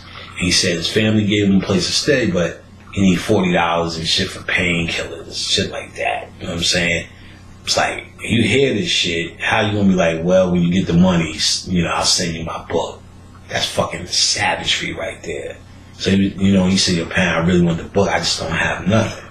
Here's the book, I'm gonna sign it, and I'm gonna put a little bit of change in it for him, you know what I'm saying? And so you can get painkillers. And like I say, he was cool. He wasn't the greatest, coolest friend in the world. He was a cool guy, and I knew him, you know what I'm saying? That to me, see, those type of compassions, you know what I'm saying? If you're gonna do something for somebody, do something personal for somebody. You know what I'm saying? Don't try to make a personal change that's gonna make a whole bunch of black people feel good for self-esteem. If you want to be compassionate and still have your human heart, do it for somebody that is a personal thing. Something, you know, not just to do it just to make people feel good just in leaving that there. I mean, I'm not against making people feel good, but I'm not going to systematically say and do things and change who I am just so you can feel good. Mm-hmm. But yeah, I'm gonna do what I can for him to give him a little bit of change, and of course a free damn book at least. You know what I'm saying? It's nice enough. But you know, you hear stories. These motherfucking human stories will fuck you up too. Yeah, if you let it get into it. So that's why you have to. But his spirits are up. He's still making jokes and all sorts of shit because I think he did come to the realization this is not him. It's just a body. Mm-hmm. And you better come to that realization and start taking your legs off. You know what I'm saying? Right. Let's see how magical you are. Niggas cut your shit off. You know what I'm saying? So for him to still, you know what I'm saying, you know, it's a big deal. Mm-hmm. You know, it's a big deal. So I feel for his plight, but that ain't my story. But I feel that shit when he told me that shit. He was telling me he was still joking. He said, yeah, you know, because he kept saying, I can't walk. You know, he was telling me all this shit. My shit is swole. All this diabetes shit. And he's like, yo, they took my shit. Like, whoo, nigga, I'm just, all the shit I talk, I don't know if I can make it. Just take all of me. You know, just take all of me. Oh God, it's still itches. Nigga, it's still itches. Not there, but it itches. Nigga, kill me, nigga. Exactly. Just be walking around, like, Khadijah be pushing me around, just vomit on myself. Like, not even this vomit. When you lean over, you ever see a nigga just vomit and look at you? Drunk vomit. When the vomit just be coming down.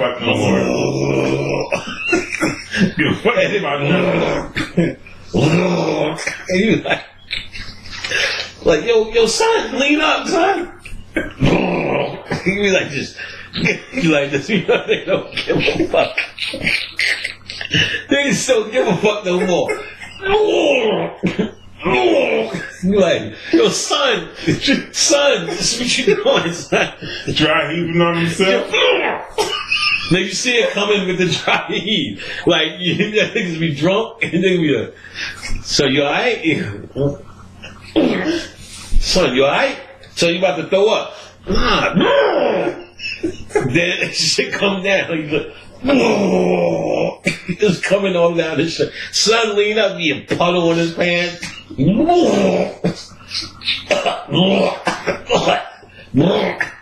Like, fuck's gonna clean this nigga up?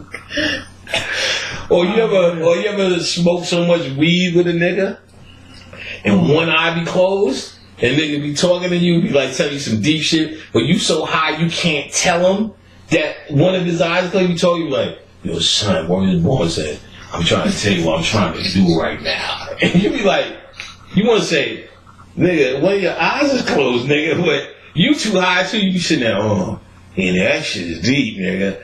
You gotta do that shit, nigga. Hurry up, nigga. And he be like, yeah, kid, I'm telling you, kid, I'm high right now. See, I'm high right now, but see, I'm still aware. You be like, yeah, kid, yeah. You be hearing this shit. One eye be closed like a motherfucker. Danielle, the one's gonna be in the radio show, she sent us some motherfucking edible weed. So she sent 2 cookies. So I don't know how to eat this shit. I'm thinking you're supposed to eat the whole fucking cookie. You know, like a snack. So I gave one to my little son. I'm like, yo, Eat the whole fucking cookie, nigga. She said, no, there's about 6 motherfucking uses in this motherfucker for the pro. They said you're supposed to eat a crumb of this. I said, oh no. I done murdered my son. So the next day I seen this nigga, I'm like, yo, what happened? He said, I ate that whole cookie and went skating. He said, yo, I felt like I could do so many tricks. I was like, what? He said, and then I asked his man, I said, how was he? He said, yo, this nigga was high. He said, this nigga had the one eye closed high. He said, he came back, yo, I only slept for like 13 hours, kidding. I'm like, what? Now, before I really got the message on how fucked up he was, I said, let me try some of this cookie. Took a chunk of that shit. I swear the chunk was no bigger than this green fish. I'm doing herb pack orders, so I'm like, you know, I'm starting to feel nice. You know, your throat's feeling that high. I'm writing, I'm signing books, you know what I'm saying? I'm like, wait a minute. I'm fucking high. I'm fucking high. So, yo, the fuck am I signing? What the fuck is this? Like, I gotta go lay down. Then Khadijah called, hey baby. I'm like this. Hello? She's like, what you doing? Nothing. I'm not doing nothing. What are you doing? This is like, you want something to eat? I was like, yes, I do. You know what I'm saying? I'm fucking twisted. She's like, yeah. I'm like, yeah. I'm alright. And I'm like, I don't want her to know I'm high. Like, I don't want her to know. Like, I'm off my game. I hear my son downstairs and go, I hope they don't call me. So I'm laying there trying to get over this shit, knowing she's going to call back. She's like, I'll call you when I get in front of the house. Like, hi, baby, I'm in traffic. Okay. I said, okay, I'm coming. She's like, what? That's nothing. So then I go downstairs. I'm like, let me get dressed.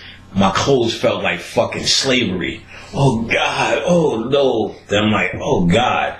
Then I'm like lit. I'm stumbling lit. So I said, I don't want my son to see me. Not like in this way. So I sit in the dining room in the chair I usually teach class in. I just keep hearing, I just keep looking out the window. Then I'm like, oh shit, it's Khadijah. And I'm like, I hope my son don't come in. He seemed like this is going to be over. So I heard, again, I ran outside, walked. Hey, baby, how you doing? Hey, baby. I said, I am fucked up. So what? So, yo, I ate that fucking pot cookie. I don't, what the fuck? I said, I only ate a little bit. I'm fucked up. She said, she's laughing all the ways. So she said, you still want to get the water from Publix? You get the Publix. I said, no, I can't get out. Right. She said, well, what do you want to eat? I said, nothing. She said, she's dying laughing. She said, look, we'll still get a pizza for everybody. You probably want to eat later. I said, okay. But if we go through the drive-thru, do not pass it to me because I can't grab it. You know what I'm saying? So we sitting in the drive-thru. I'm like, oh, fucking God. She said, yeah, I remember I ate an edible and I was high for 15 hours. I said, why the fuck would you say that to me? You know what I'm saying? Like, why would you do that? I'm like, oh, I would just want this shit to stop. She said, yo, nothing you can do. You got to ride it out, nigga. I'm like, could you stop that shit? So the pizza came. She's like, you know, I'm like, no. So I gave her the money. She's like, oh, you gave me $40. She said, I should have kept $20, motherfucker. So I'm going to remember that shit tomorrow, bitch. You know what I'm saying? She's dying laughing. So I go upstairs. So I have to walk through. Walked upstairs. So my son didn't want to see me. I heard her, yo, Panic is high. I'm like, you fucking bitch. Why the fuck did you tell him? I said, look here. I'm going in the guest room and I'm locking the door.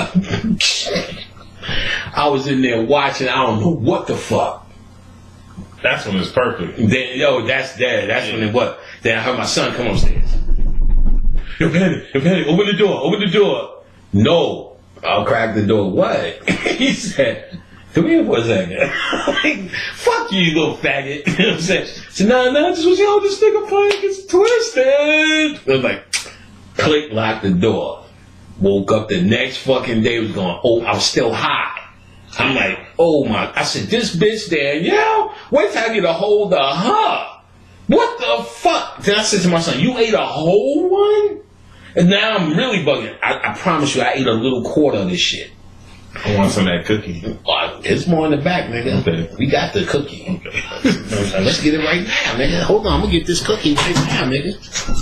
See, my immunity went up. You know what I'm saying? Word up. This pot cookie.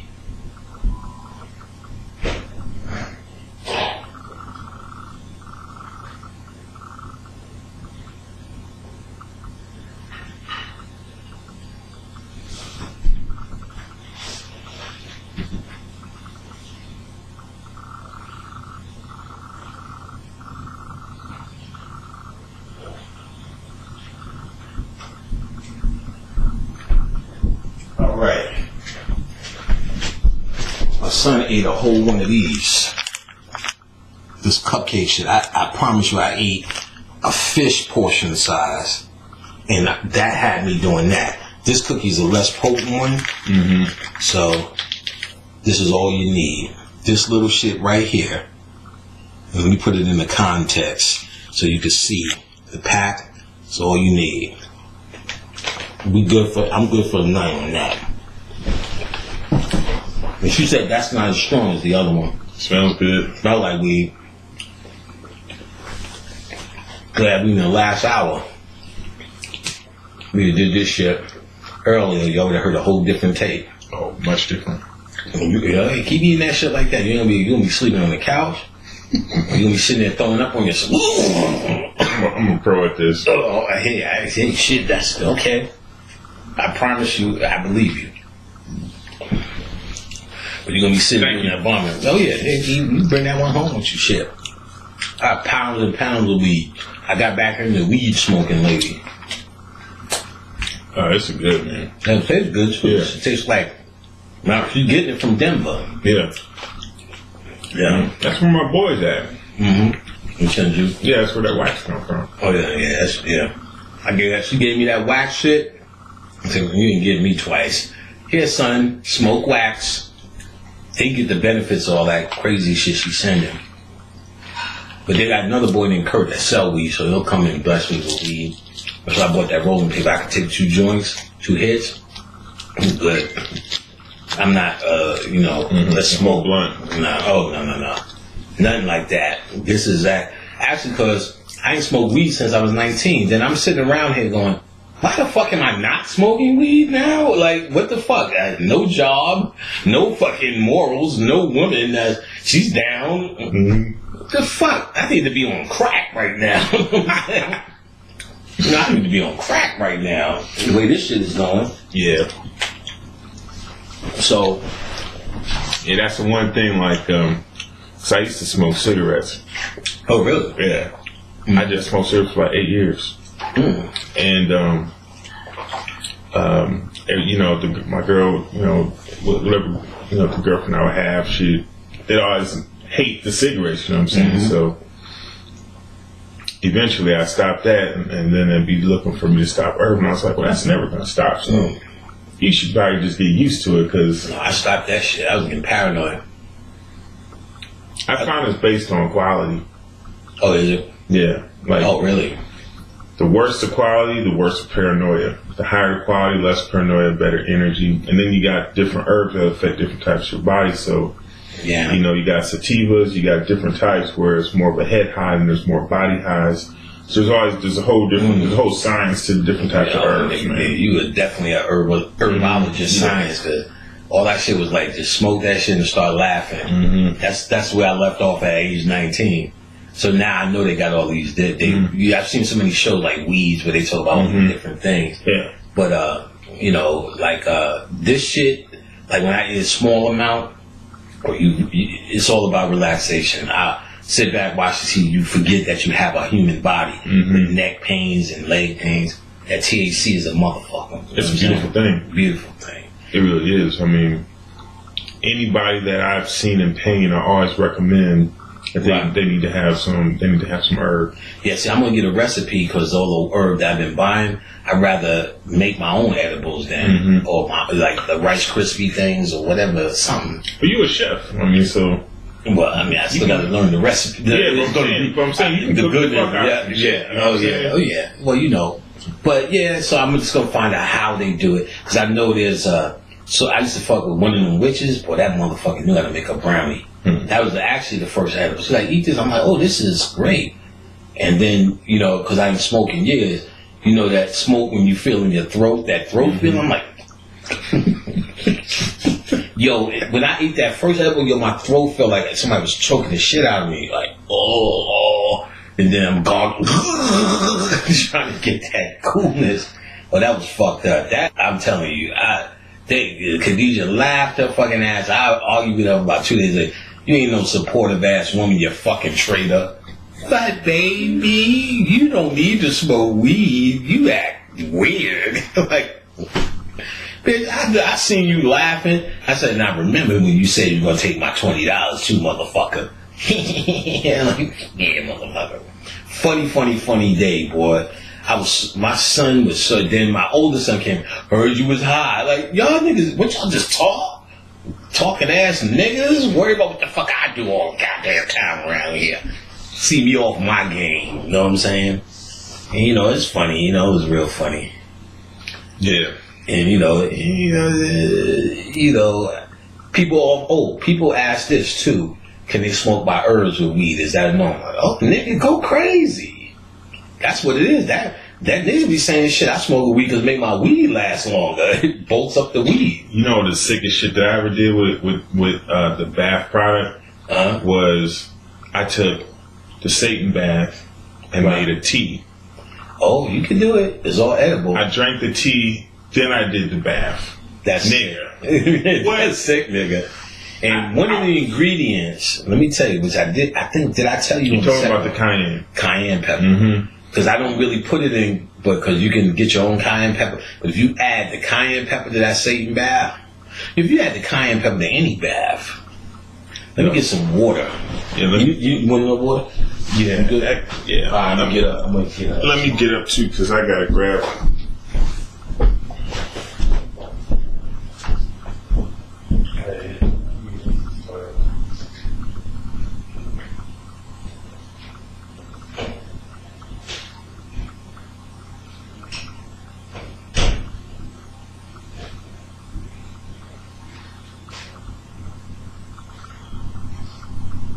Shit, one of us should have stayed on the damn tape.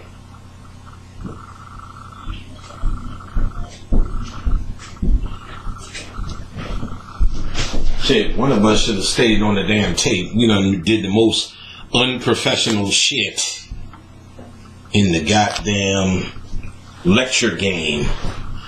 Just leave. And get some more of this sweet grass. We're gonna wait for Kamani to come back. And then we're gonna end this last half an hour that we got left on the tape. Probably one more little question or topic or discussion. And then we're going to. Alright. Well, we should have left somebody representing. Yeah, my bad. We did the most unprofessional shit in the business of lecturing just now. Well, just both left. You got editing technology? Yeah, but it's 5 hours of this shit. I ain't even want to sift through it to be like, splice. Like, they get what they get. Some niggas get what they get. Cool. Well, shoot. I guess there's maybe one more question or something we can get into. If not, we could, we still at 4:30. It's a long goddamn time.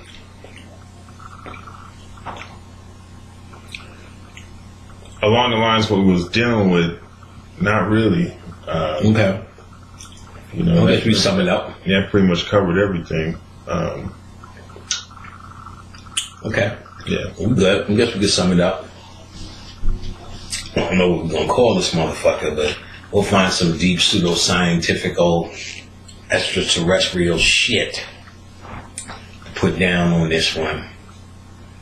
I think it was good. We talked about conscious and really the conscious mentality. So it's going to be something with the mentality of transformation of conscious. Maybe some fancy ass words. Yep, we talked about that. We talked about clearing energies. Right, shit like that. So good news.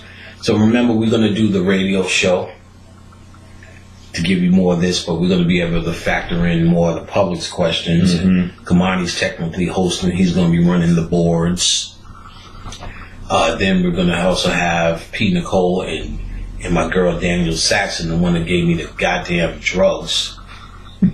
Drugged me and my family that day. Tell us later the dosage. No, don't do that. Like she actually texts the word no. I'm like, it's too fucking late. This is after. My son I ate a little bit. That I was gone. He ate a whole. If he wasn't getting high, he'd been dead. If I'd have ate a whole one, I'd have worked up fucking urgent care. You know what I'm saying? Fucking emergency room. Definitely. You know what I'm saying? That or you'd have just passed the fuck out. Oh yeah. I've seen it. Oh yeah, you would have seen it. You would have definitely. If you didn't see this one, you would have definitely heard about. I had to wake this nigga up. He was in front of fucking Little Caesars, shaking his ass off, vomiting on himself.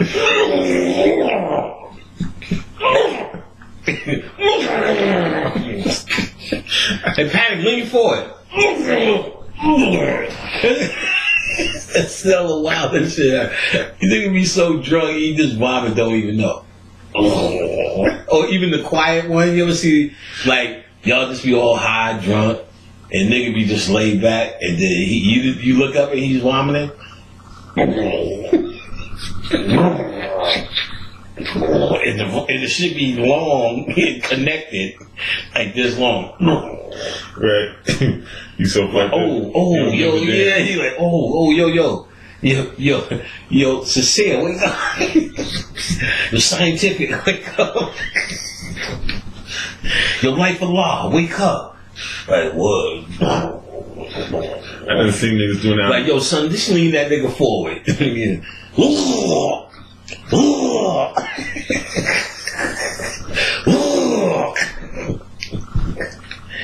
Yo, I'm gonna have to put my man on. He know it and he listen to these. So when I say his name, it's gonna be real funny because he gonna listen. He gonna get at me. My man Doc from New York. One time we did a lecture. Bobby did a lecture. Brother named Rudra did a lecture. They had all the Baphomet shit out. He poured this Palo in this libation. And this was wild because we got high, drunk with Doc. Doc's a real good nigga. High and drunk with Doc all the time. But after that lecture, he drank that Palo, and we was in the back of the in LIU, all the place we see Bobby. We all chilling. Then we heard Doc making that throw up sound, but it was a weird sound.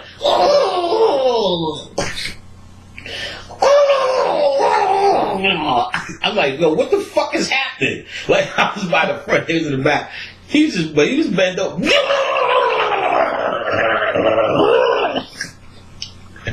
Where was born? Shabazz came in and said, "What the fuck is this?" You said, "Nigga, what the fuck happened to you?" Like nothing was coming out. It was just this weird thing. This was happening. Say, "Nigga, them Palos, you shouldn't have drank that shit." You know what I'm saying? And then fucking. I said, yo, that shit was wild. Because I started saying, this nigga ain't been all of this nigga, why is he making that sound? Yo. To this day, I can't even explain it. But the nigga's on Facebook with us. And he's my man. He's still over there with Doc. So Doc gonna say, I can't believe you just did that, nigga. You just told me about my vomiting experience, motherfucker. But you was making that sound. I was like, what the fuck is this? What's happening here? What the fuck is going on? I ain't fucking with that power yet. I can't wait. Well, I'll break you off some. If it's not up here, I'm gonna have to get me a bottle. You gotta order that shit from out of state though, right? Tone usually gets in. Tone called me and he has some more shit for me. But I wasn't able to catch up with him. We've been doing this all weekend. Mm-hmm. So when he comes out here, he used to be. I tell him, man. I think he said, I know you brought me more Devil Springs with Powers from New York. Oh, you need a bottle of that. You do need a bottle of that. And then Devil Springs. Devil Springs. Them two motherfuckers, my health declined by 60%. Just fucking with that shit. Spirituality, nigga, I was able to see through walls. Fucking with them Apollo liquors and Apollos. Nigga, I was able to see through walls. I could smell vaginas on the train. You wanna fuck, don't you? Ooh, what do you mean, sir? Your pussy is having a thorough conversation with me right now. Oh, nigga, what are you doing? Slow down, bitch. Slow down, bitch. This is vomit science. Like, but yeah, I mean, I could really, but it was fucking my human health. Drinking, I don't even drink no more. I can't even drink for recreation. That shit fucks me up. Hey, sometimes it's like that. Yeah, I made it like that because I was really drinking, nigga. Nigga, I would wake up in the morning and do really some shit. Y'all niggas would put me in Alcoholic Anonymous. What's no? Yeah, let me sip this until I'm right.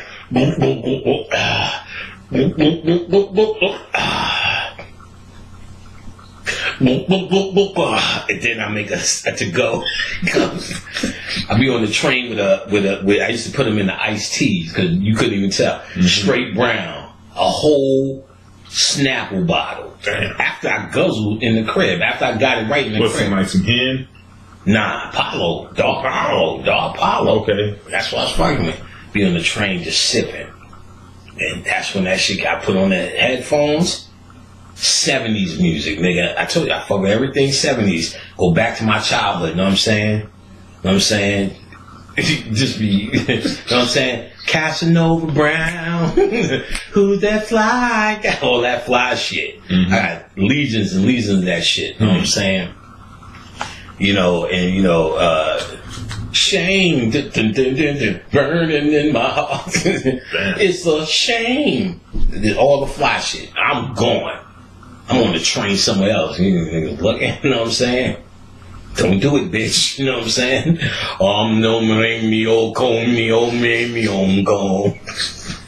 Start hitting with how that dude made Chucky. Oh, Romeo, sing him, don't see him, how the white people dress up and do them rituals. Om di om, ring di om, dom. Om di om, ring di om. And like all of a sudden, the devil emerges. I did that on the fucking 4 train. Om di om, ring di om, keem, om di om, ring.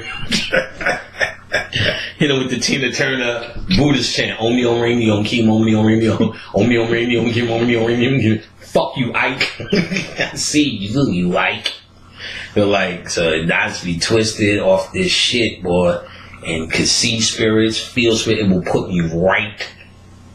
I would absolutely leave every time I would fuck with this liquor. I mean, I could see shit. It was on. You know what I'm saying? If I do it now, man, my spirituality, I can't rely on it. It makes me sick.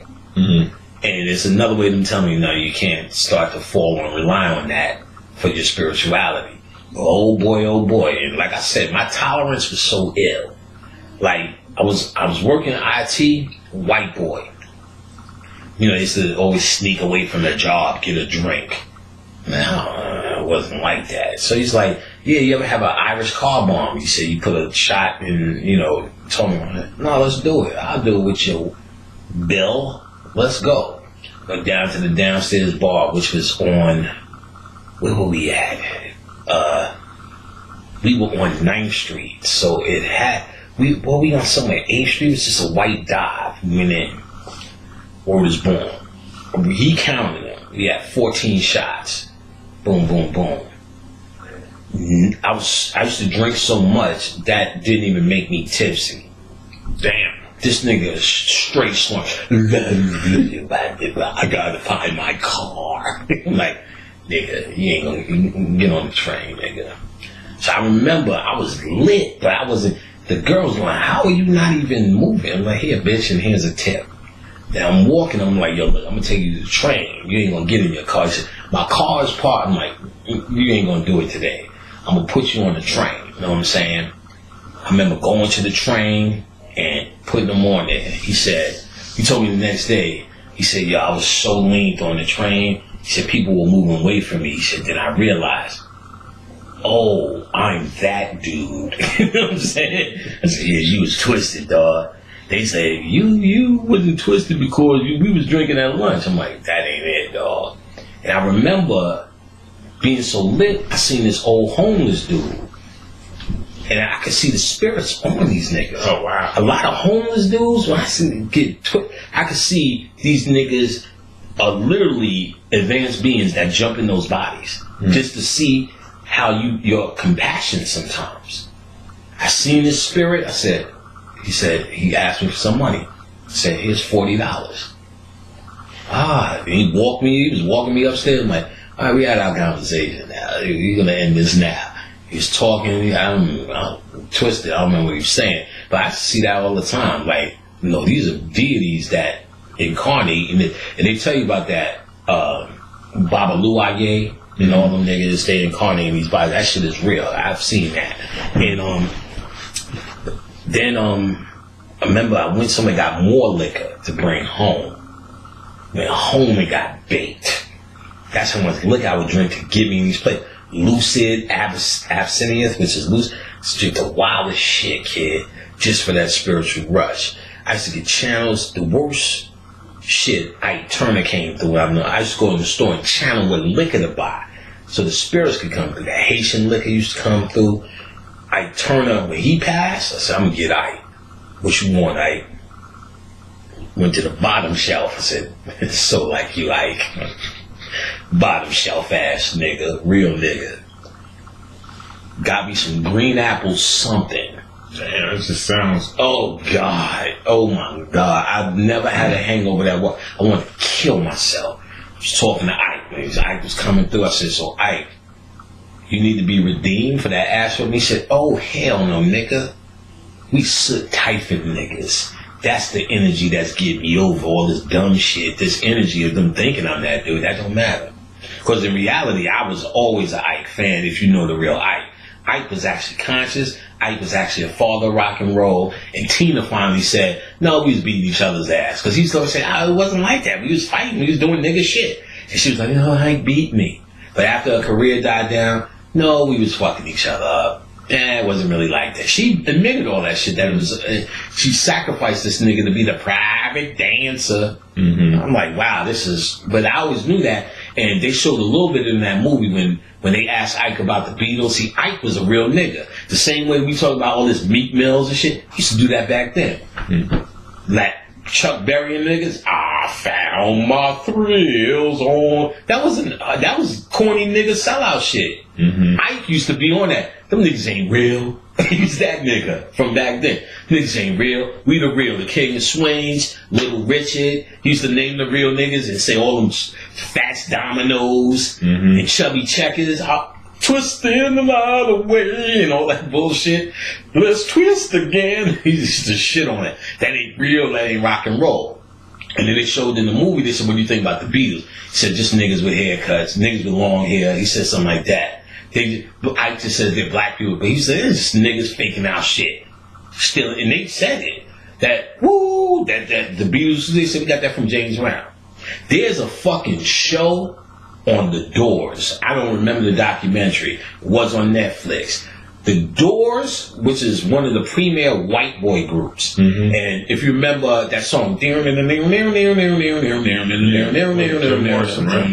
Morrison, and from Light My Fire, which is their most popular one, them niggas was shown where they got that shit from. And they said, oh, we got that from Otis Redding. They was playing, the actual Doors were playing the shit slow. They said, oh, we got that from James Brown. That, I got this, but they just playing it fast and that, I'm like, is anybody seeing this shit? Which I told people before, if you say The Doors was Jim Morrison, first of all, Jim Morrison said, and Jimi Hendrix came through and certified Jim Morrison, and certified, Janis Joplin. So some of these white people or some of these niggers do incarnate as white people too. So it ain't just you all white, you all black. We know white people when we see them. Cut a rug, nigga. Mm-hmm. Sing a song, nigga. You ain't doing what Tina Marie doing. You can hear Janis Joplin. You can hear this heart, man. I'm saying, hold on, take another little piece of my heart. Now you like, I don't know if I'm gonna take your heart, but I get your point. You know what I'm saying? Mm-hmm. You can hear it's there, and of course the doors. And Jim Morrison said when he was little, he seen a car accident with some Native Americans. He said that spirit used to follow him everywhere. They showed it in the movie. He be doing this shit, then, are you people really alive? And you see that Indian standing there. Hey, I'm gonna give it to you, whitey, whitey, whitey. Hey, y'all. And, are you dead motherfuckers alive? You know, he just go into these rants, these drunk rants. But if you hear his music, there was a fucking week I couldn't stop getting this thing out of my head. That song, people are strange, whatever you do. I just kept walking around, people are strange, whatever you do. This weird shit. But I tell you, when I was in that channel shit, oh my God, this shit was never ending. I came through and just showed me some abusive ass lifestyle. I woke up the next day going, oh God, that green apple shit I was throwing out good. I was vomiting. That's when you, I was the toilet vomit. You stand up and let it. You gotta get that shit out. You got the water running. You okay? Yeah. Cause these is that person. You know what I'm saying? As you get sick, you know, I go to baby. I'm like, baby. Like, wait till the stops. You know what I'm saying? And yeah, so you know, Jim Morrison, all them came through. They still straight out from black shit. So that's what I said. Even the white music that they create was their most successful. They tell you it's ours. We got this. All this shit is ours. Yeah. And see, once we have that realization, we can stop acting like there's some arch fucking nemesis or some arch enemy that we're actually fighting. They're actually distracting you with you. And the more you got to get them off your mind. The more you get them off your mind, that weed cookies starting to kick in now. Should have started to look warm. You know what I'm saying? The more you get them off your fucking mind, the more they turn invisible. Just like you said, the more you got that bill off your mind, became invisible. Now that's why they call it magic, but it's actually you're attracting or repelling things, and you repel that for whatever reason. So you can say it magically they made a mistake and it didn't show up. You can logically explain that away. Mm-hmm. I'm sure you can, and I'm sure most will. But you can explain anything logically, but don't want to explain it logically, because once you explain it logically, you humanized it and therefore took it out the realm of the mystical level or the realm of the excitement. Mm-hmm. You leave it in the realm of excitement. If I tried to explain it logically, it still wouldn't make sense. Right. Yeah, but technically, I bet you if you went to the people at the company and said, I paid this on this day, I paid on that day, explain to me why I have free money. Which you wouldn't do. You know what I'm saying? Exactly. Which you would. But if you said that, they could say, well, I see you made this payment, I see you didn't make a payment, or I see we just don't see it. Then you're going to say, well, okay, they don't see it, or they see it, or whatever it is, and they don't have an explanation. There's no way of saying it. It's clearly a mistake of some sort because you know you didn't pay it. So if you logically think about it without asking them, you're going to say, well, I clearly know I owe that bill, and so it's clearly something they overseen. It's clearly that. So, but if you want to rationalize it, well, how come it's happening now when you needed it and you put your thoughts to it? That's what makes it magical. So that's the hard thing about understanding magic for a lot of people, because you technically can explain anything away with your rationale. That's what your rationale do. That's why you say, well, why is that there? Because I'm rationalizing. But that's what a rational mind does. It takes something and makes it rational. It starts giving proportions where it needs. Mm-hmm. It rationalizes. That's what it is. So you're not trying to use your rational mind, even though you can. See, you can do it, but you're not trying to. You're trying to leave it out of the realm of ration and reason for the mystical or the event or the miracle for you to happen. The thing is, you don't want them to be random miracles or random events, things that you dictate. See, I'm at a point where I can dictate my so-called, oh, that just went your way? Like, I was like this. I was like, I know I need a new jacket. You know what I'm saying? A new coat. But I do not, there's times in Atlanta, a long sleeve shirt like this whole winter, this is all I wore.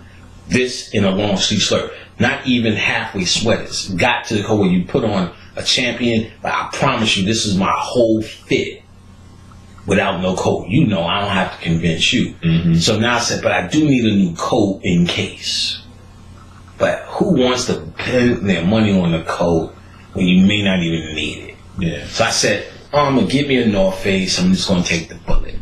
Went to Sports Authority. Got a fly little North Face, not the, because I got North Face, but I got the high vents. I got some shit that's built for Alaska. Mm-hmm. I would look stupid wearing that out here. So I needed a little thinner joint. Got the coat, got some sneakers, got my son some shit, got a pile of shit. The coat alone was $349. Sneakers, another $70, $80. A couple of shirts and pants, another $50, $60, $100. So it was going to be, I was going to see it, whatever it was, I was going to feel it that day. So when he told me Pratt did it, when I went to eat, didn't even think about it. I looked at the receipt and said, wait a minute, the coat was $3-something. And I think I only paid $249 for all this. So that motherfucker didn't ring up the coat and gave that shit to me. Mm. Now I'm sitting there going, I could rationalize and say he just forgot. But if everything, because we say it in our metaphysics, is about energy, direction, my energy for that, my cause, my agenda is going out. And it worked enough to get the right guy, call it forget. So we can rationalize, he just forgot to ring it up. Where's all the moral black people emailing me now? I'd go back and tell them. I don't hear that part of the morality. Willie Lynch, though, but I don't hear that part of the morality. Because nobody's going back to tell them, ooh, what a sweet score. Sticking it to the man. But the reality is those things are matched. If I probe that and deal with that logically, I'm shutting down the invisible force that I'm pushing. I need a fucking free coat like everybody does. So I was able to, the timing, the guy, the moment, all the events around made that a reality where it works out. Mm-hmm. And that's enough to call magic in your will, your agenda. But if we also can look at that as he just forgot and you scored that day. So that's why when you try to teach, it's hard, and then people are trying to differentiate between the two. So something magical may happen, and then they start rationalizing and going, well, that wasn't magic. Mm-hmm. Or panic, how can I do magic? And they'll tell me all this magical shit and tell me, how do I do magic? I'm like, motherfucker, you just said it. You're doing it. You're making this. This is why this so-called coincidence, which doesn't exist, is happening, because you're actually doing it. You just are not sensitive enough to either understand or accept it as this is actually doing it. You want something you've seen from TV to happen. You get what I'm saying? And most of this shit is just subtle all the time. Yeah. Subtle. Just little things tell me, yeah, do this, do that. A little whisper to me said, you should sell that herb pack, which was my boy KL. Oh, KL. Wasn't nothing. Eureka. The herb pack. This is what I am. Nah, nigga, them niggas ain't gonna buy it. No, go ahead and sell it. Simple as that. And that shit is a fucking herbal empire at this point, based upon the longevity and only from a whisper. A whisper that even my self-doubt is still saying, ain't gonna work. But still, I know better than to listen to my self-doubt. Mm-hmm. Listen and still try it. Even if it fails, I'm going to follow what my spirit said. Mm-hmm. It's not about being 100% right. It's about following your spirit instead of your reason and your logic. My reason and logic would have told me, don't do that.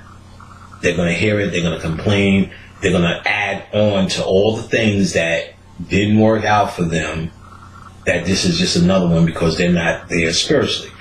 Contraire mon frere. The worst of the worst is, oh my God, nigga, I can't give me more. I need more of this herb pack.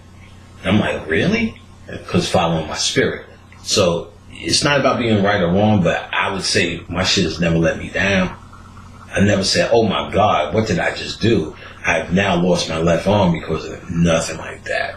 Everything has been the right as it could get in this earthly toboggle. And that's really, if you want to be as right as you can get, because you're dealing with a higher intelligence. So instead of moving around with your lower intelligence, you move around with your higher intelligence. That's the point. That's the key to this shit. Alright, so we can end this out. You know what I'm saying? Maybe we'll do next week, one more at least, before I do another class cycle. Okay. And we'll come up with some Q&A, give you a whole long time to come up with some shit. And I guess we'll end it on that note. Peace, blessing. Remember, the radio show will be soon. Also, remember to come see me for my services and products at occultlectures.com. Oh my God, this dealing with this mouse is fucking ridiculous. At occultlectures.com, where you can get readings and Akashic record readings from my wife Khadijah, my herb products, my spiritual baths, things to clean your house, as we talked about negative space, my classes, my book, all my shit for sale is up there. Soon I'm going to link a t-shirt company that my friend has, which is going to have occult symbols and shit like that, the Apollo symbols on these t-shirts. It's going to be a website called Occult, ERCKTEES, I think, Occult Tees. I'm going to link it, but you can go there now. Occult, how does he pronounce it? It's like Occult SOTs or some shit like that. The word occult, ERICTEES.com. Go there. He's already got a few things up, but I'm going to link it to make it easy to get there soon, probably this week. And, you know, there's products, there's shit that we got to support. And if you can't support, you don't have the money, please enjoy the free lectures. Because we up to the 4th show at 5 hours, and we got 20 hours of free shit just from us alone. You know, and what we're doing. So with that being said, enjoy that. Don't feel obligated to buy something unless you have the money and you want to do it because you need it. You know what I'm saying? And it's important. Get what you get. So peace, blessings. We're going to talk soon and look forward to the radio show. We're going to turn up on that shit for real, for real. All right, peace. All right. All right.